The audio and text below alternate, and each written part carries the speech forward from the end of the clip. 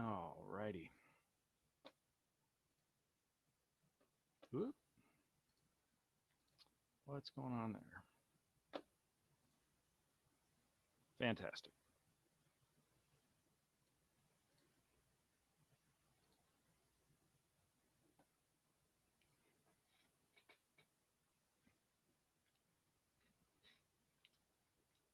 All right, making sure that I've got audio up.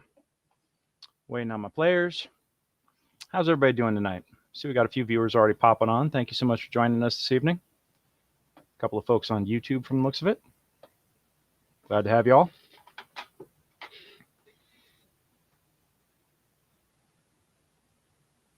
All right. Deal with that later. Okay, looks like my volume's turned all the way down.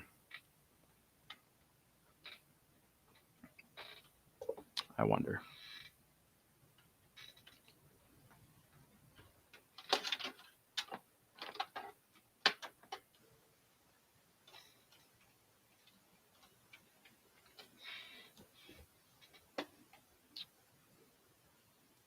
Settings, audio. Testing. Okay, that looks like that'll work. And properties. Okay. Ooh, yeah, now that audio is coming in nice and hot. Awesome. Alrighty. So turn that down just a little bit, and I don't even have to talk that loud to be heard. Perfect. All right. Looks like we are in some good shape this evening. Very, very excited. Wondering where my players are. Where my players at, yo?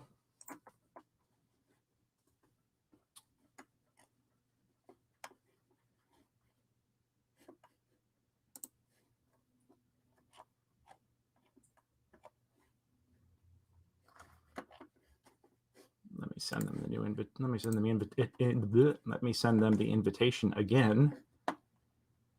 Huh.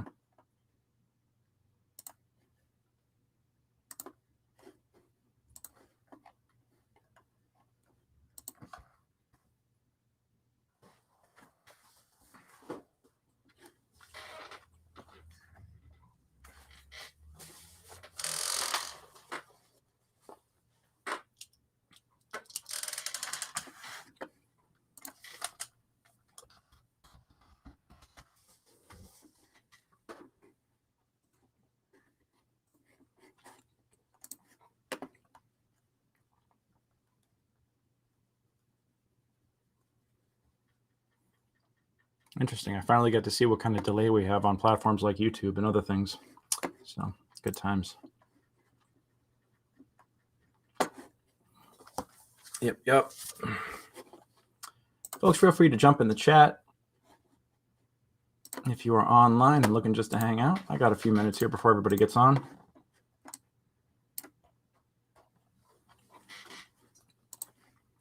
I've almost got tonight's encounters ready to go.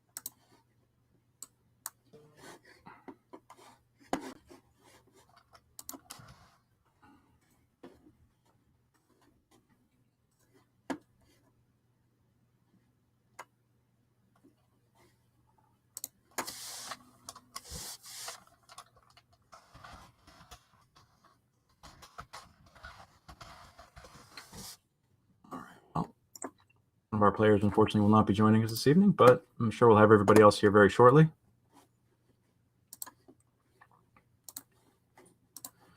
In the meantime, it just gives me more time to think of fun, crazy stuff to try and kill them with.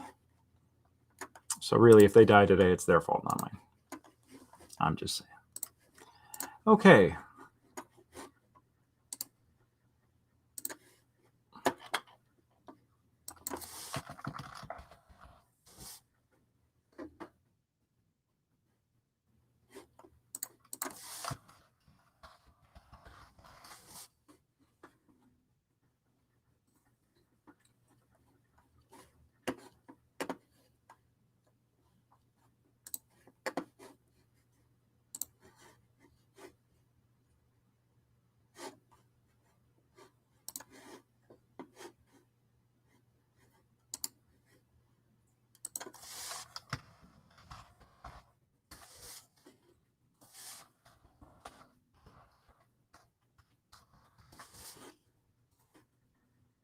All right.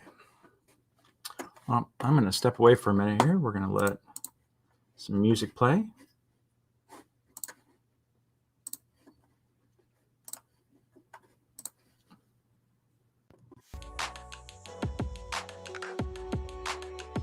We'll be right back.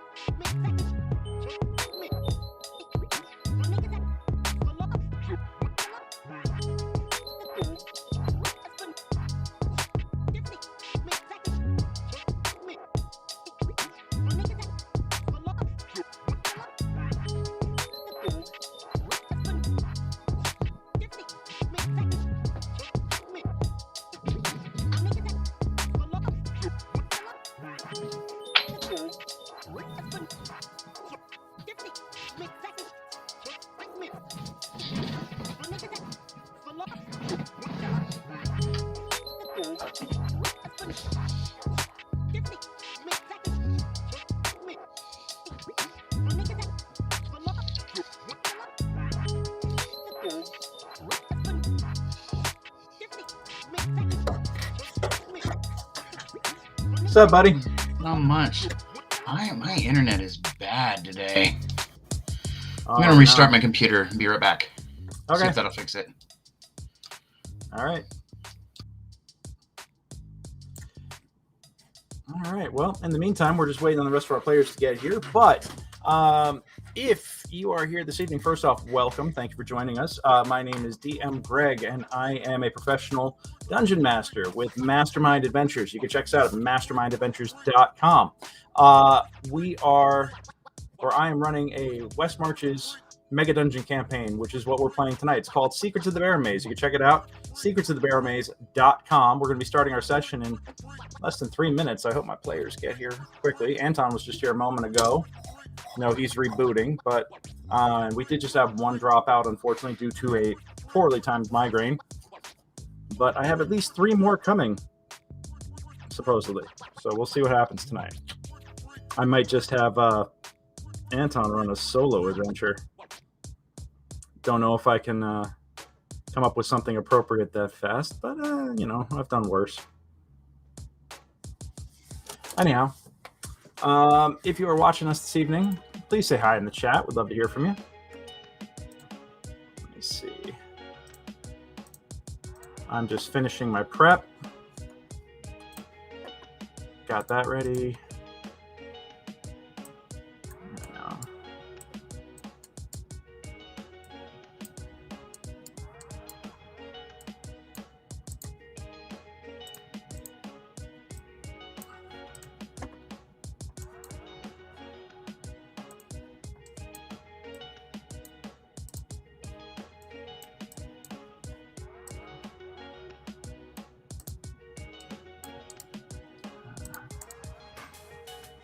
All right.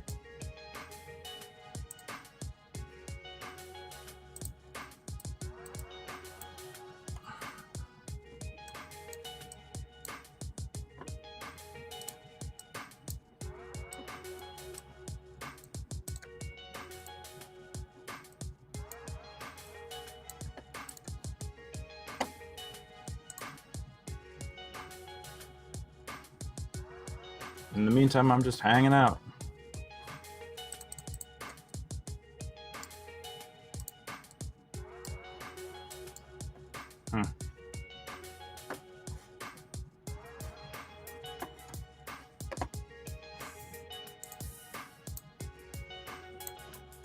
Oh, somebody just showed up.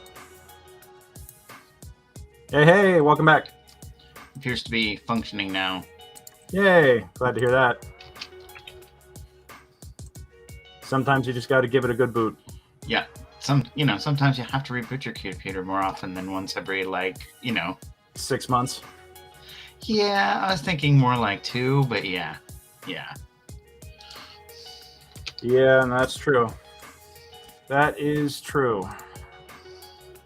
Where's everybody so at? It'd be good for another 3 months. Easy. Yeah, right? No. Yeah. All right. Well, we are just about at that magic starting time, and I'm getting messages now that folks are en route, and they are, I don't know, man. I might just have to run a solo adventure with you tonight and see how fast I can kill you. I don't think that's a good idea. You don't think so? Well, could be fun. I mean, I am playing a cleric, so there's that. I mean, seriously, clerics are no longer the most OP class now that artificers are a thing, or blood hunters these days. Holy shit, dude! Rune knights. There's so many and rune knights, yeah. But also, I'm not cheese dicking my cleric. No, you are not. You are definitely not. You are building a role playing character, and I want to reward that as such. So, I should actually fire up the Reddit stream here. A little hesitant to do so because after all, last time I got somebody who said that they should roll a d20 to actually kill me. That was fun. But hey, I mean, no risk, no reward, right? Yeah, I mean, it's Reddit. It's Reddit. What do you expect? That's actually mild. Yeah, right? If we're not getting doing a good job, almost. if we're not getting trained by and like vote brigaded by white supremacists, I mean, dude, are we even Redditing? So. I don't know because I don't Reddit because it's a cesspool. I mean, but because I like myself. The thing is, I've actually found a lot of really cool stuff on there. But yeah, some of the communities are a little, But hey, we are online.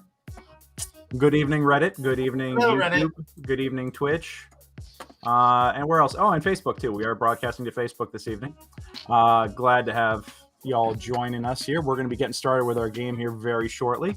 For folks who have missed the intro, my name is DM Greg. I'm a professional dungeon master with Mastermind Adventures. You can find me at mastermindadventures.com. Tonight we will be playing a West Marches MegaDungeon campaign. This party will be adventuring into Barrowmaze, which is a 300-plus room MegaDungeon chock full of undead. We're waiting on a couple of players. I think Daylight Savings got to them. So hopefully they'll be here shortly. Man, I know that Daylight Savings totally screwed me up. Last week I was exhausted, like the whole week. It was pretty rough. What about you, bud? I had two of my cast members run a little late. That's about it. Yeah. Oh wow, yeah. You got it easy. Yeah, so. Yeah. That's. Yep. Well, anyhow. For folks who are interested in checking out more about this campaign, you can learn about it at secretsofthebarrowmaze.com. I'll just put the URL back up here on the screen for a second. Secretsofthebarrowmaze.com. Like I said, this is a West Marches MegaDungeon campaign. We're playing D&D 5th edition rules, and players are encouraged to play. This isn't like your daddy's D&D campaign. It's not like I'm just sitting here running every table through a different plot line. I want to run as many tables as possible of this during the week as I can, and have the story progress organically through the eyes and experiences of multiple players. So yeah, and I think that's the best way to put this. When one person or one table does something, that affects the whole world. So you kill a couple of monsters, you clean out a room, that room will be cleaned out for the next party that goes through. Or if there are other monsters that move in the meantime, there might be an even crazier encounter and they're waiting for the next group to play. This is that kind of interactive game. It's all player driven. Players tell me what they want to do and where they want to go, and I prepare it for them. So, you know what I'm noticing right now, Anton, is that we're not getting any audio from you guys, from the players on Reddit here, which is kind of weird. Give me a second. I'm going to troubleshoot that. Properties. Yeah. I mean, the persistent universe thing is pretty sweet because there's always the effects of other parties that we run into. And the random encounters in the places we've already been. So you always want to press deeper and deeper, and sometimes you just don't get to go very far because, well, and that's the other thing about this campaign is that everything is randomly generated. So there you are, Paul. How are you, buddy? Hello. We're doing. You're doing. Yeah. How you doing? We're doing. All right, I got audio coming in from all sources now, so Reddit is starting to come together. I see we got a few people watching on Reddit. Thank you for joining us this evening. Hey. Although does seem to be a little bit of a lag on that, but we'll figure it out. Nothing's perfect, we all do the best that we can. It does run a lot more smoothly on my PC, even though I'm already streaming to a whole other setup than it does on my laptop. Man, the old days of trying to run streams on my laptop before I got this computer, holy crap, was that rough. So we'll give everybody here another minute or two to get all set up. I gotta admit, I am a little behind on updating the Tales of the Barrowmaze, or Tales of from the Early Grave. But my plan tonight is after I finish this up and I do my exercise, I will be going back online and getting the websites all up to date. And I'm actually we've been doing some online stuff, passing word around. The campaign has been featured in a couple of newsletters from Mastermind, but now I'm going to start doing the good old group-to-group advertising and just getting the word out the old-fashioned way, just talking it up to folks. So I'm very excited to see us get some more players here. I actually did run a table of this last week, and I had players from Lagos, Nigeria, do a dungeon crawl with me, and that was pretty damn cool. I really, really dug that. So Sweet. couple of excellent players, first time D&D players, never done it before. They wanted to challenge themselves, so they decided to do a OSR style meat grinder, and I took no mercy on them.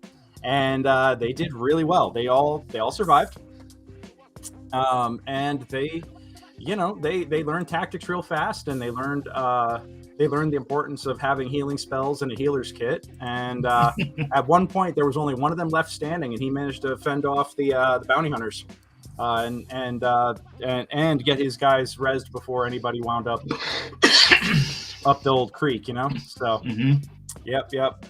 Very, very impressed with them. So I hope that they will come and play more Barrowmaze with us very soon. I would love to introduce you guys to them.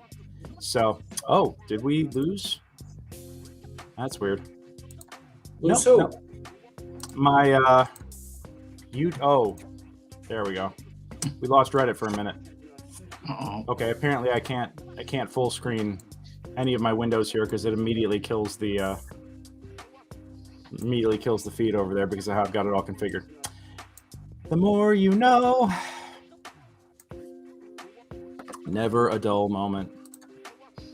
And it's still dead. Okay, that's fascinating. I can do the weekly recap whenever you want me to. Absolutely. Well, we'll be getting on that in just a moment, I think. Oh, we got an upvote. Yay, thank you. Thank you very much for the upvote. Really appreciate you. Always happy to see that. And then usually it gets countered immediately because, reasons. But we will... I'm going to be running a bunch of tables of this in the very near future. You can learn more about the campaign at secretsofthebarrowmaze.com, and you can hop onto our Discord, meet the other players, start comparing notes, start comparing encounters. I could tell you that without spoiling too much, the last table that I ran that was not on a stream actually had a very interesting encounter with a group of bounty hunters and a person of interest to the king. Or to the local regent, I should say, to the Duke, because this is a duchy, not to the king. But more about that in game later on, maybe for folks who have inquiring minds. I don't.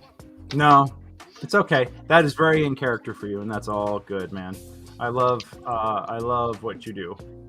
So, anywho, alrighty. Let me see.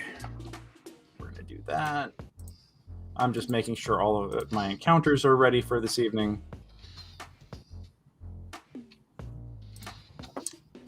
Polly, how's your week been so far? I mean, I know it's only Monday. How was your last week? Let me unmute myself. That helps.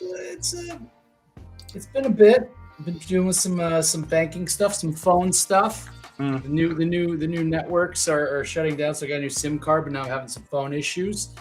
Anton and I, who, for those who don't know, we're a writing team. We've had some good meetings. We've had some good things moving along with that. I survived St. Patrick's Day. I work in the bar world as well. That's always, amateur drinking holiday. As we say, the circus comes into town on those amateur drinking holidays. Fortunately, the clown shoes that people were wearing were pretty small this year. It seemed pretty mellow. Epic level clowns this year. That's good. Yeah. So yeah. Absolutely. Yeah. Well, we're waiting on Matt and Nat. Oh, and hey, we have Seth. Seth, I didn't even hear you hop in. Hey, sorry, I fell asleep, and when I showed up, I was like, "Oh, this is going to be a really fun thing to be able to go and take a look and see what my face looks like without me having any idea before I get on stream." Yay! Oh, you look good. And yet it looks devilishly handsome. How do you do it? You're like that gal out of the the rom-com movies where they wake up ahead of time and they touch up the makeup and then they're like, "Oh, I just woke up. Oh, I just Well, as they like to say in the music industry. Yeah, exactly. As they like to say in the music industry, it takes a lot of effort to look like you just rolled out of bed. So, yep. All right, I think we're just waiting on Matt at this point. But you know what? I think we can go on ahead and do our introductions here. let's go ahead and give it a round. So once again, folks, for those of you who are just joining us, I do see we have a couple of new viewers across different platforms this evening. We are broadcasting first off to YouTube, to Twitch, to Reddit, and to Facebook. So thank you all very much for joining us. Once again, my name is DM Greg. I'm a professional dungeon master with Mastermind Adventures. You can find us at mastermindadventures.com. I am running a game this evening with one of my regular parties. These guys are the Total Tonys. And you'll get to learn all about them in just a moment. Hey. But we are playing a campaign, a West Marches campaign called Secrets of the Barrowmaze. And you can check it out, secretsofthebarrowmaze.com. I'll throw that URL back up real fast. Secrets of the Barrowmaze is a West Marches MegaDungeon. So West Marches means it's sort of like, it's very player-driven. There's multiple parties, multiple groups, multiple players, all working within the same shared universe. The actions of one table affect another. Think D&D Adventurers League, but shrunk down to like 50 people. So I coordinate this shared world, and every table that play leaves their own unique, indelible mark every session on the world by either exploring rooms in the dungeon or having encounters or adventures, misadventures somewhere in the Barrows or in the region that they are in, which is the Duchy of Eric. And this is a fantastic world that you can play in. So go to secretsofthebarrowmaze.com and learn about how you can join the campaign, meet the players, meet the other, interact with their characters like the Total Tonys. Hop on in and join us because this is a really, really good time. I am happy to run tables 7 days a week for this game. All right, secretsofthebarrowmaze.com to learn more about how to play and how to sign up. Mastermindadventures.com if you want to see what else Mastermind is up to. We have a whole Strixhaven style wizarding school campaign starting up aimed at kids from age 10 to 17. I'm actually going to be guest DMing a whole week-long spring break challenge, a spring break campaign that involves time travel. Well, that's a bit of a spoiler, but there's going to be some time travel involved. And the phrase Kobayashi Maru was used to describe it when I ran down the encounters to the player to the staff. So, I don't pull any punches. And I think my goal here is to make some 10-year-olds cry. I'm really, really excited. So I hope that's a ringing endorsement for you wanting to come and play at my tables. Anyhow, oh yeah, we got a downvote too. Awesome. I got downvoted for saying that. So yeah, I read it. Okay. Anyhow. We'll get started here in just a moment, but let's go ahead and get everybody else introduced. Let's go ahead and start it off with the first player here joining us this evening, Mr. Anton Ray. Anton, please. Hi, I'm Anton. I'm Anton Ray, and I am playing Miguel Torlatoni, and I'm here to like keep everyone safe. I mean, it's Frankie's job to keep everyone safe. I'm just here to help. I'm here to help. All right, and what is your racing class? And give me a quick physical description. I'm total. I'm a turtle, and I'm a cleric of Saint Yig. Okay, yeah. Very cool. You want to give me a really quick physical description for all the folks at home watching? Well, I'm about this tall, and I got a shell. It's a little singed. I haven't got it polished up yet, and my skin's pretty just normal turtle green. And then, and I carry my shield and my flail, and I don't know what else to say. I think that's pretty accurate, buddy. I think if people close their eyes, they get a really good image of that now. So thank you. Well, I got a really cool necklace from the dragon. It's a really, it like ticks. It's a really nice necklace, though. That's right. You did get a present from Barnaby the Dragon. We did run a Justice for Barnaby session, and everybody had a blast with it. Okay, here we go. Let's bring it over to Reddit chat is already having a field day with you, Mr. Seth. They're calling you a dead ringer for Eric Bana. Oh, so, okay, all right. That's the second time I've heard that, so I'll take it. Yeah, there you go. Well done. I'm Seth Tigerson. I play Frankie Tortletoni. I am a barbarian, though if you call me that to my face, I will have a problem with you. I am very excited after missing last session to find out more about Tiny Tony's terrific turtle tank. I need to know more about it. I need to see more things, and so I would like us to get on that sooner than later. All right. Yeah, well, we will have to talk about that at some point for sure. Oh, y'all. All right, y'all just gonna give me a migraine. You know, you begged me to play an artificer. You begged me. You begged me, Greg. You woke me up. Begging and being involved. There I was, 4 o'clock in the morning, sleeping soundly, and the towering figure of Greg looms over me. He's like, "Hey, Paul." I don't know why you have this accent in this encounter. Where you're like, hey there. Started a new campaign. And I was like, how'd you get in? You're like, don't worry about it. I need you to play an artificer. Are you good? And I was like, absolutely, Greg. For you, buddy, anything. And watching the live stream that Paul has of himself while he sleeps, like the fact you came up to him with tears in your eyes, like knowing how much it meant for you, for him to do that. Fact that it's beautiful, it's coming into fruition. The fact that Nathalie didn't stab you to death, I think that was pretty amazing. Oh, she was in on it. Who do you think let me in? So these were the things that I connected after the fact. I was not the one film sleeping. It was only him. Well, she understood how important it was to me, clearly. So, all right. I am Nathalie Eckart, and I'm playing Vicky Tortoni, cousin Vicky, aka Vickwick. Vicky Wick. Vicky Wick. Oh God. I come in with my awesome, beautiful, heavy crossbow. I am a rune knight, and I do some decent damage. Yeah, you drop bodies. You dropped 3 in a row with one shot. I haven't seen stuff like that. That was just amazing. We'll see how tonight goes, but I am planning on doing more of the same. Yeah. Do you want to give a physical description? Greg was having sure. Too. Yeah. I have lots of rings. I have rings on every single one of my fingers. I love shiny things. I do have a few ornamental jeweler's designs from a couple crocodiles that we moited in the swamps. Got a big old eyeball where I put wherever when Junie's with us with the light, she put some light on my crocodile eyeball. Yeah. And I look like a regular turtle. I've got a nose piercing. I've got some more necklaces and bracelets. I try to be quiet, but I'm usually jingling and jangling. Yeah, you're not the most subtle. Not the great at the stealth, but I'm good at the hitting of things. Yeah. I mean, hi, I'm Paul Masterson, but in this campaign and in this world, I am Anthony Tortoni, aka Tony the Tool Boy. I am an artificer. I weigh in an impressive 450 pounds, which is pretty typical for a total. I'm 6'6". I roll around with my crew. Those are my brothers, my cousin, and also my artificer homunculus, Tiny Tony. He's my guy. He stacks bodies when people come after me, my friends. And the latest member of the crew, now that I am dual class as a wizard, is my familiar Owl Capone. He is not to be trifled with.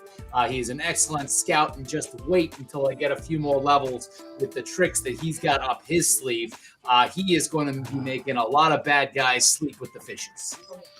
Y'all other than that, I got a whole bunch of gadgets all over me. I'm always trying to build something new and build fun and new stuff for my family, like Vicky's enchanted heavy crossbow that she stacks bodies with. And to be fair, that sleep with the fishes thing, that is a bad thing in this context. No judgment on people who enjoy fish. Correct. There are a lot of really nice fishes out there if you spend the time to get to know them. Lot of fish in the sea, right? Miggy was dating a fish for a long time. Yeah, what was her name? Wendy something?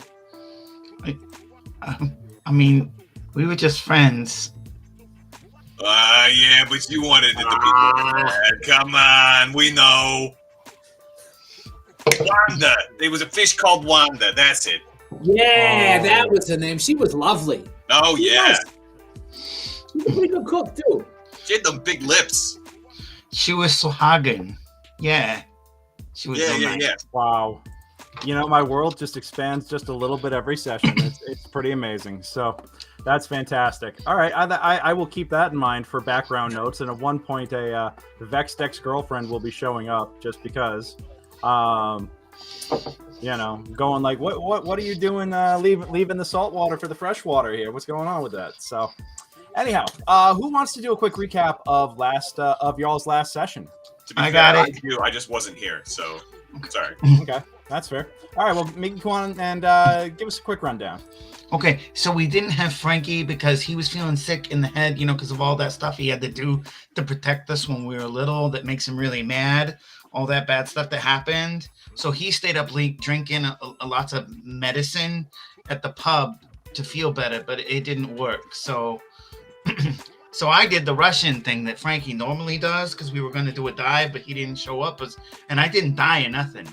And Anthony outsmarted the traps by doing stuff that I don't understand. But they were really hot, but I didn't get burned none. And then there were these other guys got set on fire at one point. Well, yeah, but I didn't get burned none because I had 10 hit points. It was okay. I just got a little singed.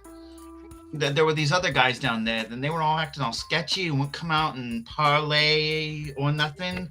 But people kept saying a bunch of stuff I didn't really understand. And one of them got real mad and threw a dagger at Kazan, and Kazan just blasted him just like a little bit.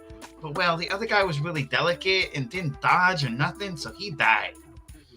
You shouldn't pick fights with people. Okay, everybody, you shouldn't pick fights with people. But if you do, you should probably not get killed so fast. It's kind of embarrassing for your family. Anyway, then we fought more of them not undead guys that tried to capture Junie from a couple times ago. Anyway, it didn't go well for them. And then Vicky got real big and shot a bunch of undead guys in the head. Bolts the size of my wrist straight through the forehead. She's so damn scary, I almost wet my shell. Then we got all surrounded again, like the patrol at nighttime, but Junie dropped one of her clouds of daggers and we turned the tide. And then we tossed all them into the daggers just for good measure after we beat them. We didn't get rich or nothing, but we found a couple of cool things and mapped out a bunch more of the barrows, and everybody made it back safe, and it was a good day with family. Yeah. Damn. Yeah, what he said. Fantastic. Very nice. That was definitely the G-rated version. All right. Well, hopefully we'll get Matt on here pretty soon. He said he's on his way. We are just waiting on one more player. But you know what? We're going to go on ahead and get started. Y'all can get him. You can all get him caught up when he arrives. We are down. All right. Yeah, we'll get him caught up. We are down Lauren this evening, unfortunately. Oh, hey, speak of the devil. Speak of the devil. I just heard a bloop. Nope. But he's not here. Nope, guess not. No, I'm just sharing my screen. Oh, you're sharing your screen. Oh, this is your session art. This is your recap art from last session. So yes, Miguel always loves to contribute an illustrated session report. Dead caster. I love that. That's just brilliant. So bravo, sir. You get 25 gold and inspiration to start the game tonight. So, and thank you for putting it up in the Discord. I appreciate you doing that there as well. This is where we put all of our reports. I'm going to go ahead and turn that off right now. That's where we put all of our after action reports, and then they'll wind up on secretsofthebarrowmaze.com. So you can check out the adventures of the Turtle Tonys and all the other players who have come through and played this campaign live on secretsofthebarrowmaze.com. So with all that said and done, I am checking all of your stats for one thing real quick before we get going, because I got some plans, and y'all talked a little too quick for me. But then maybe we should all introduce Matt, since Matt is not here to introduce himself. We need to slot him right in. Yeah, go on ahead and introduce Matt, guys. Let's go on ahead. I'm you know what? I'm sure we're going to regret this, but I'm kind of interested to hear what you guys are going to say. So you know. So it's Kazan, and he's like, I don't know, he's like this tall, right? He's like this tall. He's like normal, so he's about a height, yeah. Yeah, more or less. He's less heavy though. He's not a heavy guy. I mean, he's got a lot of heavy armor, but he plays. Oh yeah, sure. Because I mean, otherwise he would just float away. He's so small. Yeah. True. He's got his metal shell. Yeah, he's got Kazan going on. Metal shell. Yeah, he's real good with his stick. It's you don't make good life choices. It's nice. I mean, like as a total, we understand that like your most vulnerable part is your face. Of course, he's got a whole plan for this now. He just wears his whole mask. It's kind of crazy. That's true. He does have a hockey style face mask. You got to protect the portrait. Hey, don't go. That's not cool. What's that? Yeah. All right. So if you wouldn't like that. You're lucky he's not here. Yeah, I know. I keep hearing that. So he's got a bit of a temper, You know, like maybe sometimes he shoots first when he shouldn't, when he should be asking questions. Man. But he's got a real fondness for the Pete Zaz, which is part of how we met up. He developed a little bit of a bill, and also wanted to get to know us because we brought in these flatbread delicacies, and he's a good guy. He's a good fighter. He's good with that polearm. DM Greg always loves his opportunity attacks. He never gets upset about it. No, And, never. Never. His Why Hex would I? Blade always comes in handy. He's a good dude. Good dude. All right. Well, we'll get I mean, to questionable to life tackle some of the choices, though. yeah. At least I've been watching High for 20 minutes and I have no idea what this is. WTF? Well, glad to have Okay, you. Thank guy you for who's joining us watching this tonight. high. Yes. Here's a really good way to think about this.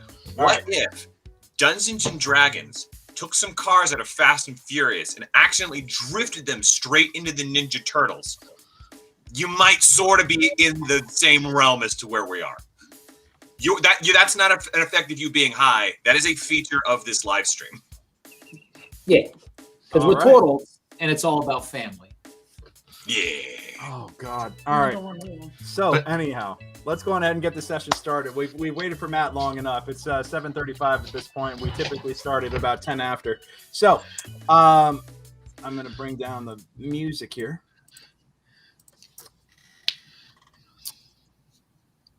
Tonight, what do you guys want to do? You guys just want to go back into the barrows like you have before? Yeah, Yeah. we All right. got some. We're gonna do this. We're gonna bang through this super quick. Do you have any shopping that you want to do?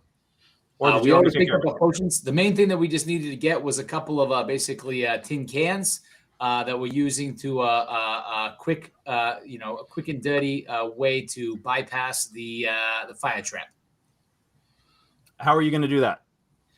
They are cans that cover over top of the torch. And they're made of tin.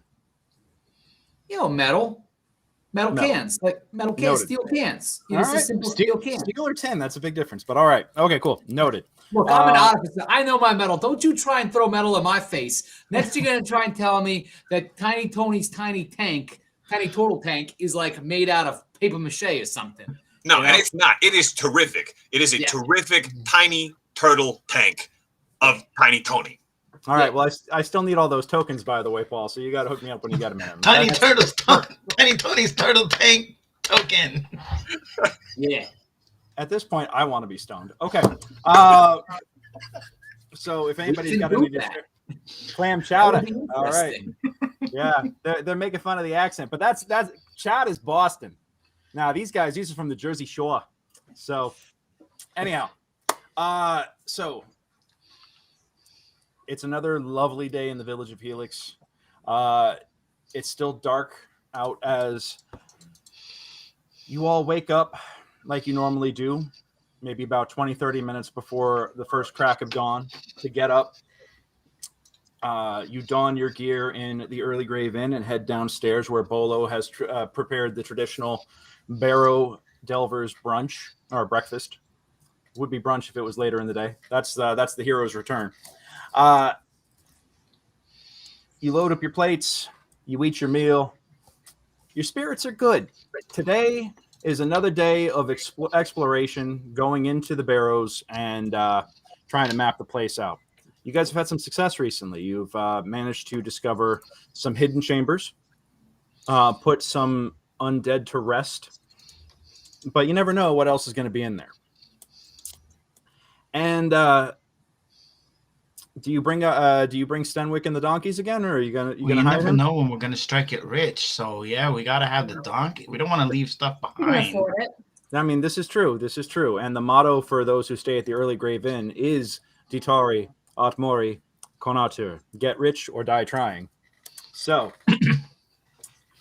those of you who are here to get rich, you might have to risk death. But as you guys have discovered last time, you picked up some really, really lovely jewelry worth hundreds and hundreds of gold. So, bravo on that. You start out. The sun is peering through. You can actually see just the orb hanging in the sky through the solid white cloud cover. Just 100% fog. Visibility is always limited. There is that cold kind of clingy humidity you turtles feel right at home, really, as you start your long journey. Stenwick at this point is just guiding the donkeys, and it's a formality at this point. I mean, Tony, your whole company here, you've all become so intimately familiar with this pathway that you're pretty sure that if you had to, you could navigate this in the dark, or in your sleep, or under some sort of duress. I mean, who knows?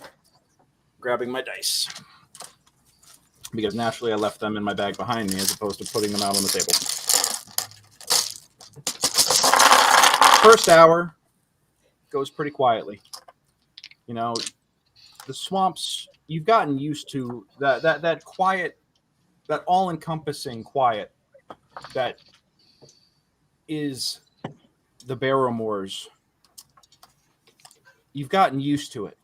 At first it was eerie, unsettling. It was so quiet at times that you could even hear your own heartbeat, really. And that kind of would mess with you. It would always make you feel very jumpy, you know? Like, silence is normally an indicator of danger being nearby. But at this point, you've grown so confident in your abilities to navigate these marshes and your ability to handle anything that has come your way, any challenge, that you walk around feeling like that you are the danger that everyone else is trying to avoid. It's not too bad. You got a little bit of swagger in your step as you go out today. But we still protect the Eldritch Cannon as soon as we step foot outside of town. So everyone's got their 11 temp HPs, because you never know what's going to happen. And Mama Turtle Tony always told us, you won't take your safety for granted. Those who plan ahead keep their heads. This is true. And we've held on long enough that you now have your fifth party member. Hey, Cassandra. Hey, how's it going? They already did the courtesy of introducing you, sir. So we're just going to dive right on in. All right. Yep. You should have heard the descriptions. I had to censor most of it out. So, sounds accurate. Yeah. All right. Glad to see Frankie's back in town. Frankie is back in town. Today just might be one of those days, y'all. Give me marching order. Go on ahead and position yourselves accordingly, guys.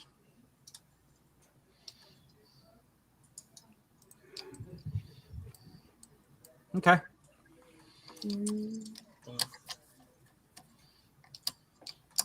All right, Tony, is that where you're hanging? Yeah, I stayed kind of back with I bring up the rear. Yeah. Okay. Sounds good. All right. Oh, okay. Thank you. I'm glad that your formation no longer looks like a giant schlong. So, we can get back into that if you really want to. No, not particularly. It's okay. My boss might be watching this tonight. So, we got donkey balls. Oh God. 2 donkeys. We're swinging back to what is that? We'll swing it back and forth, but also Frankie's cautionary tale might have to be revisited at some point. I think we're good for that for the moment, guys. We don't have to go there right now. All right. Yeah. So give me a round of wisdom checks. Yeah. Oh boy. Just straight wisdom, or are we perceiving, or what are we? Just a straight round of wisdom checks, yeah. As you guys are walking, like I said, you're all feeling pretty confident. You're all feeling very comfortable as you're going here. 9, 10. Vicky with an 18. Vicky with the big number. All right. Oh. Tony with a 12. Miguel with a 10. Frankie with a 9. Kassan with a 2. Okay. So. And somebody just blorped back in. Who'd we lose? We lost Anton for a second. Here you go. Come on back. I had that hardware acceleration. It's all good. That 1d20 plus 1, that is Owl Capone circling overhead. Obviously. All right. Obviously. Well, Owl Capone doing his floating about. Visibility is reduced because, as I mentioned, the fog is pretty thick. you guys recognize that this area, you've traveled this path numerous times. And Vicky, check your DMs in a second here. Hold on, where did I put that window? Not the one that goes onto the camera feed, because I want this to actually be secret. How far outside of town are we? You're about an hour outside of town at this point. Yeah, that's it. So the elder skin is down. 1 hour outside of town, and you are already sliding into our cousin's DMs. I gotta tell you right now, you better be real respectful right now. We're gonna have a big problem. We'll see how it goes. Okay. Know. Sometimes it's okay. Take care of yourself. I'm not trying to overstep. Oh, we got some fans hanging out with us tonight. Thank you guys so much. Yeah, slipping into the DMs. That's what we do. So Vicky, yeah, check your Roll20 chat when you get a second. Yeah. And I will tell you, Vicky, you guys have actually been down this path a couple of times recently, and you do see the burned out skeletal remains of that plant that I just mentioned to you, just standing there, right over here on the pathway. Yeah. Not much is. I start looking around. I'm like, we've actually partied here before. It didn't go so well. Remember, was it like, I'm trying to remember what it's called. It's something like the dancing heap. Oh, like a shambling mound? That's it. That's the one. Is that what we... Yeah, when the fairies, when we deal with those fairies. Is that the ones that you were talking to, Miggy, that you gave them a talking to? You were like, hey, you be nice. And they're like, I'm sorry. We're friends. Yeah, but they might be different fairies. I don't really know. Gotcha. All right. Well, I mean, you can moving forward. Yeah. For the moment, everything seems to be pretty normal, though. So go on ahead and just let's go into keep on moving across the map, guys. I think we move as a unit. We'll just move as a unit. Do it in your intervals of 30 feet around. I got Stenwick and the donkeys. Where'd the donkeys go? Why can't I control the donkeys? Oh, because I'm on the wrong map. That's why. This is what happens when I have so many copies of the same table open. Go on ahead and hold it up right there. Let's go ahead and hold it up right there. Oh, no. I feel like while I'm supposed to be paying attention, I'm sitting there going, what do they call a swamp? Like, Yeah. That's a weird word, swamp. Swamp. Indeed. Wisdom check of 9. All right. Hold on one second. All right. So that is actually a pretty solid roll on my part. I'm going to close all of my players' windows here. Nobody's got a passive perception high enough to catch this. Mine is 16. Yep, and I rolled a 22. Yeah. Yep. There you go. Just throwing that out there. In the front here, Frankie, you are just wandering about, and you actually are walking literally right by the burned out husk that was the shambling mound that you caught growing, and you torched it. Or actually, to be more accurate, Junie torched it. But as you are walking by, everyone else sees, all of a sudden, to their horror, the branches reach out for you and start slamming into you with quite malicious intent. And with 2 attack rolls, a 19 will hit, right? Yeah, one of them is me. 19 will hit, the 11 will not. So you're going to get cracked upside the head for 9 bludgeoning damage right out the gate. Right in the face. See, this is what I'm saying about having uncovered faces. The interesting thing is that, Vicky, you recognize the fact that this was where you guys had burned the plant, but what you hadn't noticed exactly is that it kept growing just a little bit, which is really strange. Great. Yeah. It had kept growing, and and now its bare branches are reaching out and just clubbed your cousin in the face. So let's go on ahead. My family. Okay. Yeah, let's go on ahead and roll some initiative here, guys. All right. And because I'm gonna, because I hate my life, I'm gonna try using the D&D Beyond tracker feeding into Roll20 again. So, Frankie, what's your initiative? 5. 5 for Frankie. Tony. 17. 17. Miggy, I saw you got a 12. Kassan, what do you got? I'm over here with a 7 with Frankie being like, yeah, swamp's a weird He's a word. wise guy. All right. And Vicky, what you got? 4. With a 4. Oh, shit. Okay. Well, my baddies rolled pretty terribly, too. So this is going to be the game of the slowpokes here. Tony, We will you're up make first. it work. What do you want to do?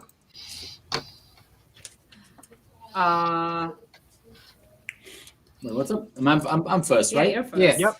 So I got a question. How many HPs and what's the AC on this undead shambling jabroni? Yeah. So for folks who haven't played a West Marches game before, oh, thank you so much. We just got Reddit Silver. Thank you guys. Really, really appreciate that. Thank you for hooking us up tonight. Hey. So for a West Marches campaign, the players actually do get the AC and the HP of the enemies. It helps them gauge whether or not this is something that they should be screwing around with. It's very important because in this particular campaign, all of the encounters are unscaled. So this means they could run into pretty much anything. It all depends on what the random rolls of the die are. Okay, so It's the a AC shame, though. on this creature is 15, and it has 136 hit points. If you want to know anything else about it, I'm going to need a round of nature or possibly Arcana checks. Okay. It's a shame, though, that these enemies don't seem to get our HP or AC, because otherwise they would know better than to screw around with us. Oh boy, big talk from the guy who just got clubbed by a shrub. So, all right. It was just in the face. It's It was like fine. the tree from Wizard of Oz. Yeah, something like that. All right. All right. So, Tony, what do you want to do? I rolled my Arcana check. I'm trying to remember if it, I think I'm the one that burned the shrub actually with my create bonfire before. I'm trying to make sure, That's right. does that, what it's sort of like, if it can keep growing out or what its reach is or if it's resistant to anything. Well, as you're making a quick glance at it, Can this thing move? yes. And it will start momentarily, but that's besides the point. Hence shambling. Yes. Yeah, well, it did before. I mean, that's why I set it on fire. You do know that these don't have any eyes, but they can detect things within 60 feet just through their natural blind sight or their tremor sense, whatever you want to call it. They are just able to detect things within their immediate vicinity.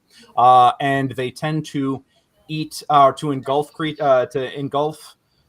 prey and then dissolve it, and that is what they find on their sustenance. Now, as you're dealing with an undead version, clearly this has been powered up by the necrotic energies emanating from the Barrows. So more than likely, you have the strong suspicion that based on the veining and the other things that you're observing pulsing throughout this corpse, necrotic energy seems to power it. So you might not want to hit it with necrotic stuff. I'm just saying. Just a thought. All right? Or you could fuck around and find out. I'm not your dad. You know? You're not the boss of me. Okay. So I'm gonna create bonfire on this guy. It's a Dex 13 save. So Dex just 13. it's a little cube. I'm gonna create a little Go ahead and drop it onto the map, and I rolled a 7, so clearly, it's going to be a hot time in the old bush. Wait. Heyo. All right, so that's it. It's in a 5-foot. Yep. Okay. Yep. And then I'm just gonna have a little tiny Tony is gonna take a little shot ski at him. So yep. Here we go. Okay. 11. 4 strike with an 11 is not going to be strong enough. It actually hits the branches, and you can actually see like some little branches kind of like clip off or whatever. But that's a pretty strong core on this thing, and it does not seem to have done any major damage. All right. Okay. And then I'm just gonna step back a little bit. All right. Miggy, you're up. Okay, I'm gonna reach into my item interaction to pull one of my flasks of oil from one of my belt pouches. Okay. When I keep it directly in, and then I'm gonna step right up to here in the water myself, and I'm gonna huck that. I'm gonna huck that flask right into that bonfire that's on top of it. Okay, so yeah, you're going to automatically just have that go right on in. Give me a ranged attack roll just to be safe, but you are doing it to something that you are within melee range with, so that is an attack roll with disadvantage. Okay? Okay. Yep.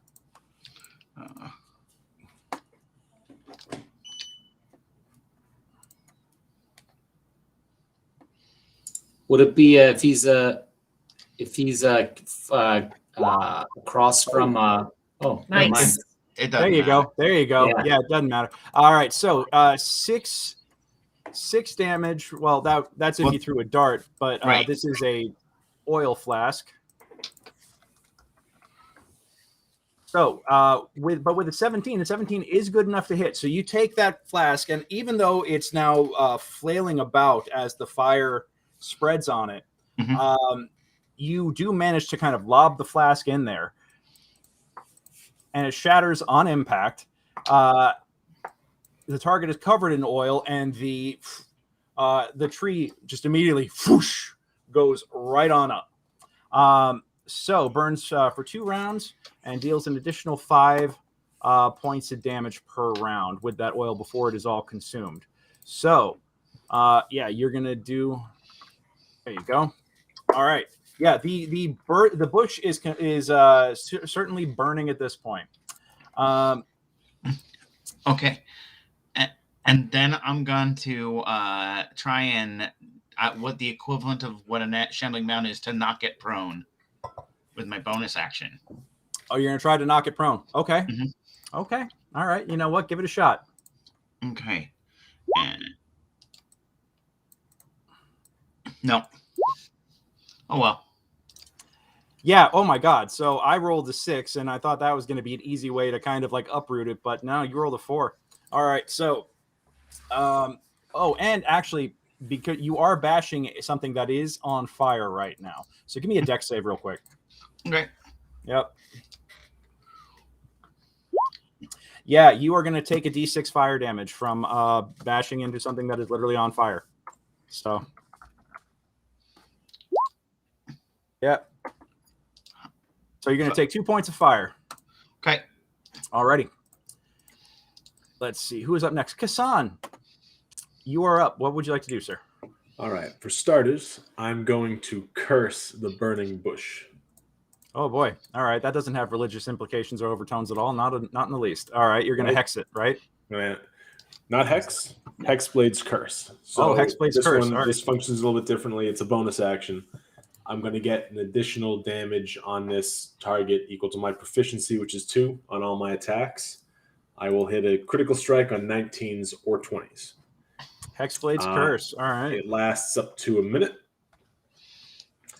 And I regain some hit points should it die while so cursed. Copy that. Smack that bush with your rod. That big 2-hander. That's what we're doing right here. We're gonna peek out over the shell here of Frankie, and I'm gonna take an attack with advantage. Okay. Thanks to Miggy. All right. Beat that bush. Here we go. Whacking the bush. All right. So 22. 22 hits. Give me some damage. That is gonna be big money, 10. no whammies. 10 slashing. Magical. 10 slashing. Okay. And then I'm going to follow up with Polar Master Attack for an 11, so that's going to miss. And yeah, you actually do try swinging into it, but it does catch in the branches and does not actually make a impact of any significance. So all right, and then I'll move 5 feet right here. All right, so you move 5 feet right there. Got it. All righty. Let's go on ahead and Frankie, what you want to do, Frankie? All right, first things first. According to my token, I have 32 hit points, but we are forgetting the 11 temporary hit points at the start of this, so I should have 41 hit points plus 2 temporary hit points. But I've been hitting the head, and of course, when that happens, I see red. And while red is a very fine color to me, normally I do not like getting hit upside the head, so I'm going to rage. And when I do so, I'm going to roll on my Wild Surge table. And that gives me literally the one thing I didn't want. Okay. Yeah, well, I guess succeed. Roll a Constitution save, Greg, for this monster, because we're Okay. about to find out. What necrotic does? Yeah. Okay. What is the thing on that? 8 proficiency in con, and my con is 2, and my proficiency is 2, and so 12. So they beat it anyway. So they don't take anything, I think. Okay. Now, what was the effect though? But I do. Well, normally it would be that it takes 1d12 Constitution, 1d12 necrotic damage, and I also gain 1d12 temporary hit points. But your temps are already or you could override, so you could have 3 temporary hit points, and it's going to take that damage. And you actually give me a perception check as you're looking here. All right, I will. Perception. 9. Yeah, not so much. Hey, what is the deal with that? hey, Miggy, you notice as you're standing right there with your passive perception, you notice that first off, this is already a burnt husk, so the fire damage is not doing much to it. Okay, the fire is not doing much damage to this thing. Right. It's a lot less than what you think it should be. Number 2. It looks like it drank up that necrotic energy that just came at it, and it could feel it in the air, and it went, yes, come give it to me, and it slurped it right up, and it's starting to perk up as a plant with that. It looks like it actually regained strength from that. So, drink this. And I go ahead and cut it with my Moon Touch longsword. All right. Both hands for 14 is not going to do it. 14 is not going to be enough to pierce the armor. So you actually kind of clunk. But you're at advantage. Advantage swing. Oh, It that's does right. have advantage. Does have advantage. Well, let's All roll right. again. He's doing it two-handed. Doesn't Yep, matter. And All worse. right. Excellent. All right. So We're doing great, guys. Yep. You try hacking into it, and it just doesn't seem to really get much. It's the bad guy's turn. Do I notice with this 16 what happened with the necrotic? So I can. I would say that you definitely watched it. Like the second that it felt necrotic energy, it definitely leaned towards him like a plant trying to find the sunlight. Absolutely. Gotcha. So, So I'm yeah, just gonna you're just yell like, don't hit it with the necrotic, hit it with the light. It's a bad guy. You're healing it with necrotic. All right. And it's going to continue its focus single-mindedly on the good old Frankie here, Frankie the Total Tony. A 19 will hit you for 13 bludgeoning damage. That's going to be reduced to 6 with your raging. So you are now at 35, but it does get a good crack on you. I had 3 temporary hit points. I'm at 38. 38. But thank you. Yeah, you're welcome. It did miss the second swing, though, and you get the feeling that this thing wants to engulf you and then probably eat you. Give me, let me see. Hey, chat. Folks watching on Reddit, should I go after Vicky or should I go after Kassan? Oh boy. Oh boy. Reddit, I'm going to let you decide their fates here. Oh. And then we also got folks watching on YouTube and Twitch, so I'll let them I pick was who goes not next. late. All right. And that is kind of my only defense. So All right. So we got 5 folks watching on Reddit. Let's see. Hey, Reddit, who gets the attack right now? Vicky. Apparently Kenny does not like Vicky here. Oof. that's yeah. okay. All right. Hate is gonna hate, so please let's Yep. go. All right. Well, and he's the one to respond, so I'm going to go with that.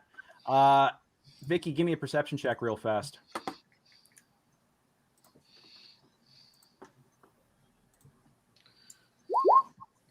Well, not the worst. 13, 17, restrained. Fantastic. Okay.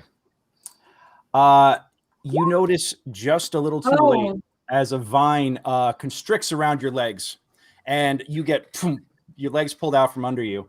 The first thing you're going to take is, let me see. Hold on. First thing that you take is bludgeoning damage as you get pulled to the ground. Ka-thump. And then you are grappled for the moment, you can on your turn you can make an escape attempt. But to start with, you get pulled and you take 12 bludgeoning, and then at the start of your turn, you're going to take 18 poison. Damn. Okay. Yeah. So, and you are currently prone. So I'm going to mark that. All right. Yes, this vine right next to you, or this bush right next to you, suddenly lashes out and wraps around your legs. And you look, and it does look like that this looks like almost like a growth. Why am I grabbing the wrong tool here? Here we go. Nope, that's the wrong tool. Come on. I'm not touching that one. Yeah. Y'all are awful. What tool? Yeah. They like tools. What kind of tools we got? This is what Reddit signed up for. Copious dick jokes. Yep. So yes, this vine that looks like it looks like an extension of the bush, and it has grown out from across from under the path and up on the other side. It has now reached out and grabbed onto you. So yeah, you are restrained and prone right now. And let's see. I'm gonna. Is that save to escape? Is that strength based? Well, what's that? That DC to escape, is that strength based? Just asking. That's and that's an escape save. I will allow strength or dex, whichever is you want to use. Do you want to try and force your way out, or do you want to try and like slip your way out? That's the all right. And for Tony, clarity, Greg, when you say strength or dex based, are you meaning athletics or acrobatics based? Like any that other works as grapple well. escape? Okay, just making sure. Yep, that's exactly what I mean. So.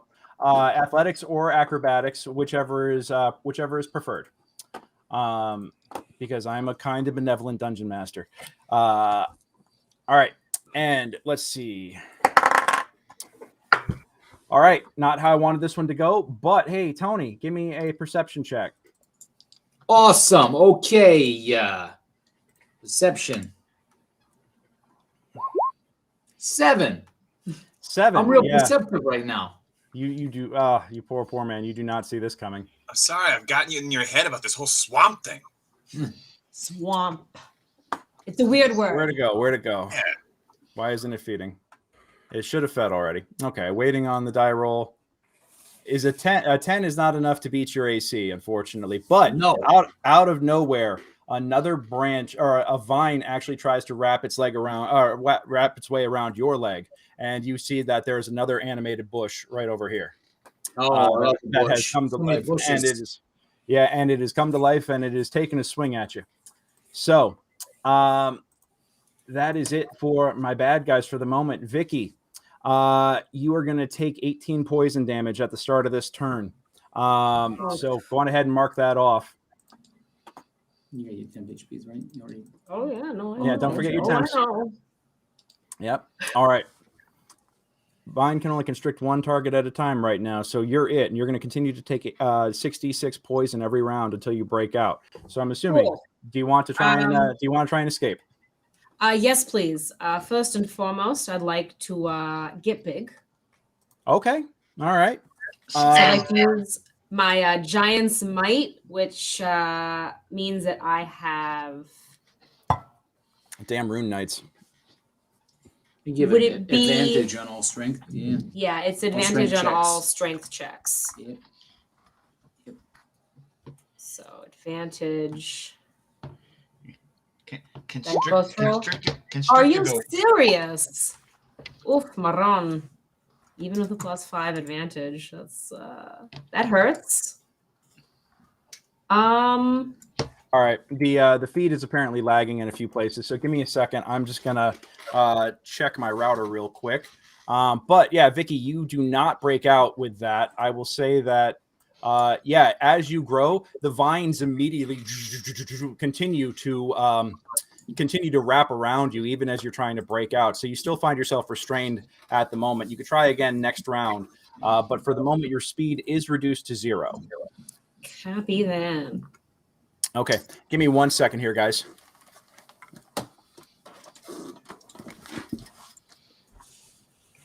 Sounds like his internet's getting bogged down. Nah, you ain't gonna die. I do. I'm gonna haunt all of you. No, I'm not gonna let you die.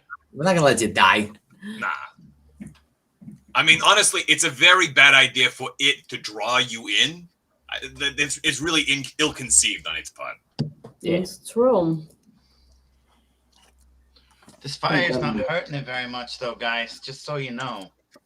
All right, let's see what we got here. The grass types were weak against fire.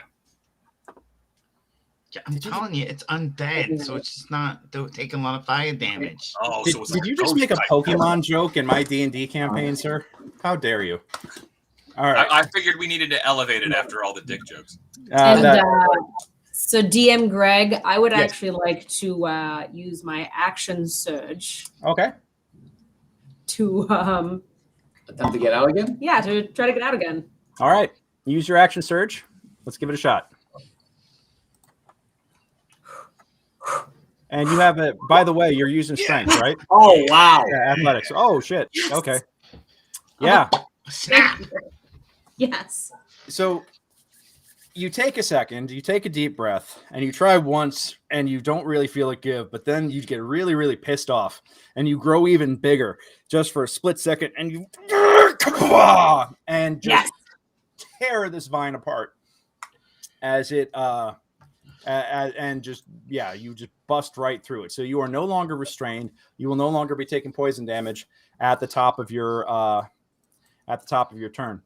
And I would like to say it's gardening time. It's gardening. Okay. And that is All my right. turn. Got it. All right.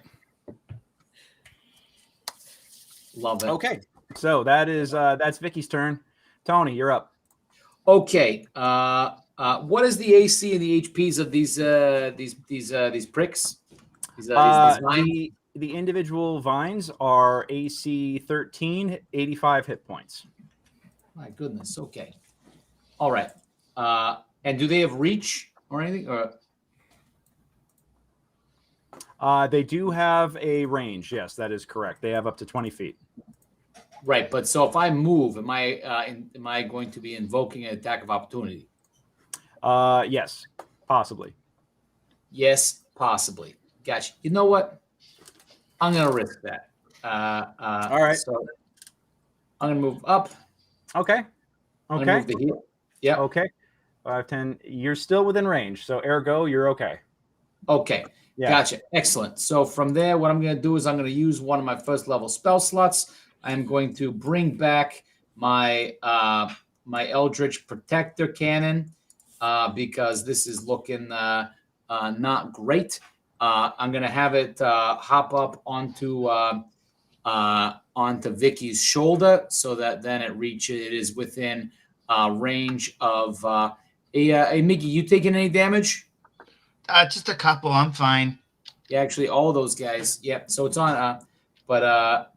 Yeah. So it's on her shoulder, which Okay. will be within 15 feet of all of.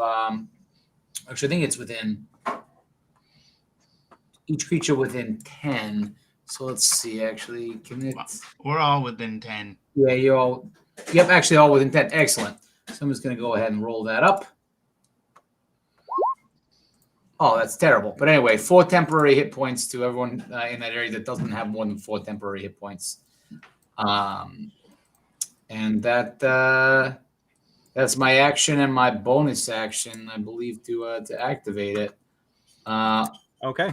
Leaving my reaction in case I need it. Okay. Noted. All right. That is it for that. Miguel, what do you want to do? Well, I mean, we got to get serious here a little bit because this thing's starting to hurt. Yep. So, like, I'm going to cast Bane. Okay. And what are you going to cast it on? I'm going to cast it on this thing, and this thing. This thing. So all 3 vines. Yeah, I get it to cast on 3 targets, right? Yes, I'm triple checking that. Up to 3 creatures of your choice you can see within range, and the range is 30 feet. So, 5, 10, 15, 10, 20. 15, 20, 25, 30. Yeah, that works. All right. Yep. So you can cast Bane on all 3. Okay. So I do. All right. And that's my action. And then my bonus action, I'm going to drop a spiritual weapon on this bad guy right here. And it's going to, this guy right here. I'm going to drop it right here. And dang it. I'm sorry. I'm on the wrong I'm sorry. tool. I'm not seeing any things here. So. Diagonal from Vicky. I think it's popped up. There's 2 of them that are diagonal from Vicky. Yeah. So I'm checking. So like over here. But it's going to be a scythe, a spiritual scythe that's going to drop right there. Bang. All right. Like right where I dropped it? No, up here where I put this thing right here. Oh, got it. There we go. Yeah. All right. So but give me one it's second. a scythe, not a sword. And that so that hits. Sorry, I have to cast that separate.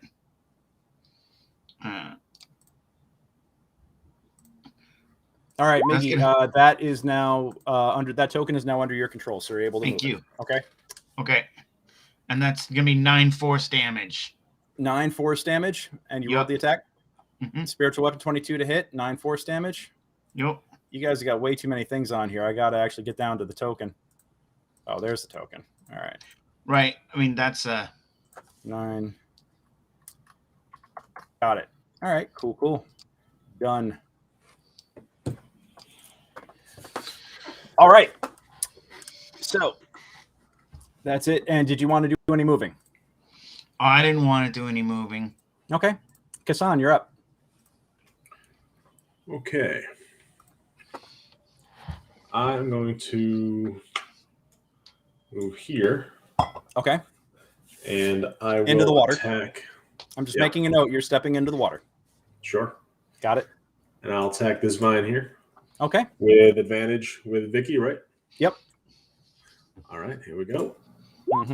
18 hits. 25. And 25 hits. Yep. 10 slashing. 10 slashing. Got Follow it. up the Polar Master attack for 15 to hit. 15 hits. They're a little bit lower, right? Their AC was 13. Their AC is 13. That's correct. 6 more magic damage. 69 hit points left. Nice. Okay. And then I'll move here.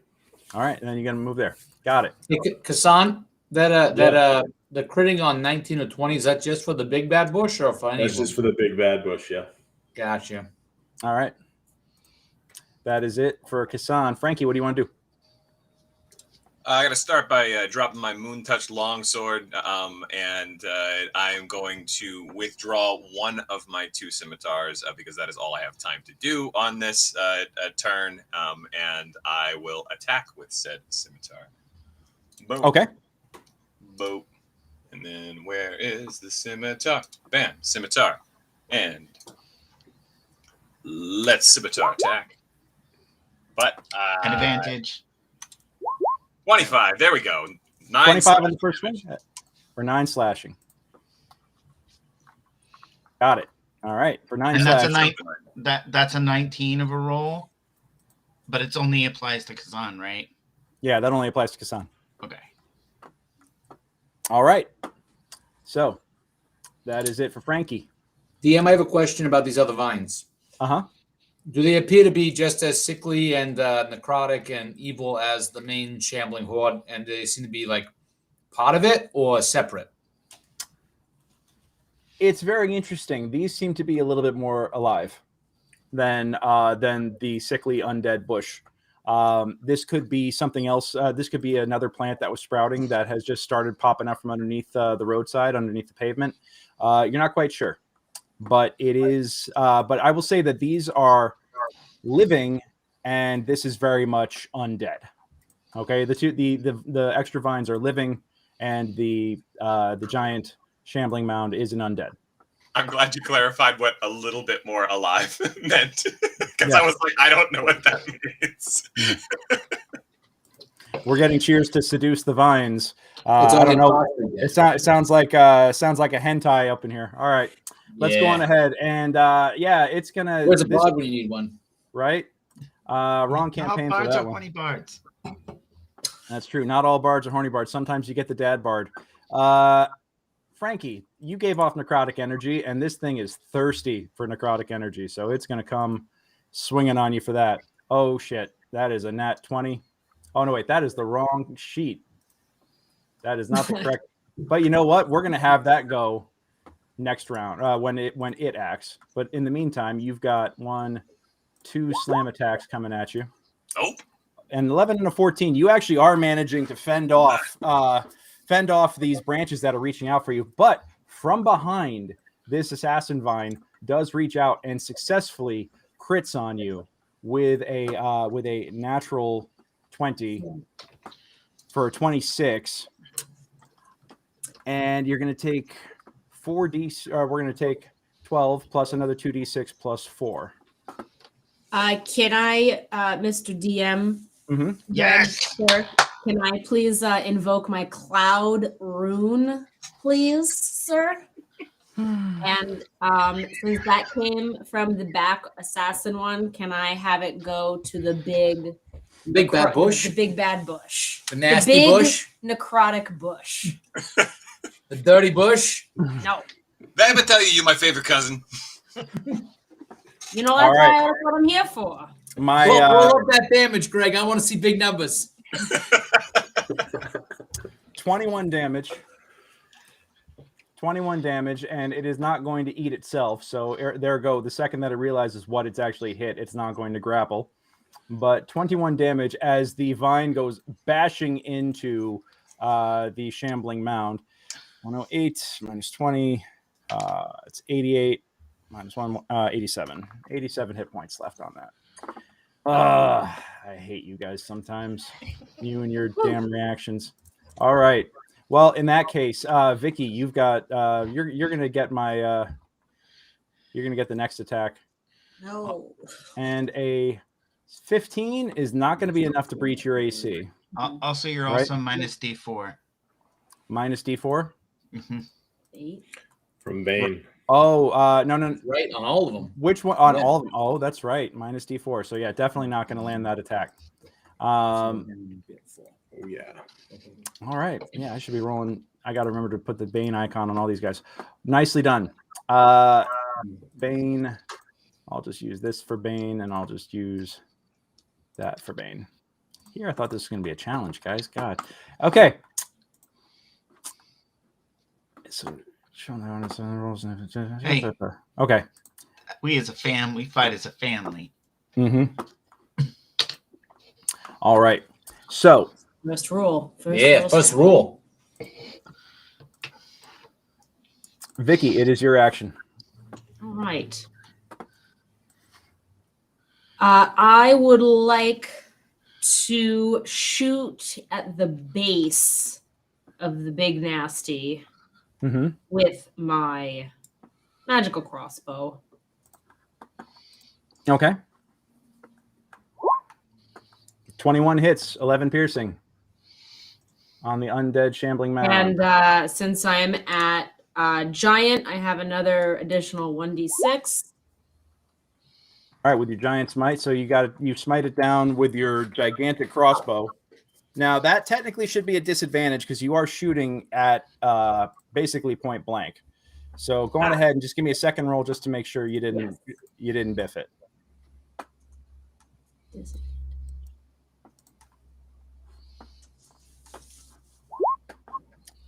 15 hits. All right, so we'll stick with the 11 piercing. Kaboom! Very nicely done.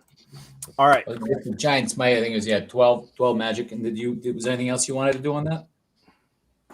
I would like to. You want to hold on to it? What? Your fire room? Yeah, it's not taking a lot of fire damage. Yeah. Yeah, no, that's fine. Wait, it hasn't taken fire. Sorry, Anton, what'd you say? There we go. No, so when we burned it with the like, he's still got a bonfire on top of it, but it's not taking any damage from the fire. Yeah. Oh yeah. So no, I didn't know. It's good. That's right. And on my round, it needs to take a little bit more damage. So hold on. Yeah. So it's going to take another 1d8, I believe. D6. But let's see. And then from the bonfire, Yeah, from the bonfire has 1d8 with the dex save of 13. Yep. And let's see if it manages to put itself out. Oh boy. Total of 1 on that roll. Cheapers. DC 13, right? Yep, that ain't gonna do anything. Yeah, So it's gonna take an additional 7 points of fire damage, reduced by half to 3 points. So it's gonna be at 72. Boom, got it. Cool. All right. And then I think Vicky was you moving, right? Yeah, I just wanted to move back. Got it. And because you moved back out of the range of the shambling mound, it is going to get a swing on you for that. All right. Minus a D4. No. Minus a D4. Yeah. Well, it wouldn't hit even. It's going to take it's going to 15. So it bounces one off the back of your shell as you go. And you do not trigger a opportunity attacks from either of the other two guys because you're still within their striking range. Okay. So that's it for Vicky. Let's bring it back around to Tony the Tool. Tony, what do you want to do? Give me your like 27 actions. Let's hear what you got. Oh boy. Yeah. Oh boy. 2 hours later. 1 day later. So it's I'm keeping things kind of simple here. I think I'm gonna do my bonus action first, whereby in moving the 15 feet, my little healer is gonna go over onto off of Vicky and climb up over onto Miggy, give him a hug onto his shell. Mm-hmm. And so for him and Frankie and Vicky, because they're all within 10 feet of each other, then that is going to be, let's see if we can get the 10 hit points higher than 4 for those who are hurting. Yeah. 11. Nice. There we are. Back up to 11 10 hit points. What I will do, so I'm currently concentrating. That's my one concentration spell. I am going to with that Arcana check I rolled earlier, do these shambling bushes seem to be smart at all? Smart is relative, but yeah, you would not say that these are intelligent creatures. They mostly move on instinct. Gotcha. Gotcha. So I think this also stacks just in case if there's a save. So I'm going to mind sliver him, and it's intelligence save of 13. Okay, on the shambling mound. Yeah. All right. Well, then I got to take a D4 off of that. So on its next saving throw. Yeah. Yeah. So I got a save of 7. Yeah. And I got it. so it takes so a save of 7, so it's going to take that 5 psychic damage, and on its next saving throw before the end of my next turn, it's going to take an additional negative 1d4 anything it's got to save on for 1. All right.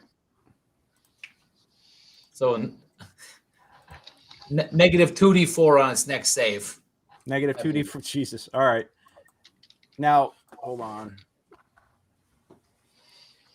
I drive a distorting spike of psychic energy into the mind of one creature I can see within range. The target must succeed on an intelligence saving throw or take 1d6 psychic damage and subtract 1d4 from the next saving throw. It doesn't specify what kind of penalty that is. In previous editions, it used to be that you couldn't stack up the same kinds of penalties. But it's not but Bane is a curse. This is an attack. And that was what, 5 points of damage you said? Yeah, 5 psychic. Yes. This would be like psychic disability instead of curse. Yep. So I'll rule it as different. Let's do 68. So 67 hit points left. Got it. Cool. And I hold on to my reaction just in case. And you hold on to your reaction. Would expect nothing less from you. Miggy, what do you want to do? So all right. Looks like we've tried. We dropped off of Reddit for a second. Now we're back. So hopefully that helps fix up the stream for folks. Let me know if it's still screwed up. But hopefully you're enjoying this as much as we are this evening. So, all right, Miggy, sorry about that. Okay, well, this thing, it keeps hurting my like everybody, but everyone Mm-hmm. looks like they're doing okay. So I'm just gonna I'm gonna hit it with my flail, Okay. and then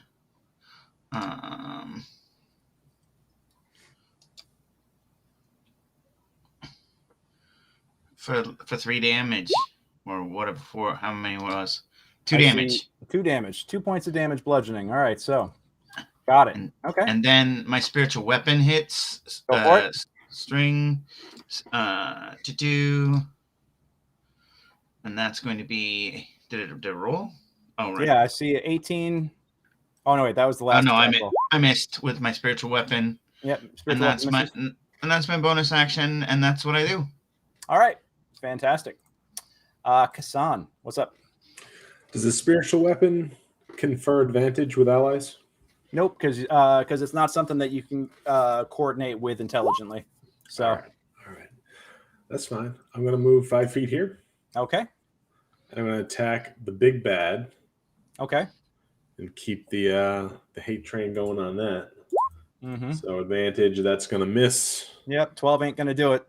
Polearm. Oh, critical strike with polearm. Ooh, all right. All right, so you're going to do... Now there's because this one's hexed, it's an additional 2 damage when I deal damage. So I think is that just going to be 2 overall on top of whatever no, the it's 2 roll separate is? attacks that you hit with because you rolled advantage on your attack. You got a crit. So Yeah. go on ahead and roll your damage. 7 plus crit. Okay. Well, that was how come I see? Oh, because your polearm master attack. That's what it was. Was the rear? Got it. Yeah. So that's going to be 15 points of damage right there that you crack it with for bludgeoning. So Nice. because you're going to do 2d4, so a full 2d4 plus another 7, plus 4 for your strength, I believe there. So that'll be 4, 7, 11. No, hold on. 8, 7. That's 15, 19 points of damage. Jesus Christ. All right, so got it. All right, yep. You crack on it real good with the rear of that polearm right there, and you have taken your move. So yep, that should be it for you, Frankie. What do you want to do? Item interact. I'm going to pull out my other sword. Then Okay. I'm going to attack with both my scimitars. Got it. All right. I have advantage. That's a miss. Doesn't That's a matter. miss. Here comes the other one. 21 hits, and 21 definitely hits, and you're going to hit it for 4 slashing with the offhand. Man, I'm so glad I took the time to make sure I was dual wielding. Hey, Wait, you're also raging. Right? Oh, you're raging, so it's yes, going I to do am another raging. 2 points of damage. So, got it. All right. Thank you for reminding him about the rage, because this thing is now at 40 hit points. But That also means it should have taken an additional 2 damage from my previous attack that landed. So. Yeah, but we forgot. Well, we forgot about it that time, so we're going to go on ahead and move on. But now you definitely have this bad guy's undivided attention. And it is going to 1, 2.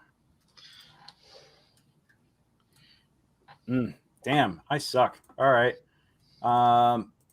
That's not going to work. It is now, let me see. We're going to go, who do I want to try and beat on this round? I think that vine is going to go after Frankie. 24 will hit you. Minus a D4. It hits him anyway, but hits him anyway. So it's 23. Wait, is it your? Is this the big shambling mound? No, this is not the big shambling mound. This is this vine right here. It's reaching out at Frankie because it definitely felt the necrotic energy coming off of him, and it's hungry. So right. Frankie, you are hold on. Let me resolve my action first, and then if you want to do a reaction of any sort, we'll get that handled. So Frankie, that's going to be 5 bludgeoning on you, and on your turn, you'll be able to make an escape save DC 14, strength or dex. If you try it with dex, it's a disadvantage, and you're going to take 16 poison at the top of your turn before you get to make that escape attempt. Tony, you said you had something. Yes. Okay. I would like to use my reaction to cast Silvery Bobs against it, which makes it have to re-roll that attack on Frankie, which was why I was speaking there. This is why I get no joy. I love it. All right. Hold on. 6. Yeah. All right. Yeah. Screw it. Let's go.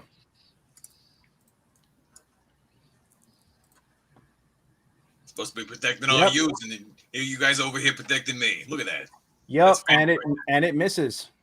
I rolled a big fat 4 with a +6. That's only a 10. So it actually tries to wrap around. That's a 9. Not. A 9 with the well, I still have to roll the -1 now too. So hold on. Yeah, 3. So it actually only got a 7 on the reroll. Yeah. Oof, silvery barbs is just sick. Okay, and then I just have to pick somebody who gets advantage. You guys are already at flanking, so I'm going to give on the next attack. Give advantage to Vicky for her next attack. She gets a next attack roll, ability check, or saving throw within 1 minute. Choose the advantage on the next attack roll, ability check, or saving throw makes within 1 minute. Yeah. Okay. So Tony, once, yeah. Tony, what is your current AC? My current AC is 19, unless I have to. I see what you're doing. Oh, you dirty. You dirty dog, you. Okay. Artificers have multiple reactions, right? Oh, wait. Yeah,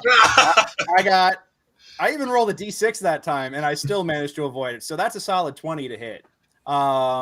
And you are going to wind up constricted, sir. That is... Why didn't it roll the damage? It didn't feed. Okay.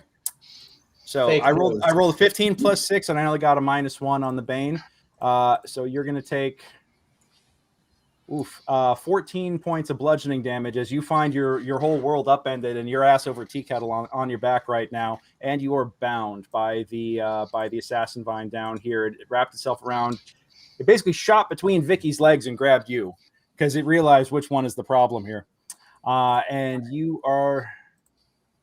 So 14 points of damage. That means you should be down 3 with all of that temp HP gone. Got it. Right. And yeah, top of your turn, you're going to take... You can attempt to escape, but you're going to take 66 poison, which, oh my God, I rolled 4 1s. Are you fucking kidding me? You'll take 8 poison damage at the top of the round, which is now... it's now Vicky's turn. So Vicky, what you want to do? And then Tony's on deck. All right. I would like to shoot the necrotic feller. Okay. With my crossbow. Okay. To go through? All right, give it a shot. Yeah, is beyond 20 failing for anybody else right now? Oh, there it goes. 22. Yes. I can't see your rolls. You want to roll one more time? Yeah. I'm gonna beyond 20 seems to be lagging a little bit. Okay. Well, a 22 was good enough to hit. What is the second shot? Do you get 2 shots somehow? No. I forgot that I had advantage from Tony. From the silvery bobs, from the positive side effect of the silvery bobs. I'm fine with that first. Yeah. We're gonna go with we'll go with the first. We'll go with the first damage check. Yeah, absolutely. Okay, cool. And is it still on fire? It is for the moment. Yes. Okay. And it will take it needed to take that damage again. So go on ahead and roll that bonfire damage there. But the oil has burned off now. The oil is burned off at this point, but it is still a burning bush. So there's a bonfire on it. Additional damage as well because I'm giant. Yeah. Okay, so it's going to take it will take no fire damage this round because it'll be halved, rounded down, and you rolled a 1. And giant smite, that's going to be 20. So 24. 16 total. And I do get 1 dex save to see if I can shake off being on fire, and that is not enough. And its smite is 2d4. Yeah, definitely not putting itself out. With that minus 2d4, it's rolled an 8. So good times. Okay. Cool. Vicky, yeah, you blasted that guy. Do you want to move anywhere? I'm fine. Thank you, though. All right. Top of the order, Tony, you are up. And at the top of the order, first off, you're going to take 8 poison right off the bat. You are prone and restrained right now. What do you want to do? Okay. So that's no good. So I'm prone and restrained. I can either use an athletics or a acrobatics. I'm gonna try and get out of this. Okay. Yeah. Now, acrobatics is at disadvantage. Isn't that the dex check? Yeah, the dex check is disadvantage, so acrobatics will be at disadvantage. You could try an athletics, which is strength, but I know you only have you have a +0 in that, so just be a straight roll. All right. Well, let's see. So I'll roll again. Oof. All right. So you're stuck. So I'm stuck. That is my action. I can still use my bonus action and my reaction, correct? Yes. Reaction. It takes the entire action to the person's entire action to try and get out. Right. Yeah, to get out of a grapple.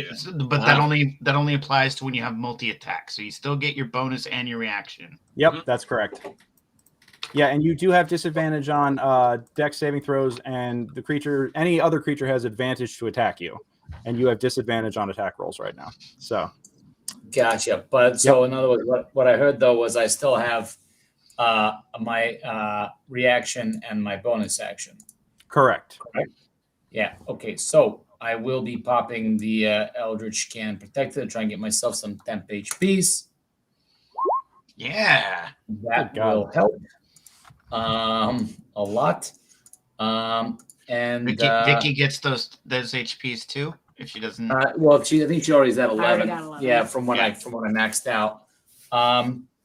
Is this a small bit of vine that can be targeted, or that is grappling me, or is it like is it just if it is a vine. So it looks like it has the main body of it has reached out and lashed you. Gotcha. So, but can Tiny Tony target it, or is he just what is the you can target it. Gotcha. AC is 13. Actually, no, my bonus action was triggering that, so he's not going to be doing anything. So I will be holding on to my reaction. Yeah. All right. Okay, so you're going to hold on to your reaction. Got it. Correct. Okay. Cool. Miguel, what's up? Okay, how many hit points has the big bad got left? The main creature has the undead shambling mound has 24 hit points left right now. Okay. All right. I think I should just maintain concentration. I think that the best way to be helping out. So I'm just gonna hit it again. Hit it with my flail. Okay. I don't hit it with my flail. You have advantage because you're flanking with me. Oh yeah. Right, yeah. I get advantage too. I don't just give it. I actually get it too. That's great. I don't do much better, but at least still doesn't do much better. Yeah. All right. It was going so well. But then I knock it over. Shot. Wait, no, I get it. It's still on fire. Right. No, I spiritual weapon it. That's because it's still on fire. Yep. So the spiritual weapon is that's just a D20 plus whatever the number is. Not gonna hit. Okay. Yep, not gonna work. All right. And I'm assuming you're not gonna move because you don't want to give up advantage on your. All right. No, I also don't want it to pay attention to me. Precisely. Kassan, you're up. What do you want to do? I want to attack. And Frankie's on deck. All right. All right, coming in with the glaive with advantage. 17. 17 will do it. Flanking. So it's going to be 12 slashing. 14 damage because this one's hex or curse, so I get the proficiency bonus. That'll be 14 damage there. Yep. And then follow up Polearm Master attack with advantage. 25. That's a crit. 8 more damage. Yeah, that's a crit on this. Plus 6. That's a crit. Yep. So you're going to do a D4 plus 4, so that'll be 2D. So that'll be 4 plus an additional 2. That's 6. And then plus an additional 4. That's 10. That is exactly what you needed to destroy this creature. So with a great 1-2, you wind up utterly destroying what is left of this brand. What is left of this Demonic Shambling bush. demonic bush? Yes, we'll call it that. Demonic bush. Yep. You actually break its core, and now and at one point it hits soft wood, and you could just see it just whoosh, ignite, and it flails about momentarily, and then stops moving as it is slowly getting turned to ash. In the meantime, the two assassin vines that seem to be offshoots of it wail about for a moment, and as if they are being hurt as well. But they could then continue their assaults upon you guys. So, Frankie, what do you want to do? Well, then I'm going to be annoyed because I didn't deal enough damage on that, and I'm going to go ahead and move myself right over here. Okay. And let's go ahead and attack with that scimitar. Okay. Go for it. That's a miss. All right. Are you going to offhand? Yeah. Offhand will do it for 2 slashing. Woo! Plus the rage. But yeah, so 4. 4 points. Wow. All right. When it was wriggling about, it didn't happen to let me go during the agony, right? It did not. It did not. But I Okay. won't hit you with falling damage. How about that? That's a fair trade, right? So. Oh, shoot. Really? Ah, dang. That's a joke, but it's okay. Oh, okay. No, I was like, oh, it didn't let you go. I was gonna cut it. Cut the vine. Well, no, it's this one that has him grappled. It's this other one that's actually whipped itself between Vicky's legs, and it now has Tony. Gotcha. Sorry, my misunderstanding. Otherwise, it would have cut you out there. Yep. Okay. So that's for Frankie. Shambling Mound is dead. So taking that out of the order. But now the vine that you just tried whacking at is going to come back and take a smack on you. I hope so. Yeah. This is the point, right? 14 is not going to be enough, and yes, I have to roll my bane. If you don't succeed, it's fine. Yeah. So 13 is definitely not going to do it. Nope.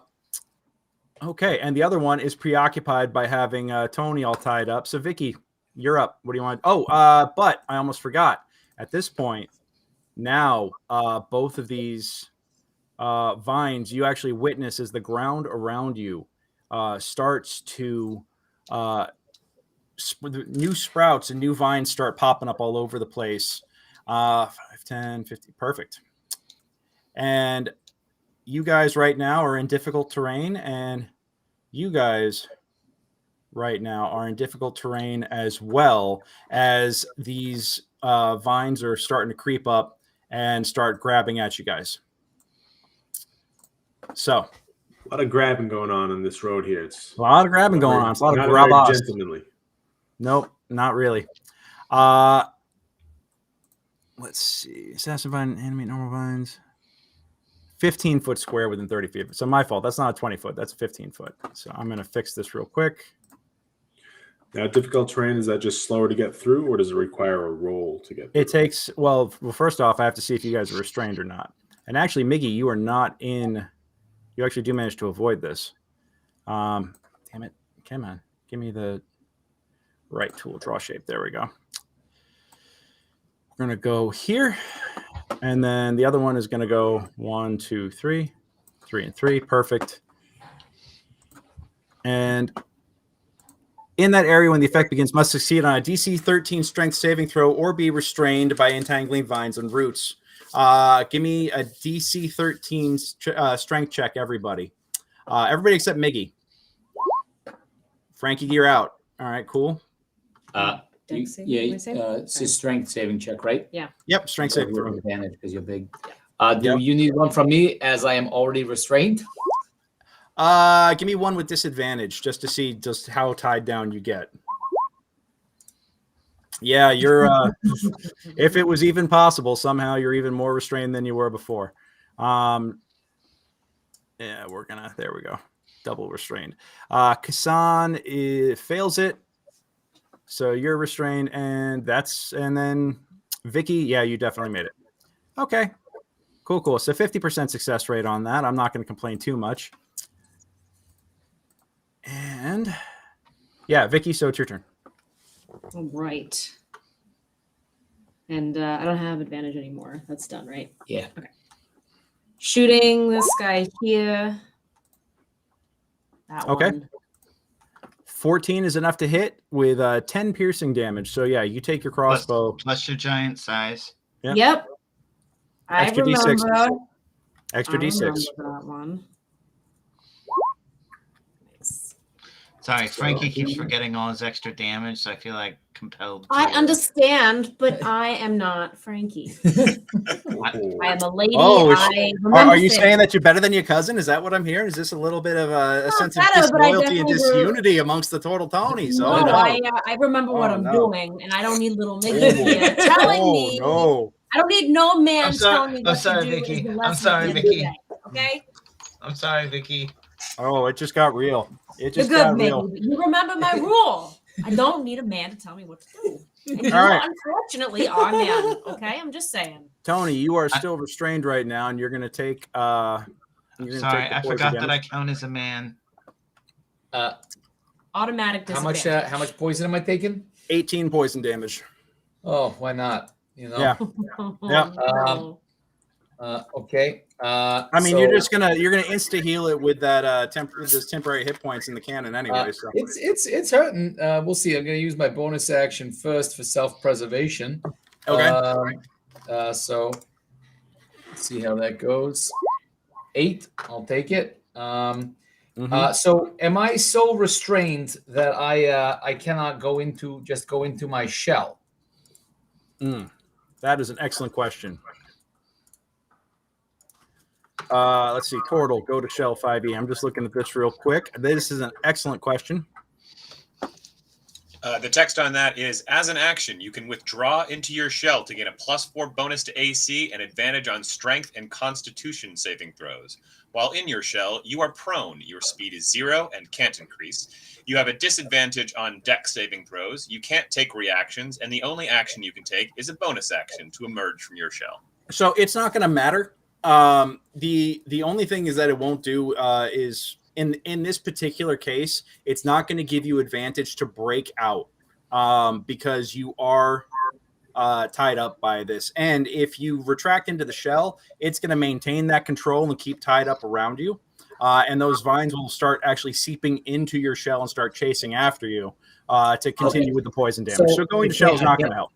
Gotcha. And I would do so. Okay, so let me just try and do a strength check to try and get a little bit less. Hey, why don't you hold your action? I'll come help you. I'm gonna hold my action until someone comes to try and help me get out of these vines. Okay. All right. You want to hold your action? I'll let you hold your action. All right. Here I'm we gonna go. hold my action until one of my beautiful companions helps me not get poisoned to death. Okay. This is not the kind of tied up I like. And what are you gonna do with your held action? What are you holding for? Obviously, Miguel to come in and help you. And what are you gonna do? I am going to assist him with my strength to try and pull myself out of the to try and extract myself using strength. Okay. From so the you're gonna wait for him to get to you, and then the two of you are gonna kind of like you do a strength check to get out, and he'll roll an assistance check. Got it. Right. Okay.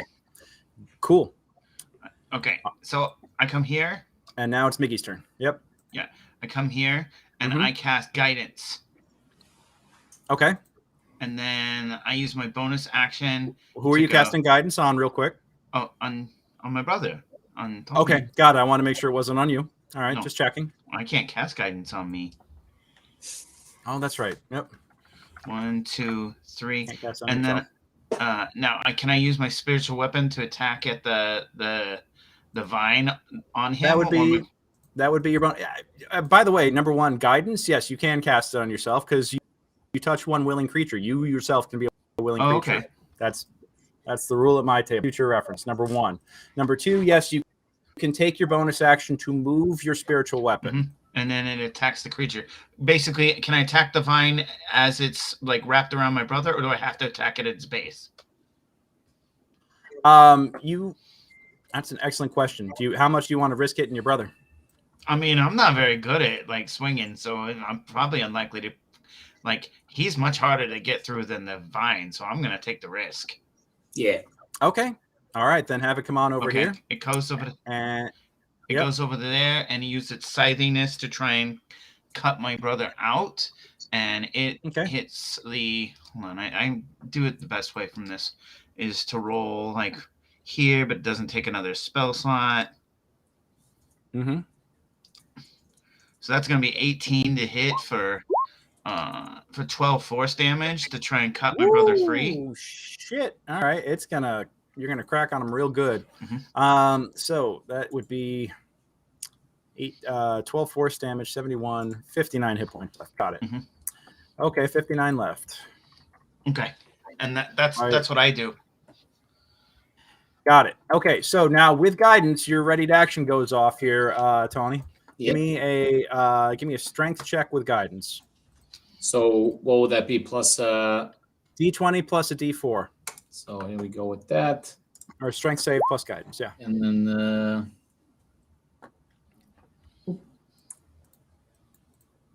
all right, so that's a 9. And that's a 13. That is a 13. And the escape is DC 14. You are still stuck. I use my inspiration for him to re-roll. You use your inspiration. You're going to give him your inspiration. Yeah. All right, Tony. Do you want to re-roll that? Oh no. Nope. Okay. Oh. Okay. Yep. You are stuck, sir. All right. I'm sorry. Okay. I tried. that's all right. We're gonna kill this this vine real quick. It's gonna be All good. right. Y'all gonna try. All right, Kassan, you're up. What do you want to do? All right, I failed my strength check, so I'm not able to move, or I'm moving the half speed. Right? You are currently restrained. Yes. I am restrained. Okay, in that case, Yep. I will attack this vine down here. Okay, you get disadvantage on the attack roll. All right, so 9's not going to do it. Nope. Polearm Master. And 11 is not going to do it either. Do it. 13 or better is what you're looking for. All right, that's all I got. Got it. Okay, Frankie, what do you want to do? You are not restrained, sir. It's just that you are moving through difficult terrain while you're in that square. So That's all right. I'm not gonna go that far. There you I'm go. gonna go right over here. I'm gonna go and attack that vine. Okay. Yeah. Get off my brother. All right. So here comes the first one. Mm-hmm. That's a hit. So that'll be 7 damage, not 5 there. Got it. And here's the second one. Jiminy Cricket, man. That's a miss. Yep. No, man. They are no longer baned. They are no longer baned. God, That is thank you. very unfortunate. Thank you. Oh my God, that's such a pain in my ass. All I'd right. love to have a good roll this session. It would be great. I'm looking forward to it. I think they're saving it they're saving that for the next encounter. All right, that You know guy's what? dead. I'm mad. I'm just gonna use my inspiration right now. I don't care. All right, go for it. So here we go. Better than that. Jeez. Oh, you burn an inspiration and you roll a 9 and you Still only get nothing. 1 damage. Man, okay. Yeah, you're hacking away at this thing, but you're not really getting any significant damage in, man. That's sorry. Okay. That means the first one is still going to keep up its attack here. It's wrapping up and constriction on Tony. And let's see. The other one is now going to turn around, and it really doesn't like the look of Frankie coming up on it. But at the same time, Come on. Coward. oh, it's a good thing plants are unintelligent and aren't motivated by things like curses or whatever. It actually feels like it's got a decent shot at Kassan right now, since Kassan is currently trapped within its field. So, yeah. All right. Let's see what we got here. 12 ain't going to do it. 12 ain't going to do it. It actually overlooks you, Frankie, and it takes a swing at Kassan. And Kassan, even though you are... Oh, wait. No, I get advantage on the attack because you are currently restrained. So, hold on. Oh. What's your AC currently, Kassan? 16. 16. So even I'm going to take the first roll. That's still a 17. So that is going to be 9 bludgeoning damage as the big main vine suddenly comes up, whips around your neck, and wraps around it. Is that 3 attacks overall you made, and was No. Bane applied? Bane is already gone. Gone. Number okay. 1. Number 2, I'm going with the first die roll on the second on the advantage roll because it should have Gotcha. just been a 12 and a 17. So 17 was enough to hit. So you're going to take the 9. Yep. You'll have a DC 14 escape save, disadvantage with the dex, and you're going to take 18 poison at the top of your round. DM, can I see that this is Okay. happening? Got the 9. Can you witness it? Yeah, you could see that. You could see the chaos that's happening. But give me a perception check to see if you could see this specific act right now. Okay. All right. Yep. Yeah, you got a good clean view of that. All right, I see that, and since I only need a verbal component, silvery bobs, my friend. Son of a bitch. Kassan, we gotta get out of here. All You right. know that, Tony. So I'm going to take that third die roll. No, that would be awesome. All right. I wish. Okay, we're going to go here. Let's roll it again. An 11. Son of a bitch. All right. Yeah, you. It actually shudders all of a sudden out of nowhere, and it does not take. You do not take that damage, and it does not. It does not manage to connect with you long enough to start crushing or deliver Thank you, the Tony. 27 poison damage. That would have been incredible. Holy crap. All right. Yeah. Damn it. Mark that spell off. All right, Vicky, you're up. And I give my advantage to the next attack to Vicky Wick to hopefully crit on one of these sons of bitches. All right. I'm going to roll your poison damage right at the top of your turn. So, yeah. Okay. Vicky, what you want to do? Oh, 21. Holy shit. Okay, so yeah. And then my giant's might. Yep. Woo! Right. 17 points of damage on the one directly south of you? Yes. 17 points of damage. So that drops it 50. That drops it to 40 hit points. Oof. All right, 40. Boom. Okay. Still going. These guys are tough. All right, Tony. Top of the round. What is my juice for this? What is my squeeze? Oof, 23. That is 23 poison damage. That is just enough to put me under. Yeah. So yeah, you slip from consciousness, and you are now. You can feel like the barbs of this assassin vine digging into your flesh, and the poison as it burns, as it courses through your veins, burns and burns to the point where now you surrender to the darkness, and you slip from consciousness. All right. Damn. Yes, I can't bonus action it because I'm taking a nap. Yep. All right, Miguel, you're up. Okay, I cast Cure Wounds on my brother. God damn it. All right. Okay. All right. That was a real quick trip into unconsciousness. And then I try and cut him free. So 1, 2, 3 Hassan Chop with this thing. All right. This doesn't actually take the spell slot again. It's just No, I know. This is your bonus action. You can move it 20 feet and attack with it. Mm-hmm. So a 20 will hit for 10 damage. Got it. okay. And Okay. that's it. Okay. Cool. All right. And yeah, Tony, you are conscious again and really, really wishing you weren't. That's how much this hurts right now, is everything is just burning, searing pain.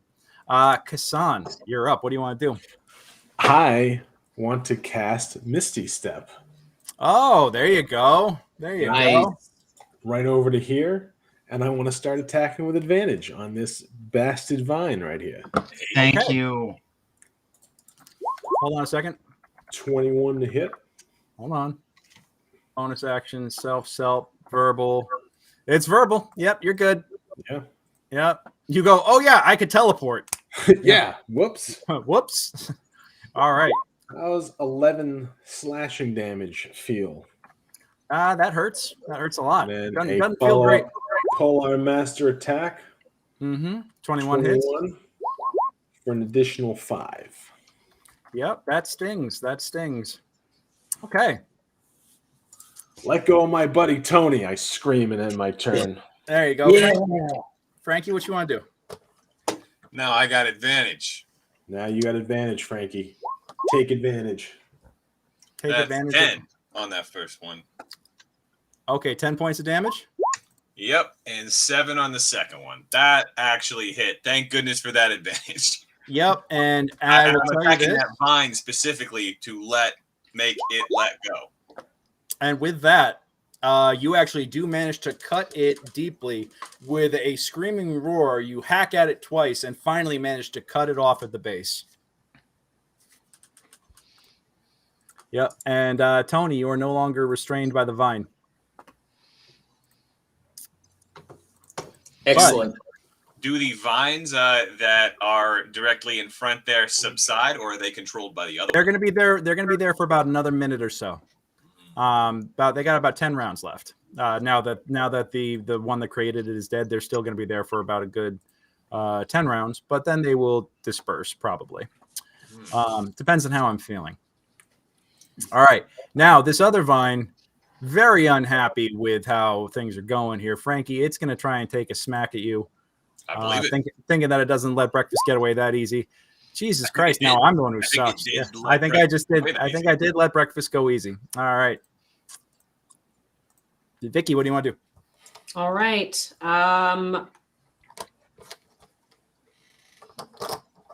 Just to confirm, there's only the one left. Mm-hmm.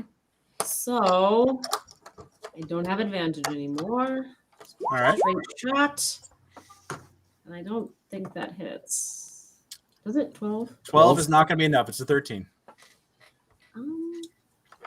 Then I would just like to. I'll stay where I am. Stay where you are. Okay. Cool. And let's see, Tony.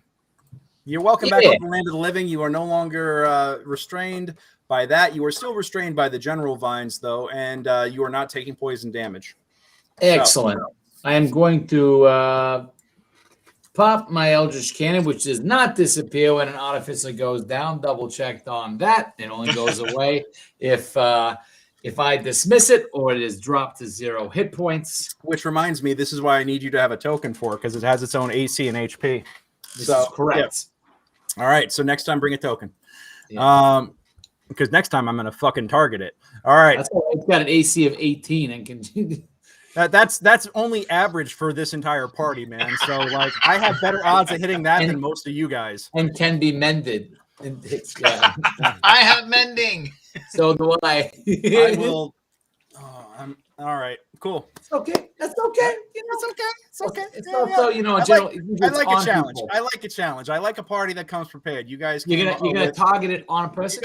You guys turned yourselves into hardened targets. I like this. This is good. I don't leave it out by its lonesome. It's usually on the back of something. Yeah. So there you go. Jesus. So I guess it didn't roll. There you go. All right, so 5 temporary hit points all around in the pool. Yeah, well, I think most people are already at 11 because they didn't get smacked around like a pinata like I did. No, yeah, true.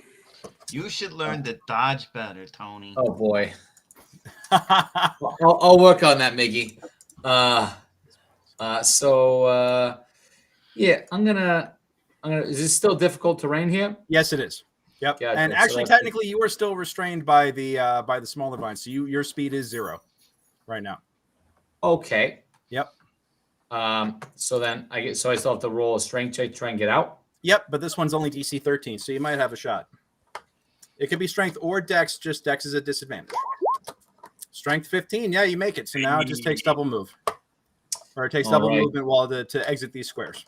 Yeah. So that'd be 10, and then that's 20. I'm just gonna pop down here for the moment. There you go. Yeah. All right, sounds good. Yep.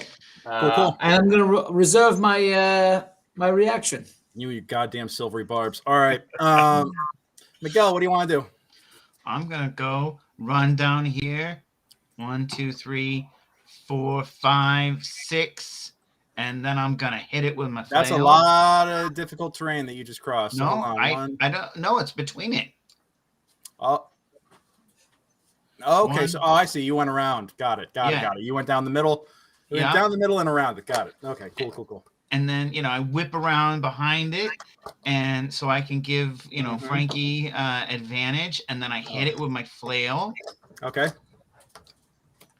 You're gonna not successfully, but it doesn't matter because as long as I take an attack, I can then try and knock it over. Mm-hmm. And I try to knock it prone for 11. All right. Considering that this is a vine that's already on the ground, technically, it does not have that kind of movement. But let's susceptibility. Doesn't have that kind of susceptibility. Yeah. Well, I was thinking like I pin it down a little bit to just make it a little easier for Frankie to hit it, but it doesn't matter. I'm giving advantage either way. You're going to give advantage either way. So for role play purposes, let's just say that you've successfully kind of like stepped on and put some weight on it to try and keep it in place. Because actually, technically, it can move at 5 feet a turn. So yep. All right. Cool. All right. So that's Miggy's turn. Kassan, what you want to do? I'm going to move 5, 10, 15 feet. Okay. 15 attack with some advantage action.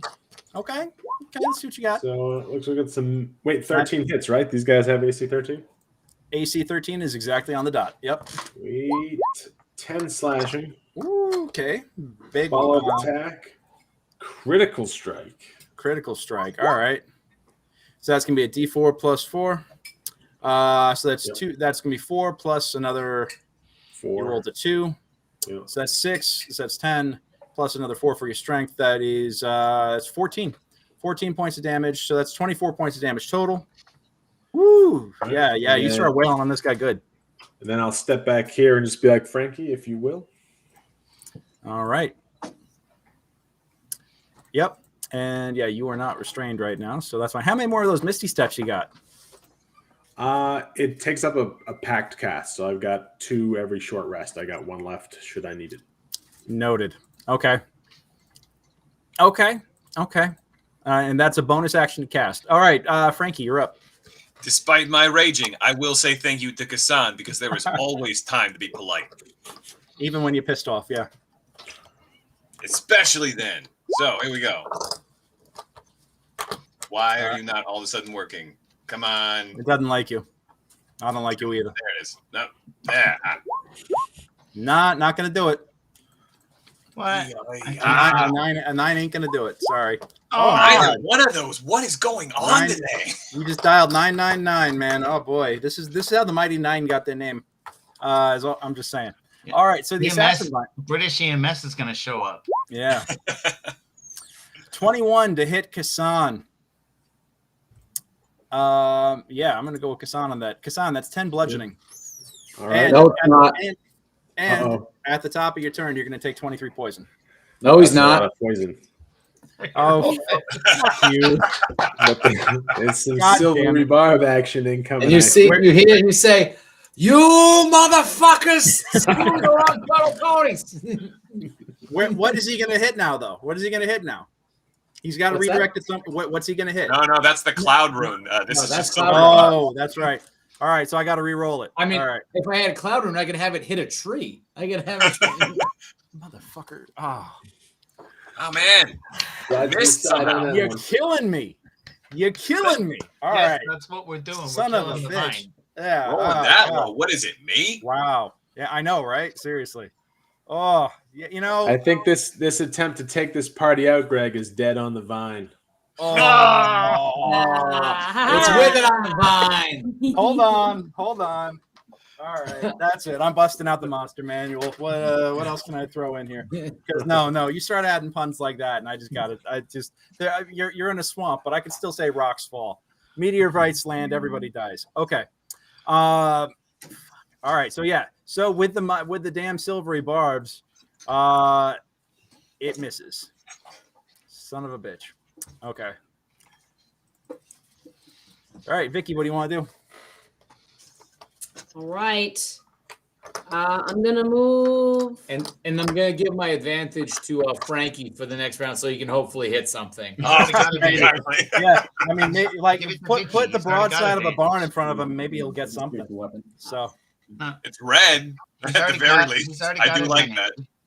that. all right, Okay. all right. So that's 10 feet of movement right there for you. And I have advantage because I'm flanking. Mm-hmm. Va-va-voom. All right. I'm gonna say an 18 hits. It does because you were shooting through Frankie. It was gonna get a little bit of cover, but not enough to beat that. So it'll take the 14 piercing. And, so I'll put it at 27. Oh, and then I need the 96. giant. Yeah. Well, Got I'll take it. it. You want Okay. sharpshooting? No. Well, you bet you don't. Yeah. Okay. No, All right. That's it for Vicky. Tony. Are you just going to continue to fucking mind sliver everything I try to do here, or what? you come. I Don't say one of my threaten friends, him with and then a you, good and then, time. and then You're you giving him come the at me. options. Yeah. I think. I already tried to kill you once and I failed, so that's on me. So. I'm gonna give you a little. No, I'm not gonna do that. I'm gonna file away. Yeah. I'm gonna file that away for another time. Yeah. We'll resolve that later. Yeah. All right. Yeah. All right. Al Capone is not gonna do that. Ladies and gentlemen, yes, it is true. He has named this Goomba of a character has named his owl familiar Owl Capone. I actually have a good token for him already. I just need. I'm very excited. We got to drop it in. He's got big old eyebrows, big pronounced eyebrows. It's a real handsome owl. I will simply. I'm going to use one of day well spent. Yes, I am going to. So Greg, were you saying if we use a full action? We talked about this a while ago. If we use an action for a potion of healing, do we still roll it up, or do we get max if we use an action? Yeah. We'll go with the. You're in combat right now, so ergo, if you're going to use it, it's going to be the random effect. Okay. Okay, so I could use that as a bonus or a full action or an action, right? Because then we say, Jesus, you know what? Hold on a sec. I thought what we said, but again, is your table that if we use an action, we get max. If we use a bonus action, we got to roll. I'm looking at it right now. Not about fluid consumption. Homebrew rule makes it a bonus action. Rapid drinker. Yeah, I already regret this, but go on ahead and take the maximum healing if you do it as an action. Yeah, Okay. let's do that. Let's do that. Yeah, I mean, because we have precedent for it, so let's do it. Okay. So, Yep. so I'm gonna do that. So that'll bring me up to 18. And then I'm gonna have Tiny Tony just float in the air. He's like, "You sons of bitches!" As floating over the vine. He's gonna try and with his little Tony gun. So you got your little Tony gun up there, and he's just gonna be doing say hello. You look at everybody. You say hello to my little friend. Yeah. Oh no. He's shooting straight down, but apparently he can't hit a vine. Yeah, well, he zaps Frankie in the back instead, not for any damage. But Frankie, you wind up like getting a bunch of force bullets bouncing off the back of your shell. 3 or 4 off my shield. Like, hey. Yeah. Come on. Yep. Watch where you're pointing that thing. Yeah. That's gonna do it for my action and bonus action. I reserve my reaction.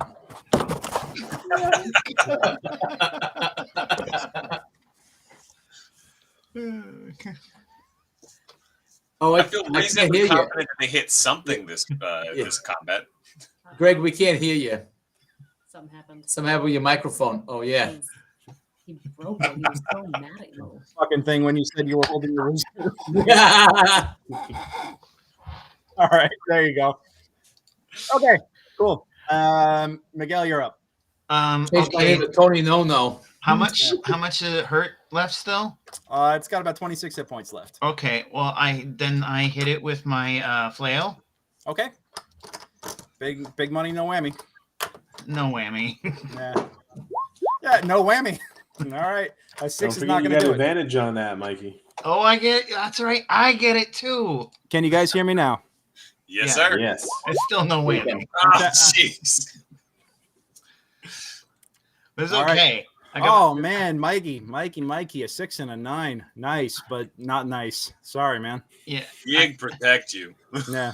Yeah. Well, I'm not the greatest at fighting. All right. But then I hit it with my spiritual weapon. Mikey, what do you want to do? But I hit it for a lot in my spiritual weapon for 11 force damage. 11. Okay, so the spiritual weapon connects. Yep. All right, so 11 force damage. All right, sounds good. Looks like I've got my audio back, so let me know if anybody watching the streams here, if you guys have any trouble hearing me, let me know.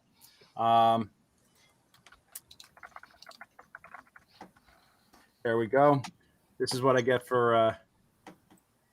Yeah, you ever play one of those video games and you just die so often that at one point you almost throw your controller through the TV? I just about did that to the mic at one point. So, those goddamn mind slivers. I love it. I think it's called Dark Souls. Eldritch Ring. Eldritch, yeah, that's what. Elden Ring. I mean, for me, it's Apex Legends, but yeah, absolutely. All right, that was Miguel. Kassan, you're up. All right, I'm going to move up here and take some attacks. All right, take your attacks, bud. All right, 8 and a 24 will hit. 24 will hit. And that's going to be for 10 slashing. Got it. Then take it on home, man. Take it on home. Polearm Master, 16 hits for 5. And you nail it exactly on the button. That's twice I mathed it perfectly tonight. Now, nice. I'm gonna borrow from Mr. Mercer, who has performed on my stage in my day job. How do you want to do this? All right. I come up behind Frankie, and I jump up onto the back of his shell at my knees, and I kind of helicopter the glaive down to chop that final vine out at the root. Did you just turn me into the Dragon Megazord? Yes, I did.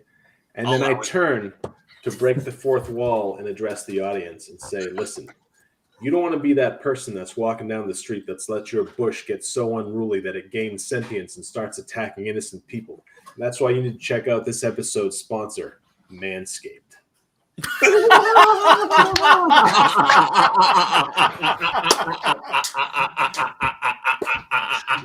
And you can use the promotional discount, only brutes. Yeah. 15% off. Yeah. Check out manscaped.com/barrowmaze for our latest sponsorship. Yeah, you're welcome. Amazing. I wish we could, if we had real sponsors, maybe we could eventually do that. Bravo, sir. Bravo. Yep. And yeah, you just utterly destroy the last remaining vine with a helicopter style blow while riding Frankie's back. And Frankie, in the meantime, is just like roaring like Godzilla as he continues to rage. But that is, yeah, that sounds about accurate. Just waiting to use his advantage to actually land a blow. Yeah. Yeah. I think now that it's dead, I might hit it. I don't know. You would have advantage on attacking prone targets, but not going to matter at this point. So that is a successful combat right there. Let's go on ahead and take 5, freshen up our drinks, and assess where you guys are at and what else you want to do. If you want to continue on to the Barrows, technically we only have about 40 minutes left in the session, so we'll take a quick 5-minute break, and we will be right back, folks. Thank you, 5. Thank you, 5. Thank you, 5.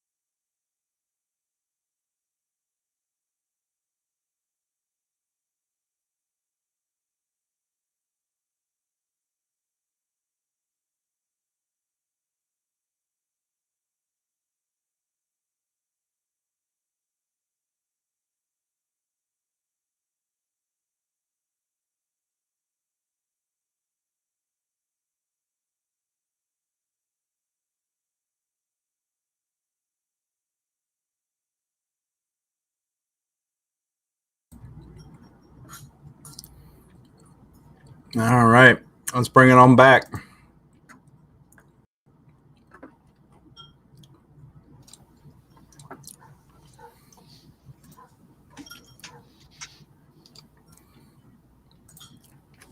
All right. So, after a moment, Total Tony's, you stand there, catching your breath, recovering, taking a moment. Frankie, you managed to calm yourself down without having to slap your face or anything to smack out of your to get out of your rage. You're able to calm yourself. Gonna calm down in like 12 more seconds anyway. Yeah, Fine. it's fine. Everything's good. Everything's good. So you take a moment. You assess everything. For metagame reasons, I'm going to ask this. Matt, I know it's 12:30 at night where you're at, and you typically go to work at 5:30 and 5 o'clock in the morning. We got typically about half an hour left in our session. Do you guys want to press on, or do you guys want to try and wrap it up a little bit? I have to go to work at 5:30. I don't have to be awake while I'm at work at 5:30. That's fair. For all of Matt's coworkers who are watching this, that was clearly a joke. He's always at work, right? That's called hearsay. Yeah. How dare you use his words against him? Yeah. Yeah. Who Just 'cause are I you said gonna I who are did. you gonna believe, me or your lying eyes? Yeah. So Yeah. yeah. All right. So you want to press on? Get one more encounter in. Yeah. Yeah. Game if everyone else is game. All right. Uh, all right. I'll make it Yeah, I think I will use 2 more healing potions to get Okay. myself. Wait, don't do that. Wait. Okay. Don't do what that. Okay. So I'm going to use a prayer of healing scroll. Isn't that more expensive than using some healing potions? Not than 2 healing potions, but I can't use a prayer of healing scroll in combat, which you can with the potion. So Yeah. You guys could also take a short rest. yeah. Yeah, Let's that's do it always for a worked short out real rest. good. Yeah, let's do a short Well, rest. So here's what I'm going to say. We should do a short rest so that That'd be great. all you guys can. Oh, sorry. So Go and ahead, then Mickey. I can do that, and I can purify this area so that no more undead shambling mounds pop up while you guys are taking a short rest. There you go. That's Okay. using your noggin there, Miggy. Good job. Yeah, so I'm gonna take 30 minutes of the hour to richly sanctify the zone so they don't pop up as undead. Gotcha. Okay. All right, short rest. All right. Take a short rest. Go on ahead and restore hit points with your hit die. And let's see.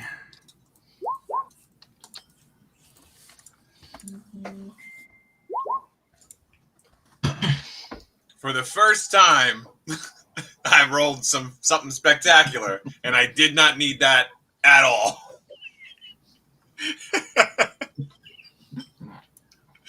Okay, and so let me know if we still need to heal up afterwards. Kassan is good. Frankie is good.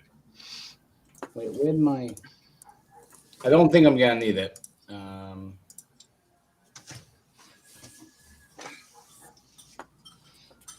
have to select while you use a short rest. So you have to select how many you're gonna use. I mean, you basically use all of them. Oh, okay. Oh, okay.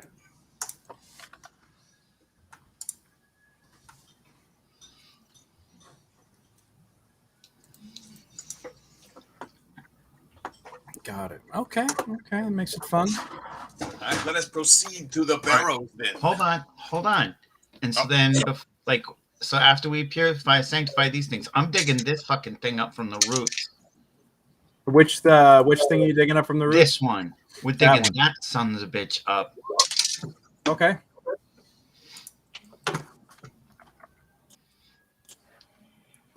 Hold on. Give me a strength check to start with.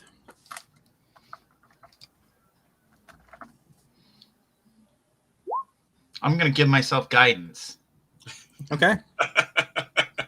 Since apparently I can do that. That's a save, not a. It's not a a check. ability check or a save. Oh, okay. I was giving you a free reroll since your rolls suck, but okay. Yeah, my rolls suck. Yeah.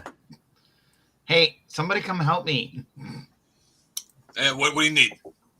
We're gonna dig this fucking thing up by the roots. I'm sorry. I'm using foul. I don't like. It's all right. You're mad. Yeah. Mikey is so mad right now. It's okay. Hey, do what I do. Just take 12 seconds and calm down. Okay. All right. Now, you want me to pull up this whole root thing? You're taking up gardening? Will that make you feel better? Yeah, well, it's good. I'm undead, but it tried to kill our brother. So this thing, so it don't come back. We're ripping this thing up by the roots, and then we're gonna burn it, and then So yeah, all right. Yeah, that makes sense. Yeah. And see if it's killed any adventurers and taken their gear down into the. I mean, I will tell you that yes, it does. That does happen. So I got athletics at 20 on that one. Yep, you guys actually do manage to reach down, pull out the roots, and pull it up. And if you want to, and you actually do find some remains of what looks to be travelers on the road. Who? Oh, there's bodies in here. It's weird. They got stuff though. They got stuff. Hold on, they got stuff. We're gonna go CR3. I mean, obviously this stuff can't be that good. They got pulled in. 22, and then not the Maybe they got caught on the way back. Hey, there you go. And they didn't have family. Yeah. Yeah. Good God. All right. So first off, you find as you actually I'm gonna roll Silvery Bobs. I'm gonna stab you. All right. I will tell you this. As you go digging, you do find what looks to be remains of a traveler. It looks like it had been pulled down into the root structure and was mostly submerged. You find on them a bag with 140 gold, a bottle cork, a metal cube carved with demonic faces. And as you look at this metal cube with the demonic faces, it is a very interesting looking six-sided die. A metal six-sided die with demon faces on it, and a tinder box. That is what you find there. And then around the assassin vines, you guys are going to find, let's do 1, 2.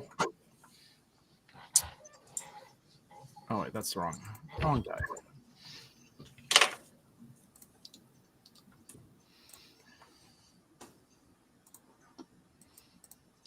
You guys are going to find interesting. Okay. That makes it fun.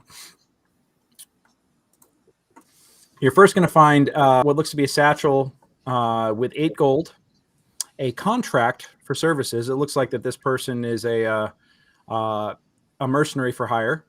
They had a flask of wine on them and a tiny figurine of a 5-headed draconic figure. It looks like give me a religion check. I mean, it shouldn't be that hard at this point. I kind of gave it away, but Miguel, you recognize. I know that one is Tiamat. Yep, you recognize that as Tiamat quite easily. And you also find another satchel with 11 silver pieces, a vial of blood, some chalk, and some bread that looks like is molded over at this point. Oh, that's good for curing disease. At this point, it's gone around the bend so much it's gone full circle. Yep. Chalk, moldy bread, and what was it? Blood, vial of blood. Vial of blood. It looks like that this might be the remains of either some sort of warlock or necromancer. And you know what? I refreshed the screen on the treasure generator before I could write down what was the first one. It was 140 gold. 140 gold. Bottle with a cork. Okay. Metal cube with demonic faces. Those And are a tinderbox. And tinderbox. That's right. Hey, Kassan, you should take this Tiamat-like statue so as to commemorate our Dragon Zord victory. Thanks, Frankie. That's real big of you. I always wonder which one of those dragons is Tiamat and what the other ones' names are. They Tia Tom. Tia Greg, Tia Christopher. 5 heads. Don't joke Ooh. like that. She might hear you. What are all the aunties gonna do, huh? Auntie Matt is not gonna hurt you. Oh boy. We got you, so boy, we got That's you. right, a Spanish joke. I know. I appreciate the multilingual aspect of all that, but still, even better. Now, how much do I want to start smiting you guys with dragon? Okay, cultists? let's go. Yep. Just a reminder Roll for now random that encounter. while we were resting, everyone would have 11 temporary hit points. Oh, God I love it. I damn love the cannon. I'm gonna destroy that thing every game session now. That is my goal, is to break that damn thing. Okay, so you can't. If I had hair, I would feel it in my hair. Yep. You continue on, and the oh, that's right. I got to get you guys back to the start here. We're gonna go. 1 second. The pile of bodies you left in the dungeon last time.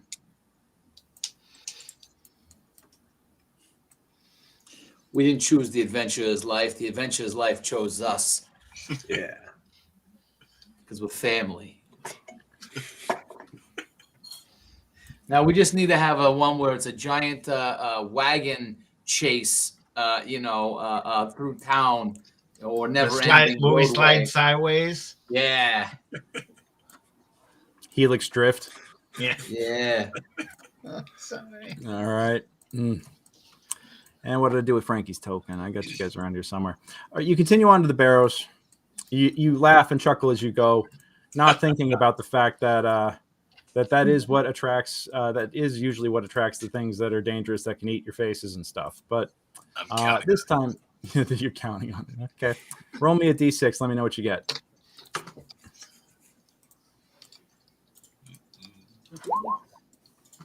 I got a 4. You got a 4. All right. What'd Frankie get? What did Frankie Big Mouth get? Dose. You got it too. Okay, cool. So nothing happens. Nothing of interest happens. But you guys do manage to get to that familiar entrance to Barrow 12 after about another 2 hours of walking. And, you're all too familiar with the process at this point. You all lower yourselves down that 30-foot rope into the dungeon. And once again, you find yourselves wander, into the all too familiar dark passageways. Give me your marching order and your lighting situation, y'all. I'll take the front. And I would have picked up my my long sword again before we headed back after and just leave it behind. Give me a wisdom check on that. I would not let him go without that sword. Yeah. You give me a wisdom check too. It's not your weapon. It's a glowing object. All right. Yeah. Frankie, you start walking away and your brother reminds you, oh, hey, don't forget your sword. Yeah, I know it's there. It glows. I was going to get it. I was just stretching, was doing a lunge, heading out on the way, All right. I didn't mean to imply that you didn't know. Oh, yeah. You think that I just forget my weapons, that I'm some sort of absent-minded fool? You call me a clown? No, I mean, you do forget your rage damage all the time. I'm just saying. Hey, you better be lucky that I'm forgetting my rage damage right now. How about that? I don't understand what that means. Yeah, well, don't let me teach you, because I could teach you right now. Okay. Boys, please. Okay, well, we don't got no Junie because she had a deadline, whatever that is. Yeah. But who's going to be casting light for you guys? Do you guys not have that this time? No, I got the Moon Touch Longsword. Who needs light? So Frankie's got the Moon Touch Longsword. Tony, making your glowing balls. My glowing balls. I've also got the guidance of Owl Capone, who can see 120 feet in the dark, but it doesn't help me for attacks. Yeah. We've all got a hooded lantern, so we just might have to. I'll put my weapon away and carry a lantern. Now, real quick, I'm just verifying here real fast. Kassan, you are not giving off any sort of light source, but you have dark vision, yeah? Correct. Okay. Cool. You got 120 feet of that. Tony, you got your glowing balls, and I got them in front of you right here. Yeah. Okay. You got 2 of them? Yeah. All right. Hold on 1 second. Put that one on the map as well. You got a yellow one and you got a blue one. And you are going to be in charge of moving them about. I'm putting you on the tote. How tall is the ceilings in this place? Well, in the room that you guys are in right now, it's a 30-foot ceiling, but then it drops to 10 once you get into the hallways. Gotcha. Can I? Yeah, I can do these. Yeah, I was just gonna say we could also have Tiny Tony basically hold the glowing balls in his feet as he flies, since he flies, and kind of serve as our torch if we need. Hold on a second. That's what I need. All right. The blue one and the yellow one on my balls. Yeah, the blue one and the yellow one are both yours, and now you have control over both of them. And then Miggy, you have a hooded lantern out. Yeah. All right, so that gives you 40. No, that's still 20 and 20 because it's the bullseye lantern is what I was thinking about. And then Vicky, no light. No light, and not to sound freaky, but I will be following close to Frankie and his glowing sword. Got it. Okay. All right. It's up to you guys. Where do you want to go? Let's go this way. Yeah. I'm gonna send the. Okay. All right. You guys are going through areas that you have. You guys do pass some of the areas that you previously explored. All right. This is as far as we've gone. Oh, hi. Listen. Oh, that guy is not there. Okay. No, wait, hold on. What's all this stuff over here on the ground?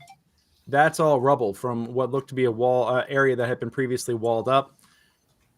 Let's see. That was a random encounter roll a long ass time ago. That I had left there that you guys did not stumble into. I'm going to say that he's not there. Okay. Okay. All right. Hey, check that space. Okay. Yeah. We want to look in the areas. We see anything? All right. Give me a round of investigation checks as you look around up there, because that is where you fought the Wekivas a long time ago. That space, you recognize that as the area where you were cornered, where the party was split by the 3 Wekivas. I just do the help action. Okay. All right.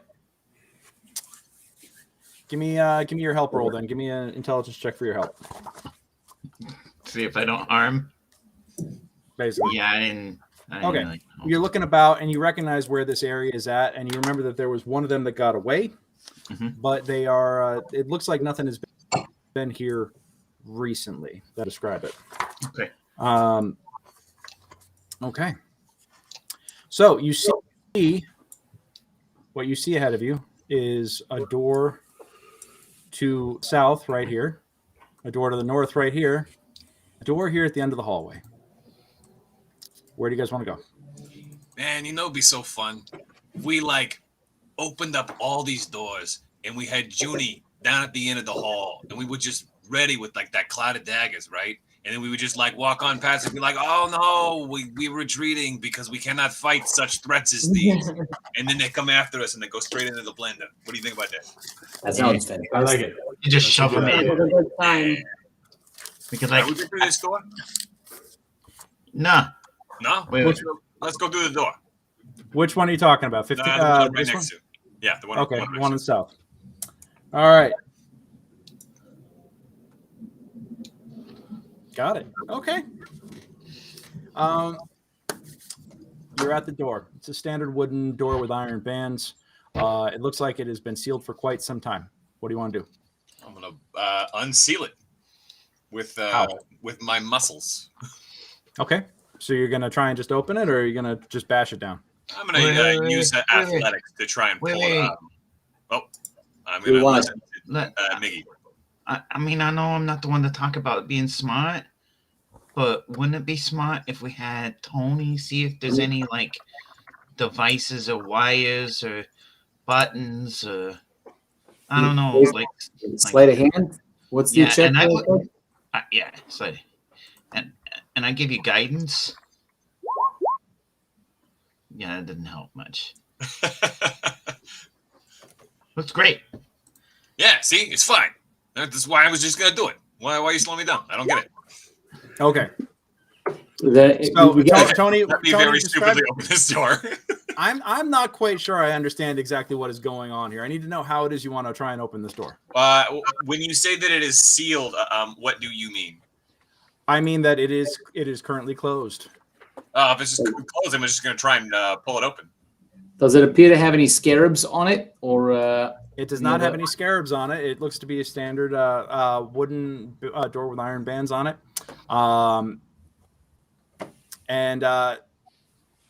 Now, Frankie, when you say that you're going to try and are you just going to try the damn handle, or are you going to try to rip it off the fringes? No, I'm doing it the dumb way. Yeah.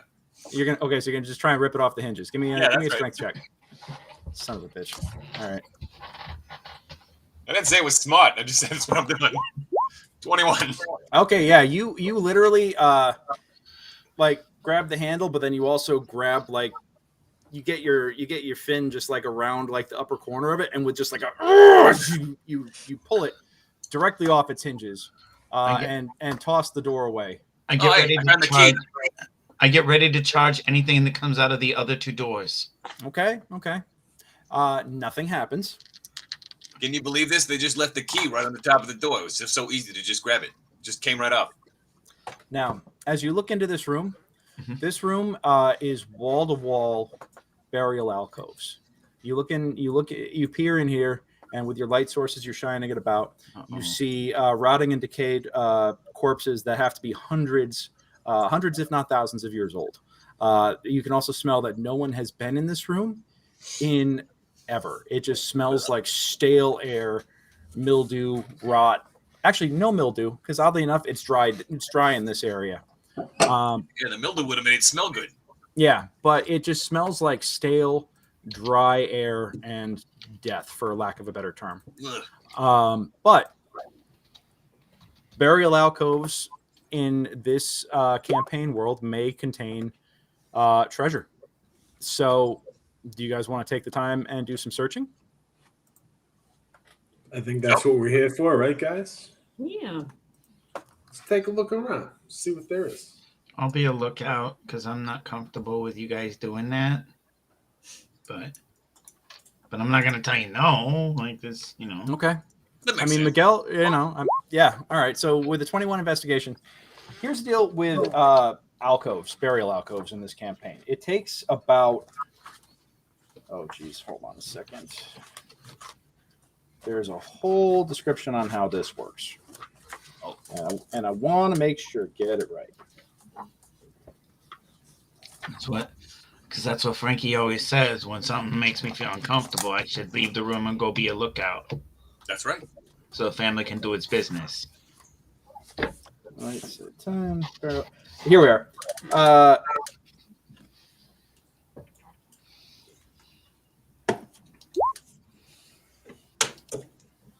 One character can search one burial alcove in 1 minute. When players decide to search alcoves, ask them how many characters they're devoting to the task. Divide accordingly to determine the amount of time it will take to search all the alcoves in that room. Always round up to the nearest multiple of 10. Okay, so we have in this room. Oh my gosh. Oh my jeepers! Natural 20. Okay. Two natural 20s. two of them. Oh my god. Oh my god. Now you guys have the good rolls. Now you guys actually 21. have the good dice showing up. All right. We're All right. trying to skip ahead to the combat. No, I see what's going on. Wait, Kassan's got to look too.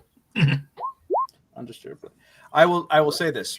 As you start coming into the room, you realize that your feet are stirring up dust that hasn't been disturbed in hundreds of years. There is a fine layer of dust on the floor. There is in the center of the room here squats, I should say, a statue of a demon just leering at the door. And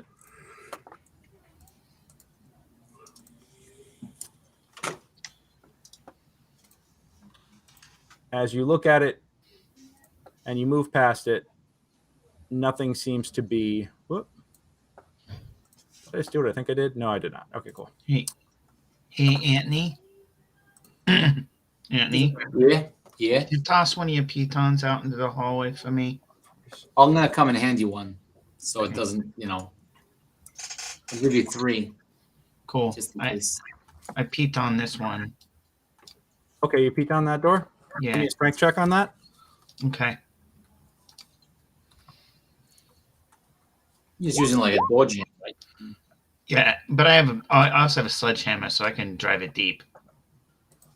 Dink, dink, dink. Got it. Okay. Okay. You guys are searching these burial mounds, or these burial alcoves. You're going through them. Miguel, give me a perception check. Okay. I'm good at that. Oh, not that great this time. We'll say famous last words. I'm still good at it, but I'm Yeah, you are. driving a piton. Absolutely.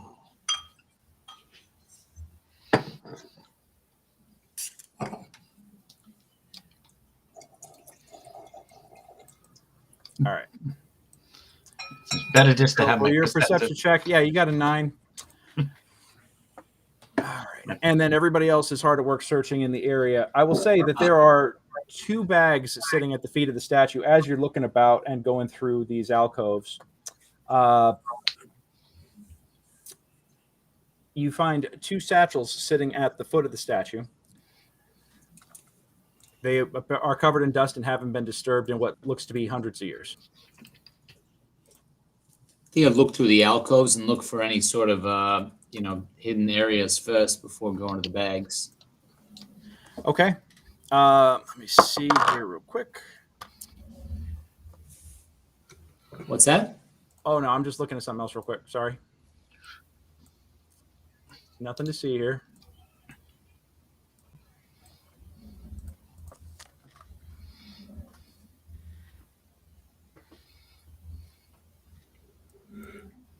Got it. Okay. Are those bags of the demon's feet open, or you said this covered with dust, just like everything else? They're covered with dust like everything else, and they haven't been touched in what looks to be forever and ever. It's the best way to describe them. But here we go. Miggy, what's your passive perception? 16. 16. And I would, I would like to, if I can, to send the Owl Capone to be looking the other way out with Miggy. Since he's not a fighter, he's a corner watch kid right now. He's a squawker. All right. Well, hold on a second. This is why I need a token for Al Capone going forward. Yep. So I'll make him blue.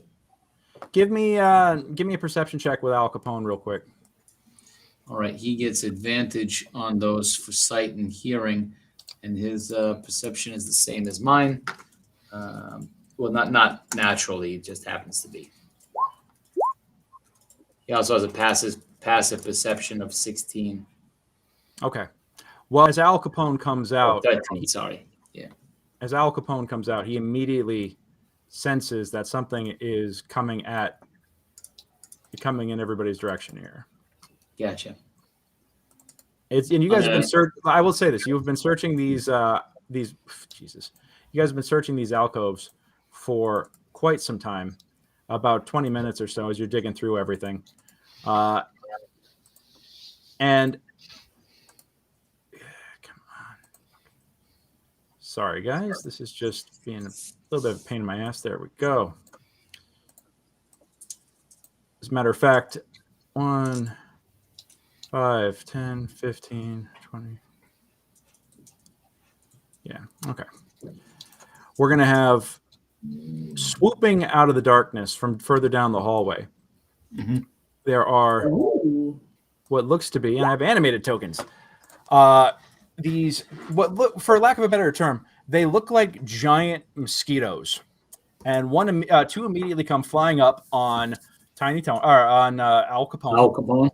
And then two pass him and immediately go at Miggy. All right. So they get the drop on you guys because I rolled really well on the stealth. And they beat the passive perceptions as well as the active perceptions. Oh, and Seth is sitting outside. Hold on. Oh, yeah, I see you. I see you. There we go. You're back now. Welcome back. Welcome back to the murder. Just in time. Give me, we're going to do some initiatives, but first off, these guys are going to get a round of attacks off, and then we'll do initiative. All right. We're going to do 1 on Al Capone, 2 on Al Capone, 1 on Miguel, 2 on Miguel, and we got what? Jesus.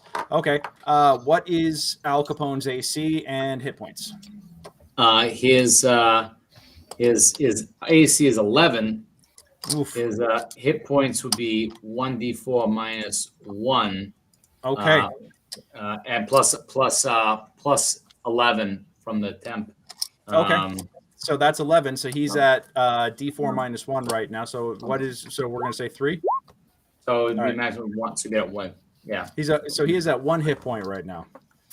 These giant mosquitoes-like creatures immediately come out and just slam into him and immediately stick their beaks into him and start just draining the life out of him like immediately.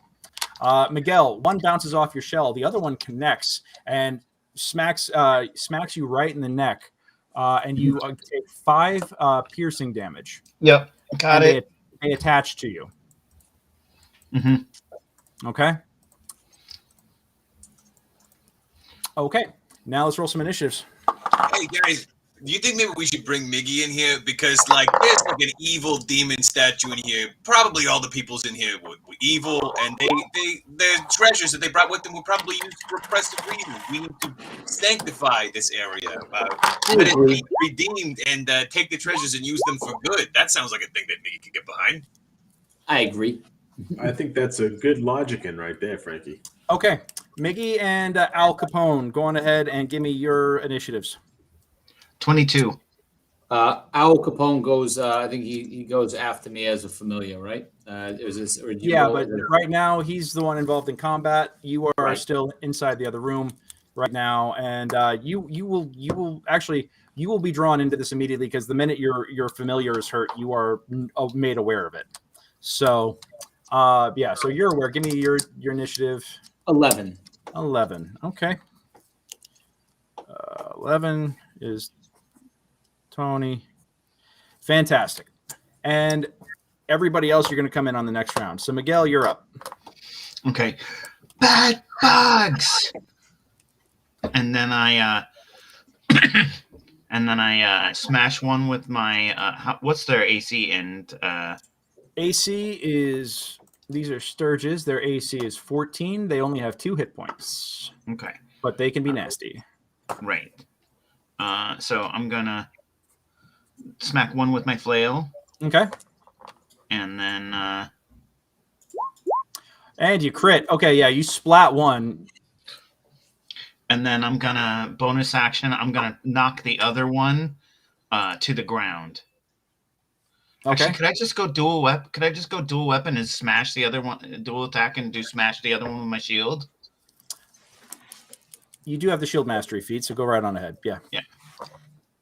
Okay, so that's just a unarmored thing, like D4, like my claws, basically. Yeah, go for it.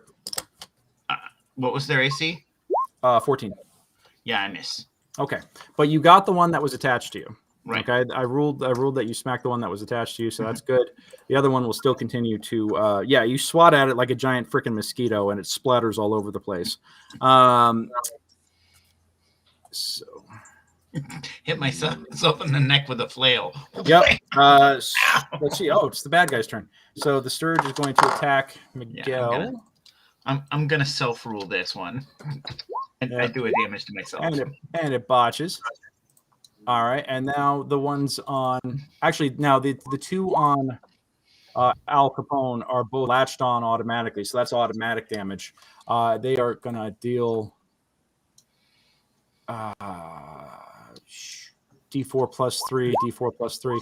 Yeah, so he's gonna take 10 points of damage, and Al Capone is out of commission. Miggy, am I wrong that when you're using Shield Master feat to attack, that if you hit, that it pushes them away by 5 feet? No, I choose it as a bonus action. I can either like bash them with it, or I can shove them prone or shove them away 5 feet. Gotcha. Okay. All right, Tony, you're up. And right. your familiar just died out on the field. Yeah, I was gonna say there's no real there, right? There. So okay, yeah, I'm pissed.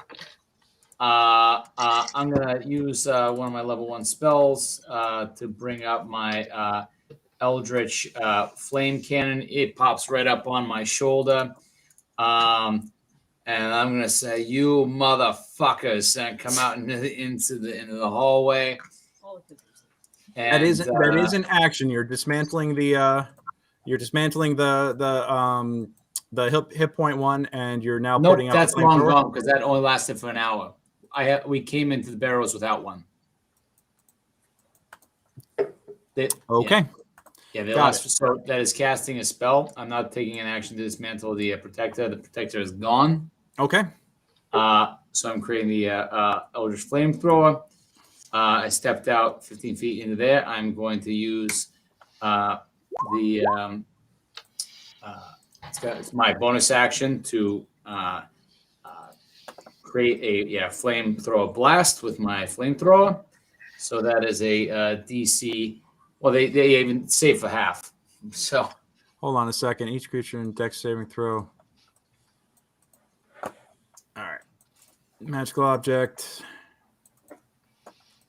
Action magic.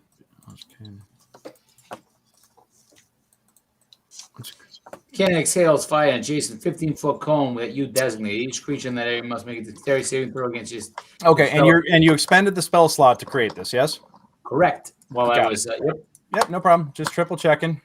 Absolutely. And yep. And let's see. You could dismiss it early as an action. Yep. Last for 1 hour. Mm-hmm. Now, I'm just trying to find the part where it says it's a bonus action to fire it off. Gotcha. Oh, yeah, no, I found it. Never mind. Okay, yeah. If you're within 60 feet of it, you can activate it as a bonus action. Yep. Cool. Just triple checking. All right, cool. So I have a pair of dex saves on these guys, right? For half, they get they got 2 HPs. They got 2 hit points, so they're fucked either way. But they both go down, flaming, screaming. One of them got out of the way and only caught fire and then died. Yeah, basically, it was spectacular. Yep, it was a spectacular dodge. And I'm just gonna move back down in with my other half of my movement. Mm-hmm. And Miggy, you're up. Okay. Because everybody else comes in on the next round, but it looks like this is about to be over anyway. So yeah, I smash it. Okay. Oh yeah, I smash it. Oh Jesus, yeah. You spectacularly smash it into the wall, and it just explodes like a Gallagher show, just all over the place. Yep, toast. I don't like mosquitoes. Yep. Okay, so Tony, your familiar is there is no body, as the energy that creates your familiar has dissipated, but it has gone back to whatever plane that you hail it from. It'll take a little while for you to. Yeah, you'll have to do a ritual to summon it back out. Yep. All right. Now, back in the room, after you manage to swat all that stuff away, if you continue searching, I will tell you this. It takes a total of about 40 minutes to search all of the alcoves. And inside the alcoves, you find these alcoves, by the way, they're all octagonal shaped and they're all stacked. all along the walls, about 150 of them. Like, And each octagonal hole in the wall has a skull in it. This is how everyone here is buried. And in a lot of these, you find what looks to be stacks of silver pieces in different different numbers in each cell. Altogether, it's 666 silver pieces. And as I mentioned, there are also the 2 satchels sitting in front of the demon statue, which is not moved and is covered in the same dust that covers the floor. While we're doing that, I am going to say to Miguel the logic that I used in the middle of that fight, that these people here that are buried here are clearly evil, and that this stuff here was used for bad things, and that his help could be really used in here to consecrate some such thing in here to make sure that these beings are able to redeem themselves for their horrible actions in life and whatnot. okay, but Kassan should step out because he's got that bad die, and the team, whoever's got the bad die, and the Tiamat thing should step out. Just because I don't want to like have different reverberating faithy thingies. Sure, yeah. Because that's not very good at that. Maybe All we right. should have brought a better priest. Wrong one. There we go. Ah, I was gonna say the statue just moved. Nope, the statue did not just move. I just grabbed the wrong token by accident. okay. Priest is better than my brother. Come on. Okay. Okay. That's really nice of you and everything, but okay. So I cast a ritual. Okay, what ritual are you casting? I'm gonna cast the one the ritual. I'm sorry, let me look at it.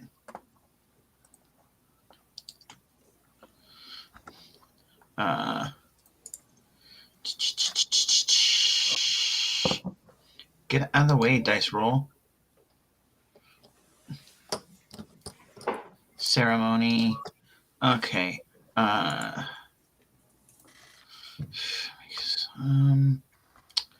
Well, I could bless a dedication. No, funeral rites, dedication. One humanoid. There's really nothing in ritual that's gonna do it. So, I guess I'm just gonna Take some time and pray over it. I'm gonna take some time. I'm gonna expend my last holy water. Okay. Oh no, because we made 2 more. But I'm gonna expend my holy water, and I'm going to like light my incense, and I'm gonna pray, and I'm gonna Okay. little bits in each of the alcoves, and then the last half of the thing all on the statue, and say, don't come to life and eat us or nothing. Okay. So you take about a good 10 minutes or so and perform this, for lack of a better term, improvised ritual to try and help keep the dead, help put the dead to rest. Nothing comes to life in the room, or nothing animates, I should say. The space kind of suddenly has a little bit of peace about it. And yeah, that's what happens. It's still a quiet room. I take one of the silver pieces, and I put it out the room. Just like reach it out the room to see if the statue comes to life and tries to eat me. Make a con save. No, I'm fucking with you. No, you take the silver piece outside the room and nothing happens. Okay, I think it's fine. Can we look inside these bags that are at its feet? Yeah, I want to use my item interact to pick up one of these bags, but I want to ready my action to go to shell if this thing attacks me. Okay. You pick up the satchel. Nothing happens. Which one do you actually wait? Which one do you pick up? Left or right? The one on the right. The one on the right. All right. Nothing happens. Okay. All right, now everyone else, I'm Vicky. I'm not telling you what to do or nothing, but if you wanted to go out first, so that way I can make sure I do the last bit of prayer on the way out, that'd be great. Can we look in these bags first? Oh, Make sure yeah, we're here. taking out. Let's take them out here and have a look while Mickey does his thing. Yeah. All right. So, take that first bag. I grabbed the second bag. Okay. Okay. Cool. We didn't find anything else inside the room with items. Okay. Well, like I said, there's 666 silver that you took about 40 minutes to gather up, I'm assuming, as you search all the... Okay, so yeah, you have 666 silver. And as you look into the satchels, one is full of gold pieces and one is full of silver pieces. All right, now you just stay in your plane, and I'm gonna go out, and then I'm gonna close this room up and shut it up. Like, Miggy, one more thing. Can I just do something real fast before you pick the door up and try and put it back on its hinges? yeah, All right. Remember those sledgehammers we got from our very first adventure? Yep. I'm gonna go and take that, and I'm gonna slam that demon statue right on the back of the head. I pull out a chisel and make it read Thork. Oh my god. Okay, so you're gonna smash the statue. Yeah, just right on the back of the head. Just knock its head off. Okay, give me an attack roll. All right, then I will. Wait, what happened to me? Oh, you're still in there. There we go. Okay, we're both in there. Because I'm over here, smashing its head. Yep. Give me an attack roll. I don't necessarily think that's the best idea, Frankie. What? I didn't hear what you said. I said I don't think that's the best idea. What'd you get on your roll? 10. 10 for 5 bludgeoning damage. I'm going to say that this statue, yeah, you know what? You actually do manage to bash the head clean off. See, there you go. It's fine. I don't know what you worry about. All right, and what do you want to do with the head? Nothing. I just wanted to know that it's dead. Got it. Okay. Okay. So demons, actually, I think that looked like kind of a devil thingy.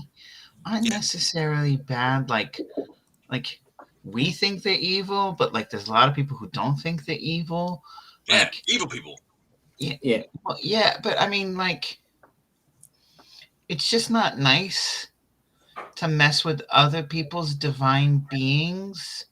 Like, I don't like it if someone defiles a shrine to Saint Yig, and like, I mean, I totally do. We totally like But it's Miggy, different you when it's just, like Nurgle or something. But You just blessed that area. So if it was to another god, you kind of defiled it. You made it go. Yeah. I mean, look. all yeah, right.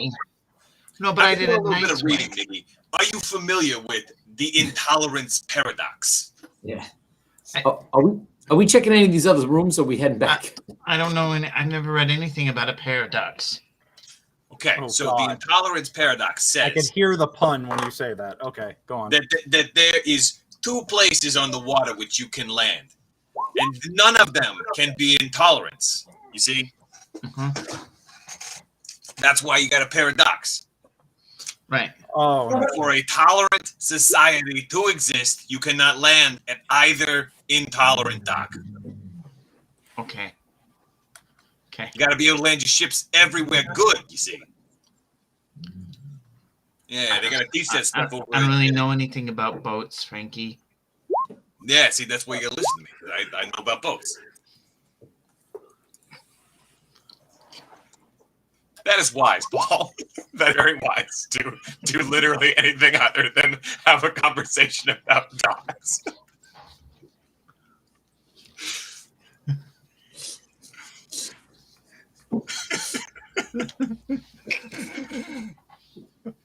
okay. We're not the sharpest tool in anybody's shed. That's why Cooley's got to take us around, because he is the sharpest tool.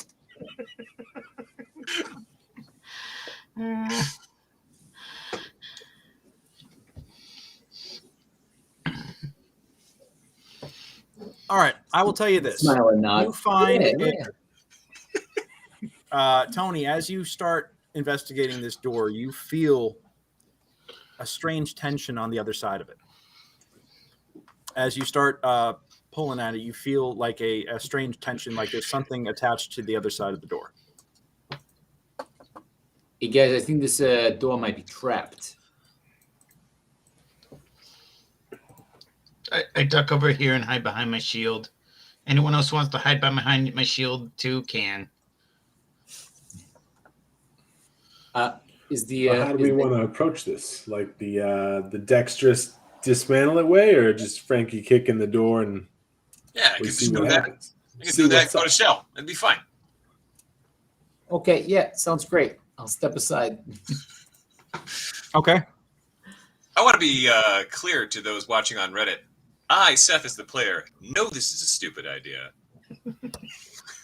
Well, unfortunately, the Reddit feed just died about a minute ago. We don't have a 3-hour time limit to broadcast. Well, then they can But, they can I know did- that I'm. They will not know that I am not That is true. actually this stupid. They will not bear witness to your personal stupidity. We all recognize that it's your character's stupidity. Yes. Yeah. So I guess I'm gonna go and shoulder check this door to try and bash it down. And Okay. go to shell basically as I roll through the door. All right. Give me an athletics check to try and bash the door down. All right. 10. Not as All good. right. As time. Let's see. So roll a 2 plus my 8 athletics.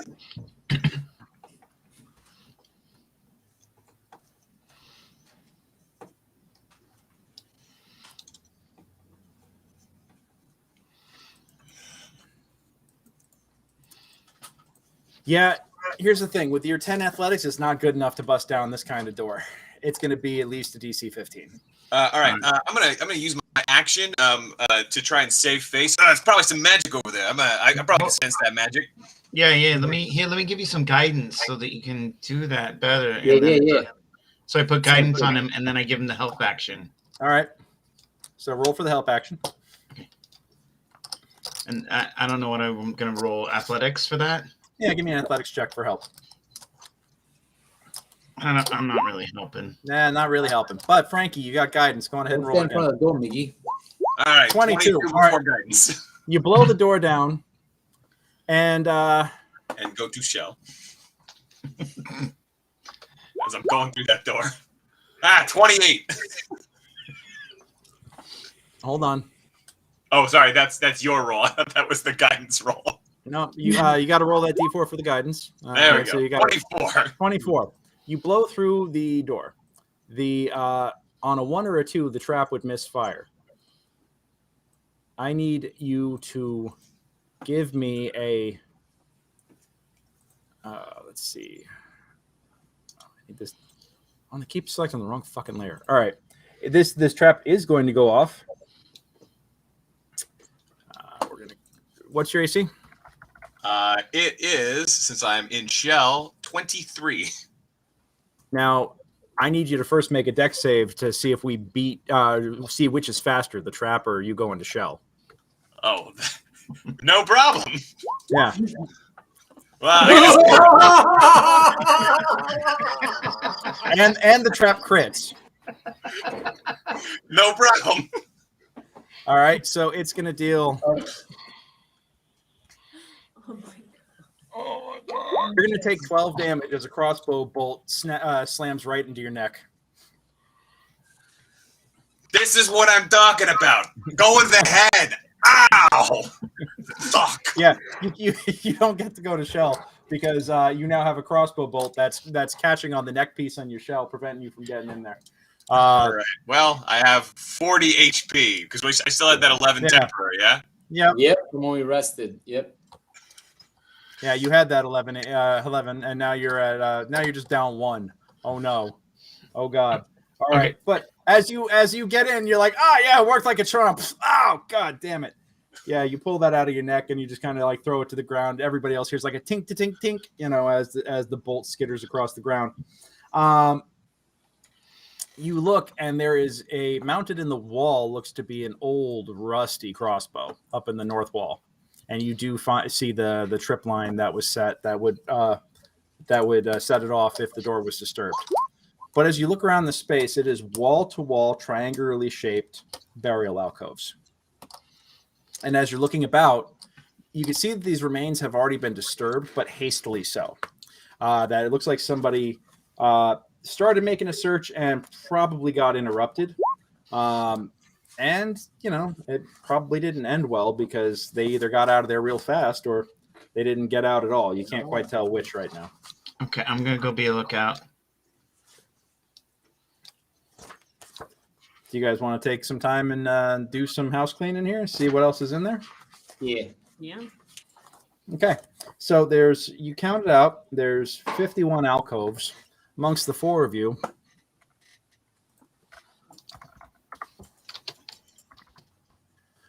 It's going to take you guys about, I'm going to say you get it done in about 10 minutes. So I only have to roll the random encounter once.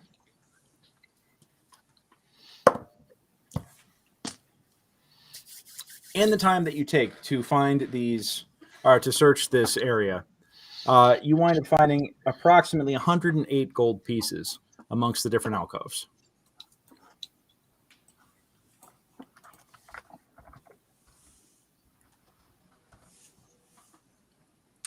Anything else? As I mentioned, that seems to be about it for the moment. Yeah. I'm checking to see if there's anything significant. Right. Yeah, that's it. I pulled the piton and go this way. Oh boy. Damn, that's quick. All right. Where'd he go? Oh God, where'd he go? I went this way. Oh, through the door. Okay. Okay. There's obviously there's a door to the north. Now, give me a round of perception checks.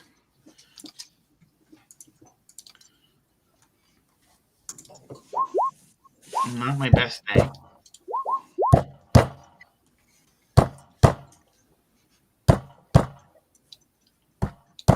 Dungeon is a weird word, right? Dungeon. Vicky, Don't. What's that sound? with a 14, you hear Okay. off in the distance just that repeating over and over again.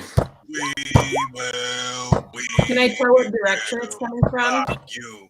Is it coming from through the door? To the north?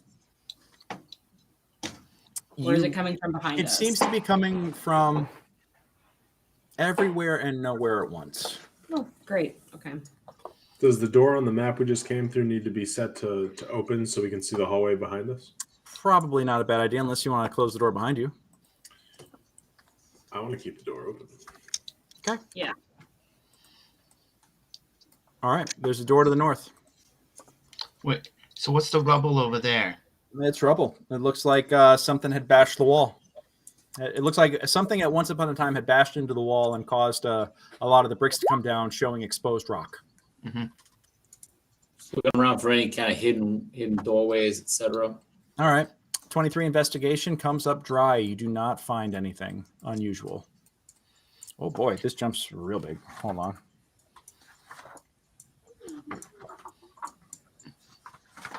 Okay. I give Frankie guidance. Thank you very much for that. Yeah. Ooh. It's Okay. go time. Let's rip this door off. You could just open it. Give me an athletics check. Yeah. Y'all are gonna be like that. Okay. Yeah, you try to rip this door off, and all you do is actually pull your back when you do it. You guided me in the wrong place there, Miggy. Jeez. I just try to open it. It opens without a problem. It wasn't even locked. Okay. All right.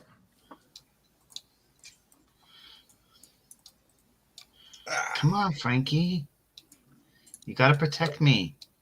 Oh, yeah. I was just stretching, you know. It's been a long day. All right. Well, let's go right, and let me piton this door. Or do you just want to open it? This one? Yeah. Yeah, I'll open it normal, like just to appease you. Okay. You just open the door normally. Yep, like a normal person. All right. I will tell you this: the first room that you guys are in, this one right here, it's another room full of alcoves. You would estimate that there's probably about 20. So you guys could start. Go ahead. I got the lookout. Okay. All right. As you search around, how many people are doing the search? 4. I think. 4? Yeah. All right. Amongst the 4 of you, you guys get it done about 5 minutes, but this one actually requires a round of investigation checks. So go on ahead and give me... 4. That's a fail. What? How did I fail a 4? It's doing so well. 15, though, is good enough. Tony, you actually find the one occupied, and by the way, it is... I'm not talking about room... It's not this room, guys. It's the previous one that has all of the stuff that I'm talking about. So this one here? Yeah. Tony, you actually find the one alcove that has anything in it. All the rest of them are empty. And what you find in here is what looks to be an adventurer's belt that still has a couple of pouches and a dagger with a sheathed dagger on it. What do you want to do? It's got a pouch and a dagger on the belt. Take a look at the pouch and the dagger. Okay. You pick the belt up out of the alcove and you start taking a look at it. Inside the pouch is a ton of copper. Looks to be probably about 100, 120 pieces of copper. 115 to be precise, if you take the time to do the counting. A pair of silver earrings, and you pull the dagger out and high or low? Hi. It gives off a faint glowing light, and it is very clearly not normal metal. But as an artificer, you can tell that it is silver and enchanted.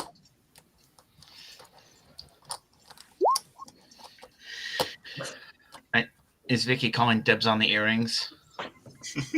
No, thank you. I would not like any earrings. We've been over this before. We don't have ears. We don't have ears. That's I true. would not like earrings. And I am a fighter. I am battle ready. I don't need no one ripping no shit out of my face. I'm just saying we could get the temple ring things with like the Slavic temple ring things for you. That's one thing, but nothing. I've got my one nose piercing, but there's a reason for that. So Okay. don't ask me. So you've got, as I mentioned, you've got 115 copper, some silver earrings, and a +1 silver dagger. Nice. What you find? Yep. So it glows a little bit, but it's not like moon touched, etc. It's Nope. It's honest to God +1 silver dagger. So then we're going to that room to the right. Yep. And as you find there's a partial wall collapse. It's not indicated on the map, which is insane. But there is a partial wall collapse here in the southeast corner. And I point it out. Oh, is it? Can I see if there's something behind it? Is that a? Give me an investigation.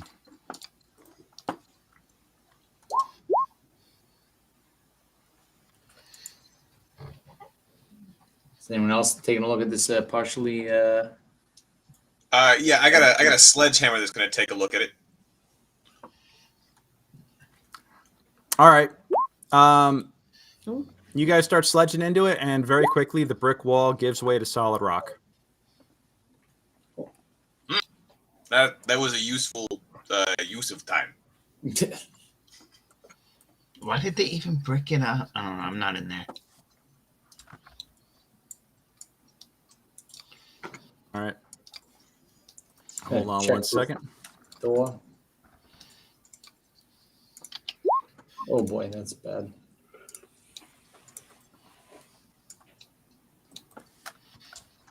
You guys All right, ever so feel like we spend like a ton of time going to and coming from this place? Yeah. We should like camp out, sort of, put a piton on one of the doors, whatnot, and I don't know, just like go down here, plan spend a couple of days, make a whole week out of it, huh? Then our donkeys and our guide would die. No. See, like we don't bring the guide. Like, what's he done for us lately, right? Like, honestly, we're just putting him in danger, if anything else. Yeah, but we pay for his family. Frankie, were you here when the death wind came through? when it got dark? Nah. Yeah. Oh yeah, there's that a- was fun. There's like a death wind that comes ripping through the barrows. What does that mean? It basically means camping is not the best idea. It's scary. It's scary. Like when Vicky gets real scary. Mm-hmm. Things you need to remember. Are you scared of the death wind, Vicky? I don't like it. It doesn't seem like someone who'd be fun to potty with. Seems like it really suck the fun out of the room. Because, I mean, when I hear death wind, I just think that it's like when Miggy eats too much garlic pizza. Yeah. Okay. I think this is a bit more literal. Yeah. Like a wind that causes death? Like a black cloud of evil. Well, are we We didn't- checking we in? didn't say that Before that's- we, Yeah, you guys are taking your time and talking right now. Hold on. Okay, interesting. What is Swoosh McCuts' token doing in the middle of that area? I don't even know where the hell how you wound up there. But we'll deal with him later. Ambush. Yeah. Amazing. Okay. All right. Cool. So, you guys are going to come up to this this next door, right? Yeah. All right. Give me a investigation check if you're going to check it. I did before. I got only a 7. I got a backed away. 16. All right. And Miguel, you are nowhere near the rest of the party. I know. Okay. I snuck up here and just appear around the corner. Okay. Okay. All right. You get the feeling that there are no traps on this door. Gotcha. Yep. Looks good, Frankie. I'm gonna step on And back. Greg, there's nothing here. All right, I'm going to open it up. There does not seem to be anything where you are, Miguel. Okay.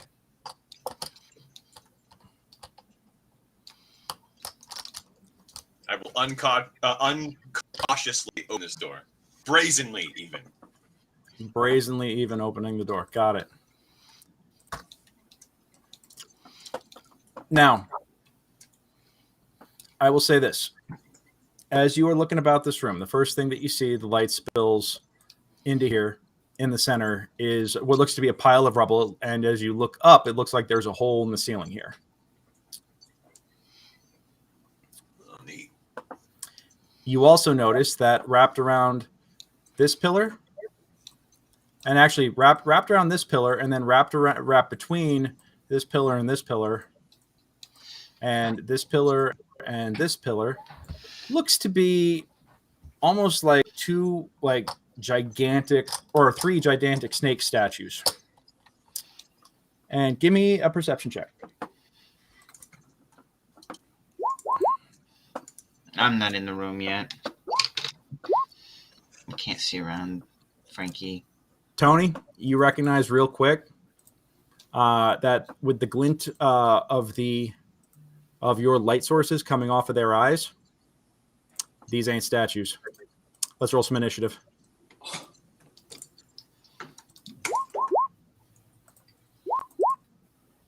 Oh boy. Oh, mine. All right. Frankie, what'd you get? 14. 14. Tony, what'd you get? 5. 5. And Miggy got a 21. Kassan, what'd you get? 16. 16. And Vicky? 15. 15. Got it. All right, let's do this. DM, question. Has more than an hour passed since we dealt with the mosquitoes? You guys have searched 2 other rooms? Yes. Okay. Yep. All right. So this snake reaches out, and this thing is fucking-enormous. This is a huge creature, literally and figuratively.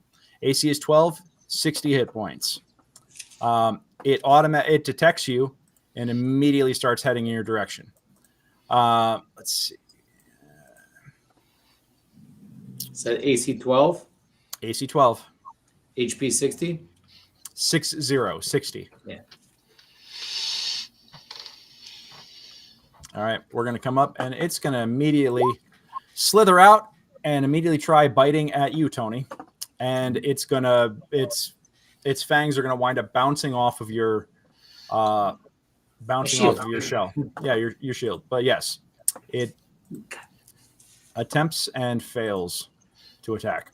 Miggy, you're up. Okay, I'm gonna they're so far. 1, 2. I can see because of these guys, so I'm gonna cast Bane. Okay. And not at level 2. That doesn't do Okay. anything. Okay, so I cast Bane on all the 3 I can see. 1, 2, 3. Okay. I get a save on that, don't I? Nope. Charisma save of 14. Oh yeah. Yeah, I got a charisma save DC 14. Yeah. Yeah. I don't think I made that on my last round with the guys, so I'm not going to forget that this time. But these are animals. Let's see how I did. 2, 6, and 12. Yep, they're all baned. So we're going to do that for Bane again. It's going to be basically impossible to hit you guys again. All right. And then I'm gonna drop a spiritual weapon. Okay.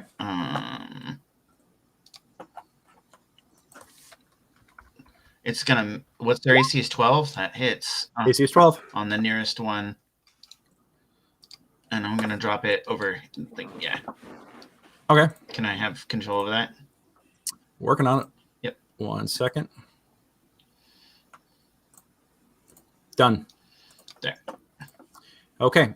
So you see 12. And how much do you hit it for? 11. All right. Got it. Okay. That's that for that.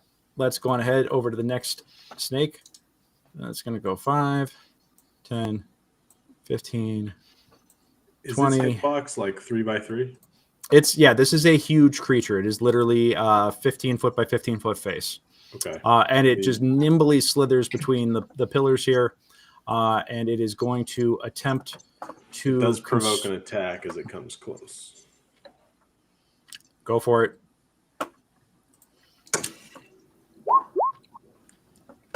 Nope. Yep. But for that, it is going to attempt to... it rears back, and it was originally going to go for Frankie, but now instead it's going to try and grab onto you. And I know I have to roll. So does a 17 hit you? Yes. Okay, you are constricted. You have a... you take 9 bludgeoning to start. So But you're he isn't. now...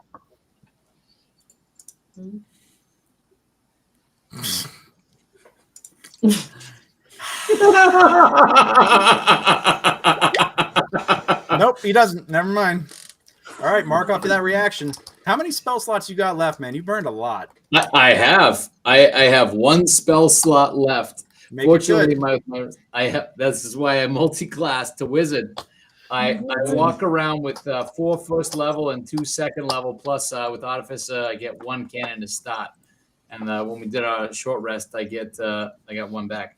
I only have 1 spell slot left. All right. Well, you mind sliver, and you actually prevent the snake from hitting. All right. Smooches, Kassan. I'll be Kassan, telling you. you're... All right, I'm gonna take a step here. Okay. Bonus action, Hex, the green one, Okay. and I will attack. For another 11's not freaking going to do it. 11. Then Nope. Polar Master 19 will hit. That hits. All right, so it's going to be 7 bludgeoning and then 1 necrotic. Got it. And necrotic damage works fine on these guys. Excellent. And I'll move back here. Think what we Hold on. Why are you moving back? As you move back, it gets an attack on you. yeah. And actually 2 of them do, because you have moved out of the range of 2 of them. So that's 1 for 10 damage. All right. Unless... Can't help you there. All right, that's 20. That's 21 damage right there. You just get bit by both of them. Oh boy. All right. Yeah. Actually, Oh Jesus. All right. All right. short rest. Are you Oh, mansplaining damn! attack rolls to me? So Are you mansplaining my own attack rolls to me? Is that what's going on here, Nat? no, I would Okay. like to take the second attack for 11 and do it on whichever one the other one, Okay, please. got it. All right. So the blue one actually winds up biting the red one instead, and yeah. And you, Kassan, you actually do manage to avoid that damage. Beautiful. Okay. Smooches, Kassan. Y'all. Great, Vicky. Okay. One big family. I'm gonna get you some more bedazzles for that hammer of yours. Vicky, you're up. Yes, please. All right. I would like to.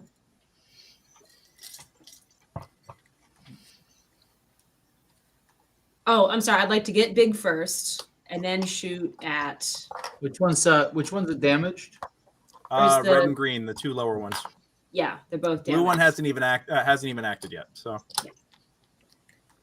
So I will go for the red one with after getting big with my crossbow. And with some additional damage. There it is. all right. So that's 11 points of damage. Got it. Yeah, you take your take your eldritch cannon that is your crossbow and sink one deep into the neck of this gigantic constrictor. It hisses in pain. All right. Next up, Frankie. Let's get dangerous. It's rage time. Tony's on deck. All right. Oh, that's great. What did it roll? A 4? Okay. Yep.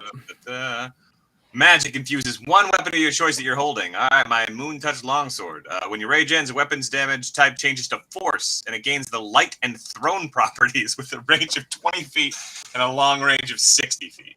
The weapon leaves your hand. The weapon reappears in your hand at the end of the current turn.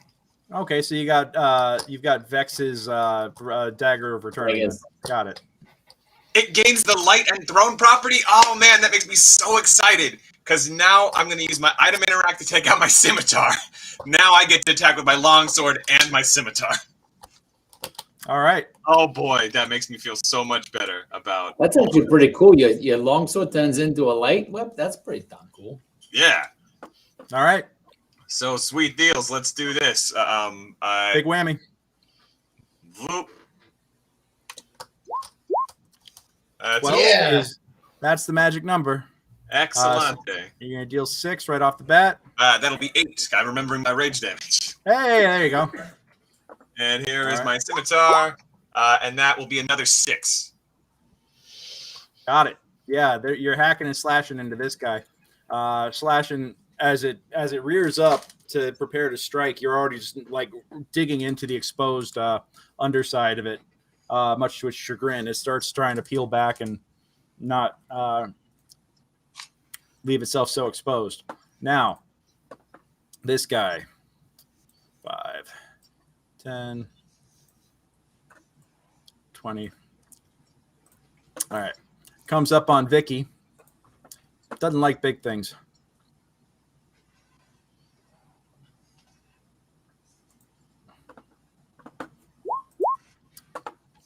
It's a critical. 26 on a constriction. It's going to wrap itself around you. Like a hug. Yeah. Yep. It wraps itself around you, and it starts crushing you for 28 points of damage. I think I already used my reaction, didn't I? Yeah, you're actually next to Yeah. act. You're next to act right now. So it has wrapped itself around Vicky. Yeah, we're just gonna. There we go. We'll just put you there. And you have a DC 16 escape save. You could do that with strength or dex next round. And let me just see. Till the grapple ends, you are restrained, and it cannot constrict another target, but it can continue to bite, and it will start getting bite attacks with advantage against you next round. Okay, that means we are now up to Tony. Okay.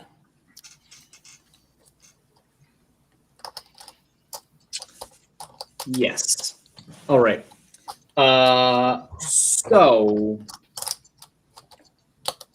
as my bonus action, I'm gonna have Tiny Tony and his little healing potion that he carries on his belt. Fly over to Vicky and give her a healing potion.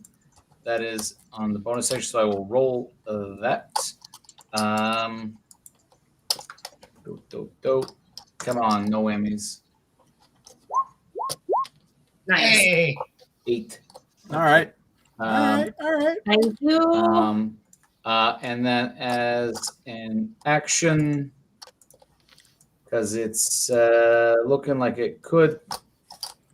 No, I'm gonna wait on the blue one is unharmed at the moment, correct? Correct. Which one is the most hurt between the red and the green? Oh, that's a great question. Let me check. Red has got 24. Green has got 41. Actually, because they're close to each other, I'm going to acid splash both blue and red. Okay. Dex save of 13. So save a suck for 5. The minus a d4 on the save. Yeah, minus a d4 on each save. Yep. What DC is 13, so they both fail anyway. Yep. Okay. 5 points of acid damage. And I am going to hold my reaction. Got it. For my last spell slot, depending on how these things go. Okay. Yeah. Let's see. Red is up next. Red is going to come up here, and Red is going to try and give Frankie a nice big hug. Frankie looks like a it's going to friendly get guy. an attack of opportunity.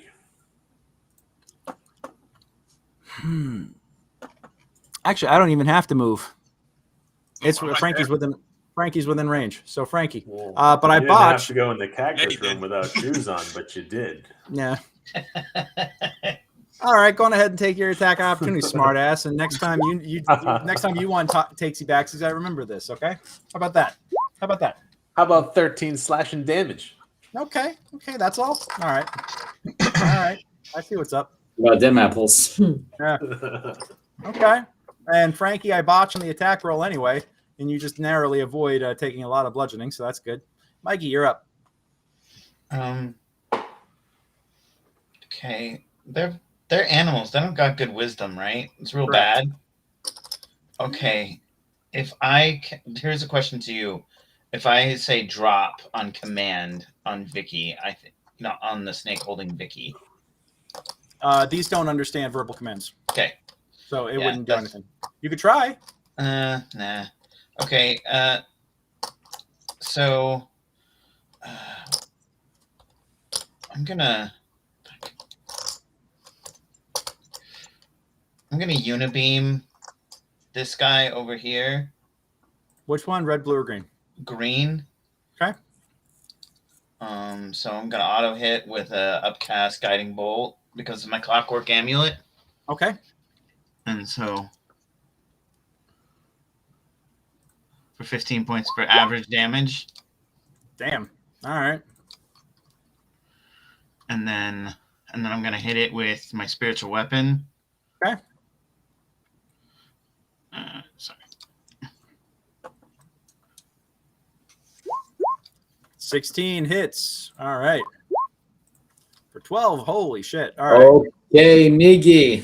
Miggy's throwing big dice now. He's throwing big dice. All right, Miggy. All right, big whammies. All right. So that was a total of 27. That's a shitload of damage. Nicely done, sir. Nicely Did done. I drop it? Is it still there? Oh no. Oh, it's still there. Oh, And now it's mad. Yep. Now it's going to come up and it's going to try and grab Tony. sorry, I tried to kill it, Anthony. 13 is not going to be enough to wrap itself around Tony, although it That definitely is a tries. negative. Yep. So you managed to avoid it for the moment, and that wouldn't even have meant anything, even if I had actually. Well, because I still had to roll the Bane, but yeah, the Bane doesn't matter. Kassan. All right, come in here. Okay. How many hit points is Green at? Green's at 14. 14. Okay, I'm gonna attack Green. Okay. Finish that puppy off. Yes. 14 hit. All right, we hit for 9 Got it. plus 2 Got it. for 11, Mm-hmm. and a follow-up attack, Yeah. which lands for 8 Oh, plus 5. good Lord. Bonus action, Hex moves to We're blue. gonna have some taste like chicken. We're Zaz. gonna have a new guy. from the Snake Za. Mm-hmm. Might wind up with some rather Yeah. I'm might excited. wind up some rather offended customers. Where are you moving the hex? Blue or red? 2 blue. Gotta get Vicky out of there. Yes, please. Okay. Copy that. And let's see. Vicky, you're up. All right, You all can right. you can attempt to make an escape. Would you like to do strength or dex? I would like to make an escape. Would it be a Strength, it's athletics or it's acrobatics. If you want to use acrobatics, it's a disadvantage. But would it cancel out with? Holy shit! Yeah. Yeah, you just I'm break big out of and there. Like, strong. you grab it by like if it had the scruff of a neck, you would grab it by it and They punch it do in the have face scruff of the repeatedly. neck. Spiders have scruffs of the necks. Yeah. You punch it in the face repeatedly until until like dazed it slithers off of you. Yeah. Yep. That would provoke an attack of opportunity. I'm literally it is No, it's it's not a- its turn, so it's not Yeah. moving. Or we'll consider this forced movement. Yeah. So Okay. that would not provoke an attack. I'm You're making me watching that. read up on all my rules for all this attack of opportunity shenanigans. All right. All right, Frank. That Vicky, do you want to move at all?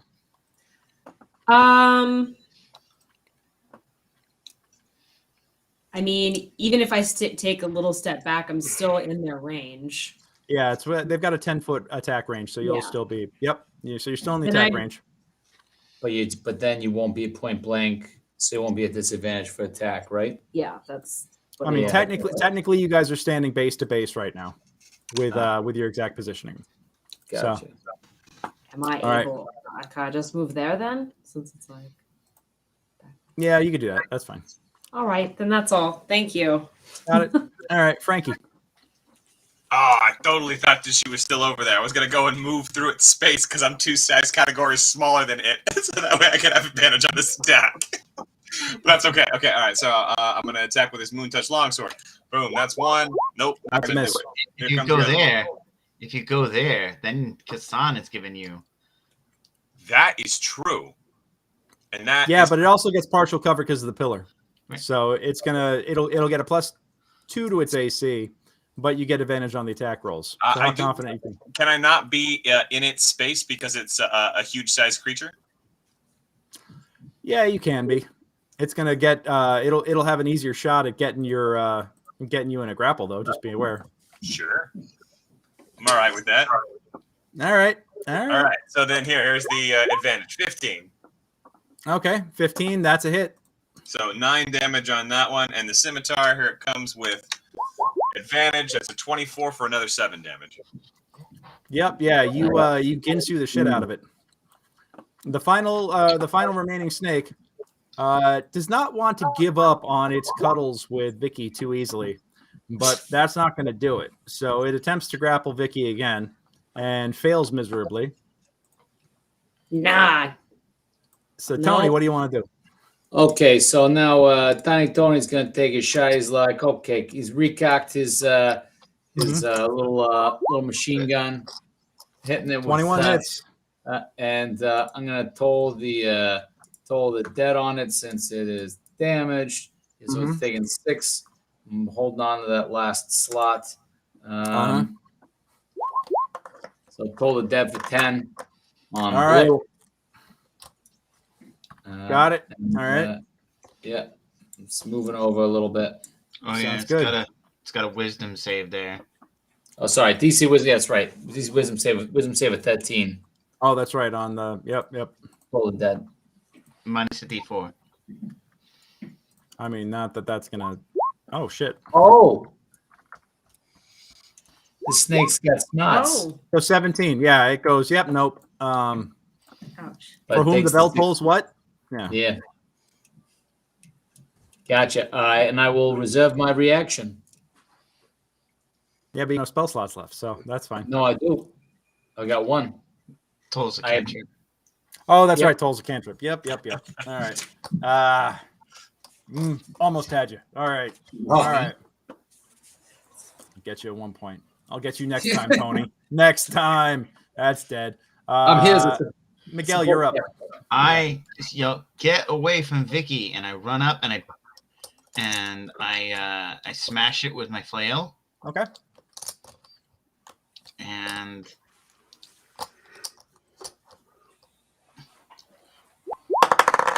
Ooh. and for 6, and then I shove it back 5 feet away from her with athletics. Man, I wish I was good at athletics. Oh boy, it's good. It's two size categories bigger than you, man. Oh, I That's can't, gonna- right? No. So then I hit it with my spiritual weapon instead, which is a hit. Okay, so you're gonna deal 6 plus, Mhm. and then what's your spiritual weapon? Sorry, let me roll the damage on that. Spiritual weapon spells.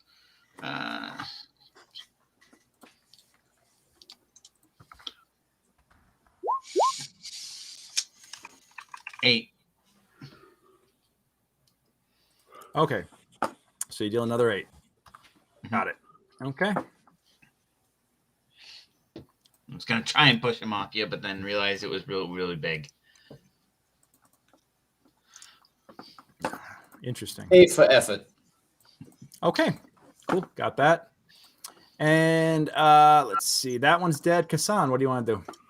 All right, let's get some movement in here. Let's see. 5. Kassan's going to do what Kassan does. 15, 20, 25, 30 advantage attacks. 23 to hit. 23 to hit. It's going to All right, be 10 plus 3, 13. Okay. Follow up Polearm Master. 24 for 8 plus 1. 9 more. Got it. Okay. So what's the grand total? Kassan, 22. Let's see. Yep, Jesus. 22. Got it. Yeah, you deal some massive damage on this thing, but it's still thrashing about. Vicky, you're up. I want to hit it with my crossbow, please. Okay, go for it. If you move down, you'll be at advantage. Yeah, you take 5-foot step back. You'll be yeah, there you go. 26 hits for 14. Just now that you got advantage, just roll for a crit check.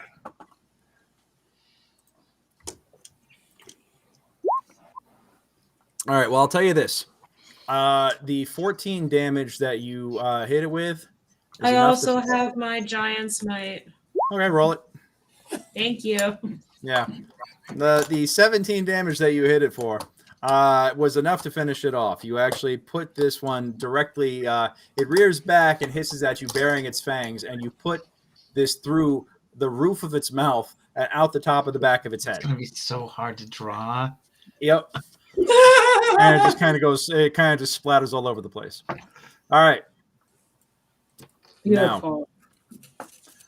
I will tell you this.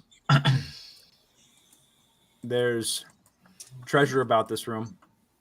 But as you guys are standing here, catching your breath, you do hear coming from the north what sounds like the sounds of groans and shambling undead heading in your direction. We should go. Okay, how high up is that rope? I mean, how high is the hole in the ceiling? How high is the hole in the ceiling? Yeah. Oh, that's an excellent question. Yeah, I'm gonna send Tiny Tony up with the glowing balls And a and see rope. if there's an exit. You do not find an exit. It looks like that part of the ceiling collapsed, and then it looks like one of the snakes had actually made a nest up there because you find a giant snake skin, and Tiny Tony also discovers what looks to be the glint of coinage. If you guys want to... All right. Okay. Anthony? Yeah. Vicky, get him up there. We're gonna hold off whoever comes this way until we can. You guys, Kasan, you and Tony loot. Vicky, help him get up in the thing, and then come help us hold the line. I'm just gonna have a Tiny Tony basically throw down anything he can. How it's pretty high up there, right? I would say that in here, it doesn't actually specify how high the ceiling is. I'm going to say that this area is what looks to be, this would probably be on the surface. It's just, it would look like a mound. So probably about a 30-foot high room. Okay. So can Tiny Tony just kind of shove down if there's a sack or anything that's up there? It's kind of like knock it off.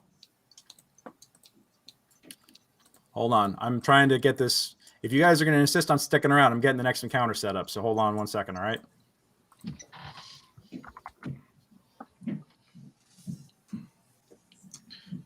Frankie, let's hold the line.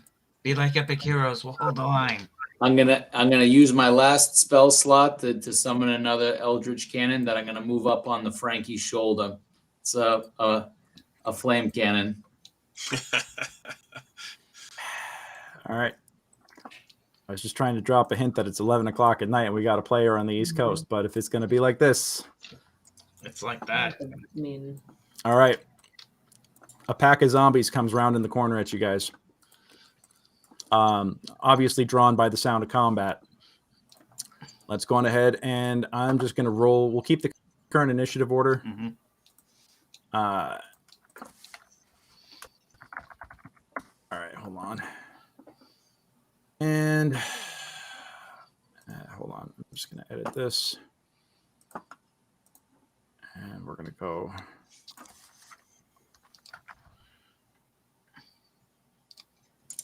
I guess my question would be, if Vicky doubles in size and she's already basically 6.5 feet tall, so essentially 13 feet tall, so her arm reach would be about 20 feet. Yeah, she could lift you up there.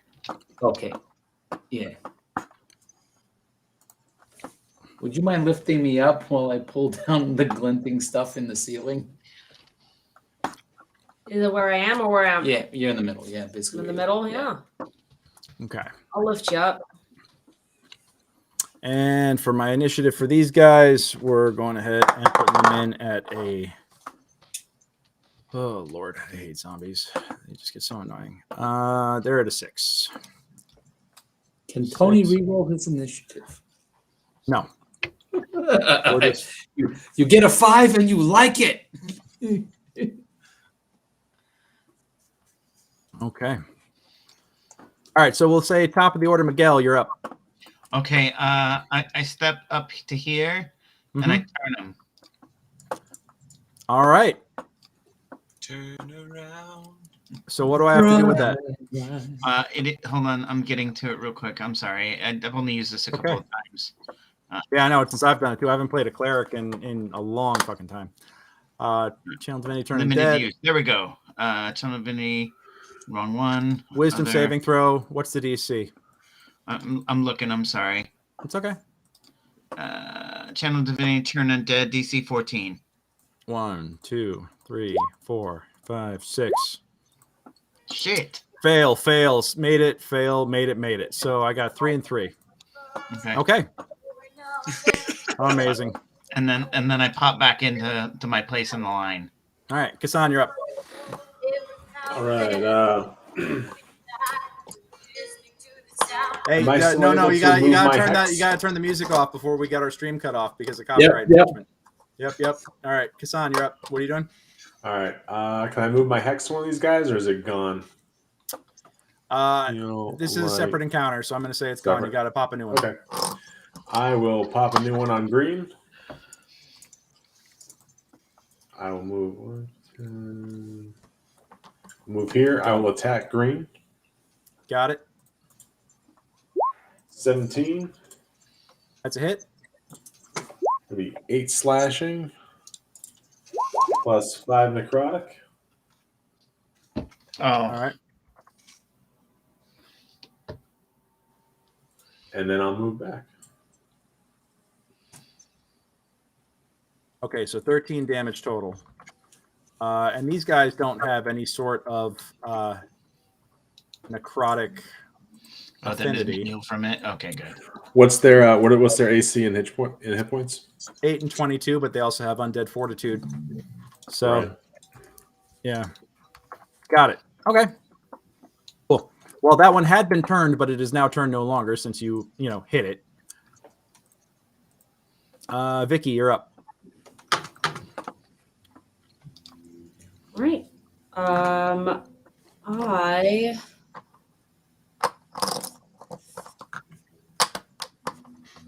will shoot at the red one.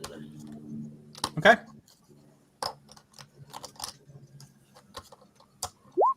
That's a hit. And I'll roll my giants. Might. Oh, well, one is still one. Got it. That one had also been turned, but it is now no longer. Okay. And Frankie.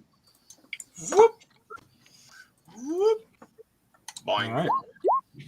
That's a hit. 12 on that first one. Sorry, 14 on that first one. Is it dead? Hold on. I actually have to roll the DC 5 plus damage taken. That's 14. DC 19 con save. Oh, it's dead. Yeah, that's dead. All right, I'm attacking the one that's next to it. Red. Got it. 16 hits. for 4. All right, so that's 11 hit points left. Got it. Okay. And I will step myself right here in the middle of everybody. Oh, Lord. All right. Go for it. It's going to be like that. All right. Well, speaking of which, it is time for a feeding frenzy. It's time for them. One of them is going to immediately try to leave. 1, 2. You want your attack of opportunity on it? Oh, yeah. Yeah, take it. Hey, buddy. You like force damage? Hi, kids. Do you That like is a violence? Oh, great- shit. On. All right.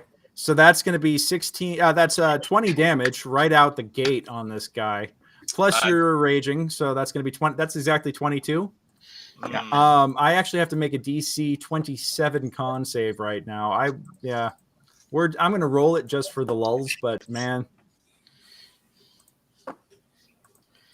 20. Well, I got a nat 20, but you know what? It's still too high for the DC because you just obliterate that dude. You just come in screaming and howling and just start just hacking into everything. In the meantime, these guys are all very happy to just start coming at you. 1, 2, 3, 4. So that's a miss. That's a miss. That's a hit for 5. So that'll be 2 damage. And then okay. Yep. That's temporary hit points. All right. Tony, you're up. All right. Let me see. 1, 2, 3, 4, 5. So I can see. There's 4 of them up there, right? 4 remaining. Yeah. I do still have your cannon up on my shoulder. Yeah, on your shoulder. Yep, absolutely.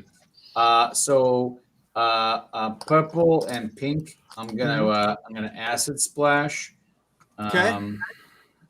So that's a Dex 13. 1 makes it, 1 fails. Gotcha. So the 16 doesn't take anything at all. And then I'm gonna try. Can I hit those 3 in the top left corner with the cone? From the flamethrower? It's pretty much point blank, so you're gonna get 1 of them. Gotcha. Unless Frankie moves, because he's right in the thick of it with these guys. Gotcha. What's the most damaged one? Purple right now. Purple. So purple's gonna take it on the chin. Dex 13 save for half. I thought you were looting. Well, then next, it started shooting. So That's a fail. So he's going to take 8. Puts him at 9. Is there a chance of him catching on fire with this? I don't. That's not. I don't think that's a feature of this. No. As I recall. Ignites any All right. flammable objects in the air that aren't being worn or carried. So I would say no. Okay, got it. All right. What else you want to do? That is all I can do. Got it. Miggy, you're up. Okay. Damn it. All right. I I go up here and I hit the zombie in the face with my flail. Okay.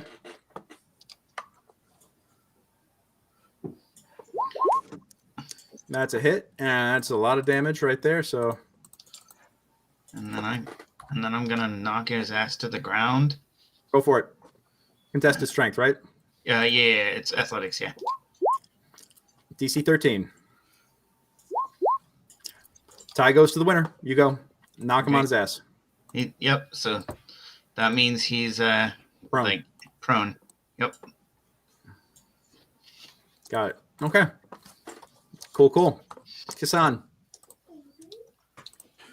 All right, and come bonus action. I will move the hex to the red one, Okay. and I'll move up here. I will attack red. Got it. And did you say he's prone? Red is currently prone, so you get advantage on the attack. Sweet.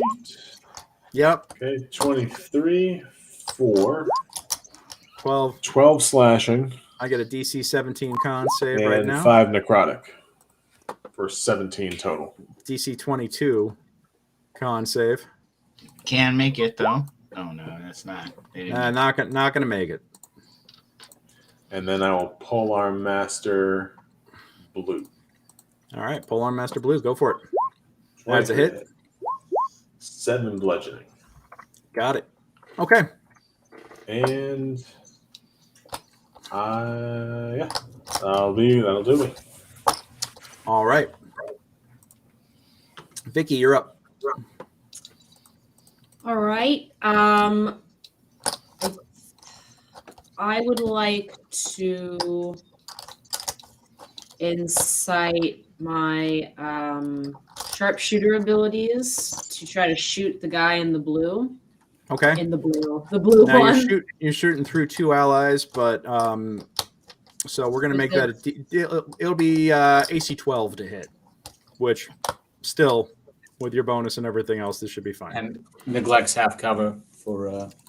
Oh, that's right. So it neglects the cover. So yeah, with your sharpshooter, you it's AC 8. Yeah.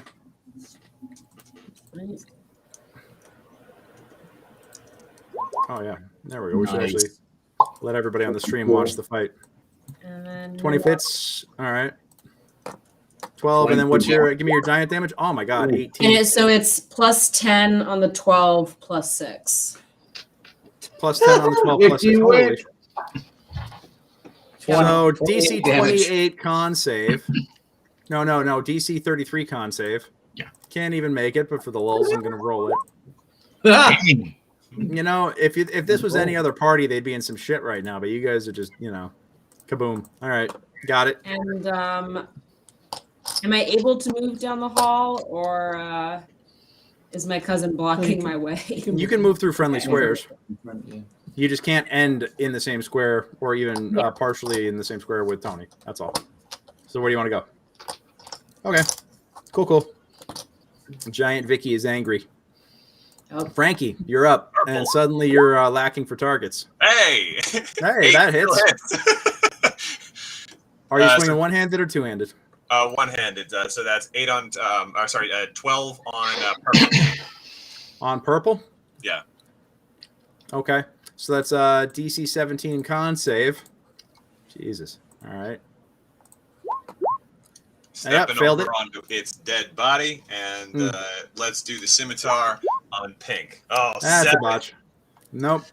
Oh, boy. This is a good try. All right. Well, Well, he I'll finish it off over here on the other side, so at least somebody can get advantage to finish it off. Pink gets one shot off just because screw you, that's why, and he's just gonna like ineffectually kind of like smack your chest. You know, I gotta say it's cute. Yeah. Aw. Okay. All of my other pets are dead. Tony, you're up. Okay. I'm going to toll the dead on the damaged one.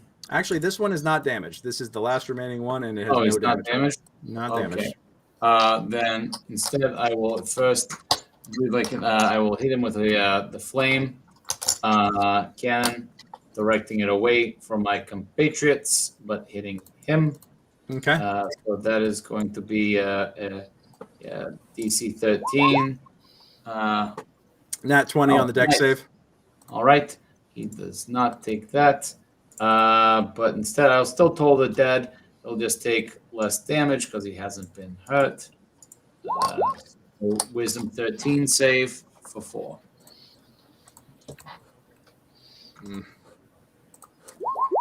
Nope.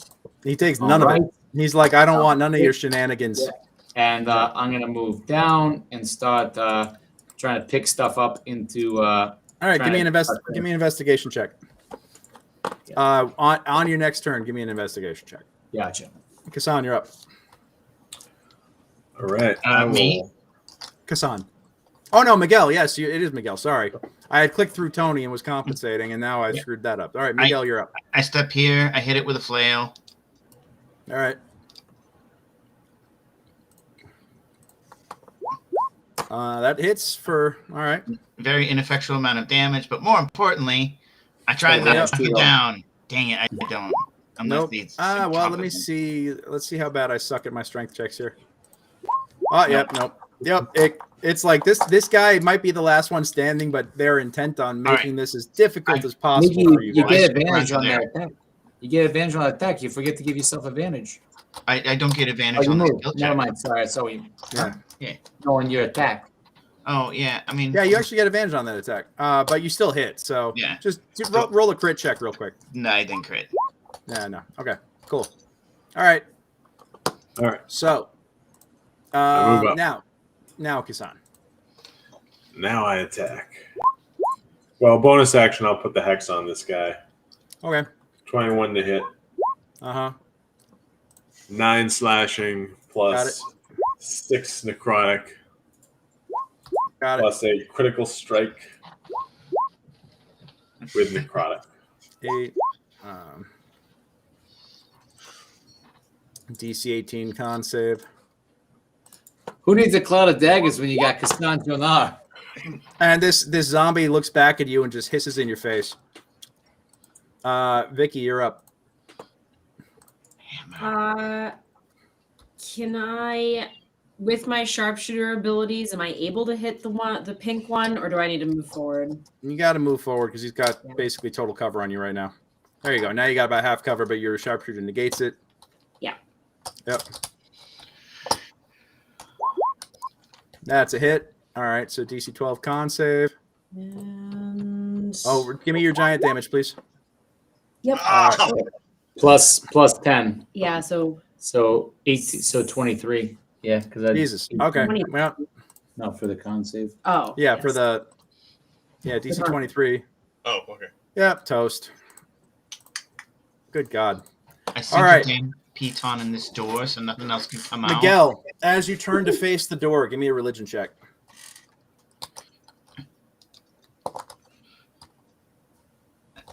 I mean, I'm not really good under pressure with remembrance. All right. Well, as you look at the door, you turn to look at it and you freeze in your tracks and you look as you recognize the symbol of the god Nurgle plastered all over the door. Okay. Yeah. Yeah. I piton this thing and let's get the hell out of here. Let's grab our snakes, let's grab our loot and go. I think Mikey's You got a hear- good idea. Mikey, I need you to make a wisdom save.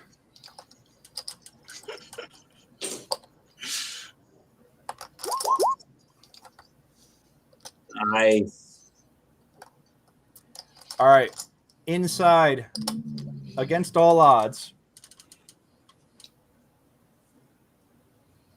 you hear. Actually, what languages do you speak?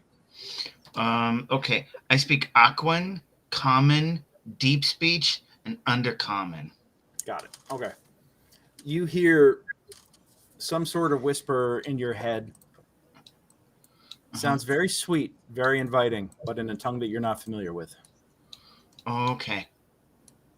Yeah, I'm not gonna leave my family or nothing. We should go. It gets bad. La la la la la. I'm not listening to you. Come on, guys, let's go. I'm down south. I rolled. They're gathering stuff up. I'm rolling 19 investigation. Okay. 19 investigation. Well, first off, up in the collapsed ceiling, you find a satchel that had kind of splayed all over the place, and inside. Actually, real quick, Frankie, give me a perception as you're up there. Oh, 11. Okay. Cool. Well, Frankie, what languages do you speak? Aquan and Common. Aquan and Common. Okay. Cool. All right. You find 85 copper up in the ceiling. It looks like a satchel that has spilled all over the place. And then you find another pouch with a bunch of gems inside of it. And we'll get to all that stuff later. All right.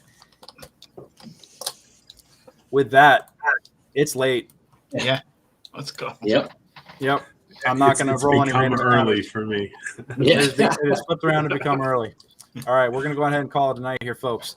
Hey, if you've been hanging out with us and hanging in there, and I apologize, I haven't been more active on the chat tonight, but appreciate you all watching. I see we've had a few folks hanging out and watching across multiple channels this evening, so thank you so much for chilling out with us. Hope you enjoyed this. Check out Secrets of the Barrowmaze.com, www.secretsofthebarrowmaze.com. If you would like to come and play in this campaign and start exploring this dungeon for yourself, trust me, there's plenty of room for exploration. The Turtle Tonys might be tearing through stuff, but there's whole wings that they haven't even gotten to yet, you know? And there's a whole other wing that they thought they explored once, but they keep walking by it all the time, and I don't want to point it out, but I'm kind of subtly pointing it out to them right now if they're paying any sort of attention, so we'll see. Anyhow, once again, secretsofthebarrowmaze.com. I have been DM Greg. You have been a wonderful audience. Really appreciate you having you here tonight. These have been the Turtle Tonys, and we will be back next Monday night at 7 p.m. Pacific. Streaming here from 7 to 10 or later, depending on how late everybody wants to go, since poor Matt's got to be at work at 5:30. So hope you get some sleep, buddy. Sorry it went so late, but I hope you had fun. Get a nap. It was worth it for the fat loots. And XP. You know what? I have to, since we have a couple of random encounters here, I have to go back and actually roll everything up again, and I will put everything in the group. Okay. So well done. Great. Players, thank you so much. Everybody watching, hope you had a great night, and we'll see you next week. Until then, roll them 20s. All right. Have a great night, y'all.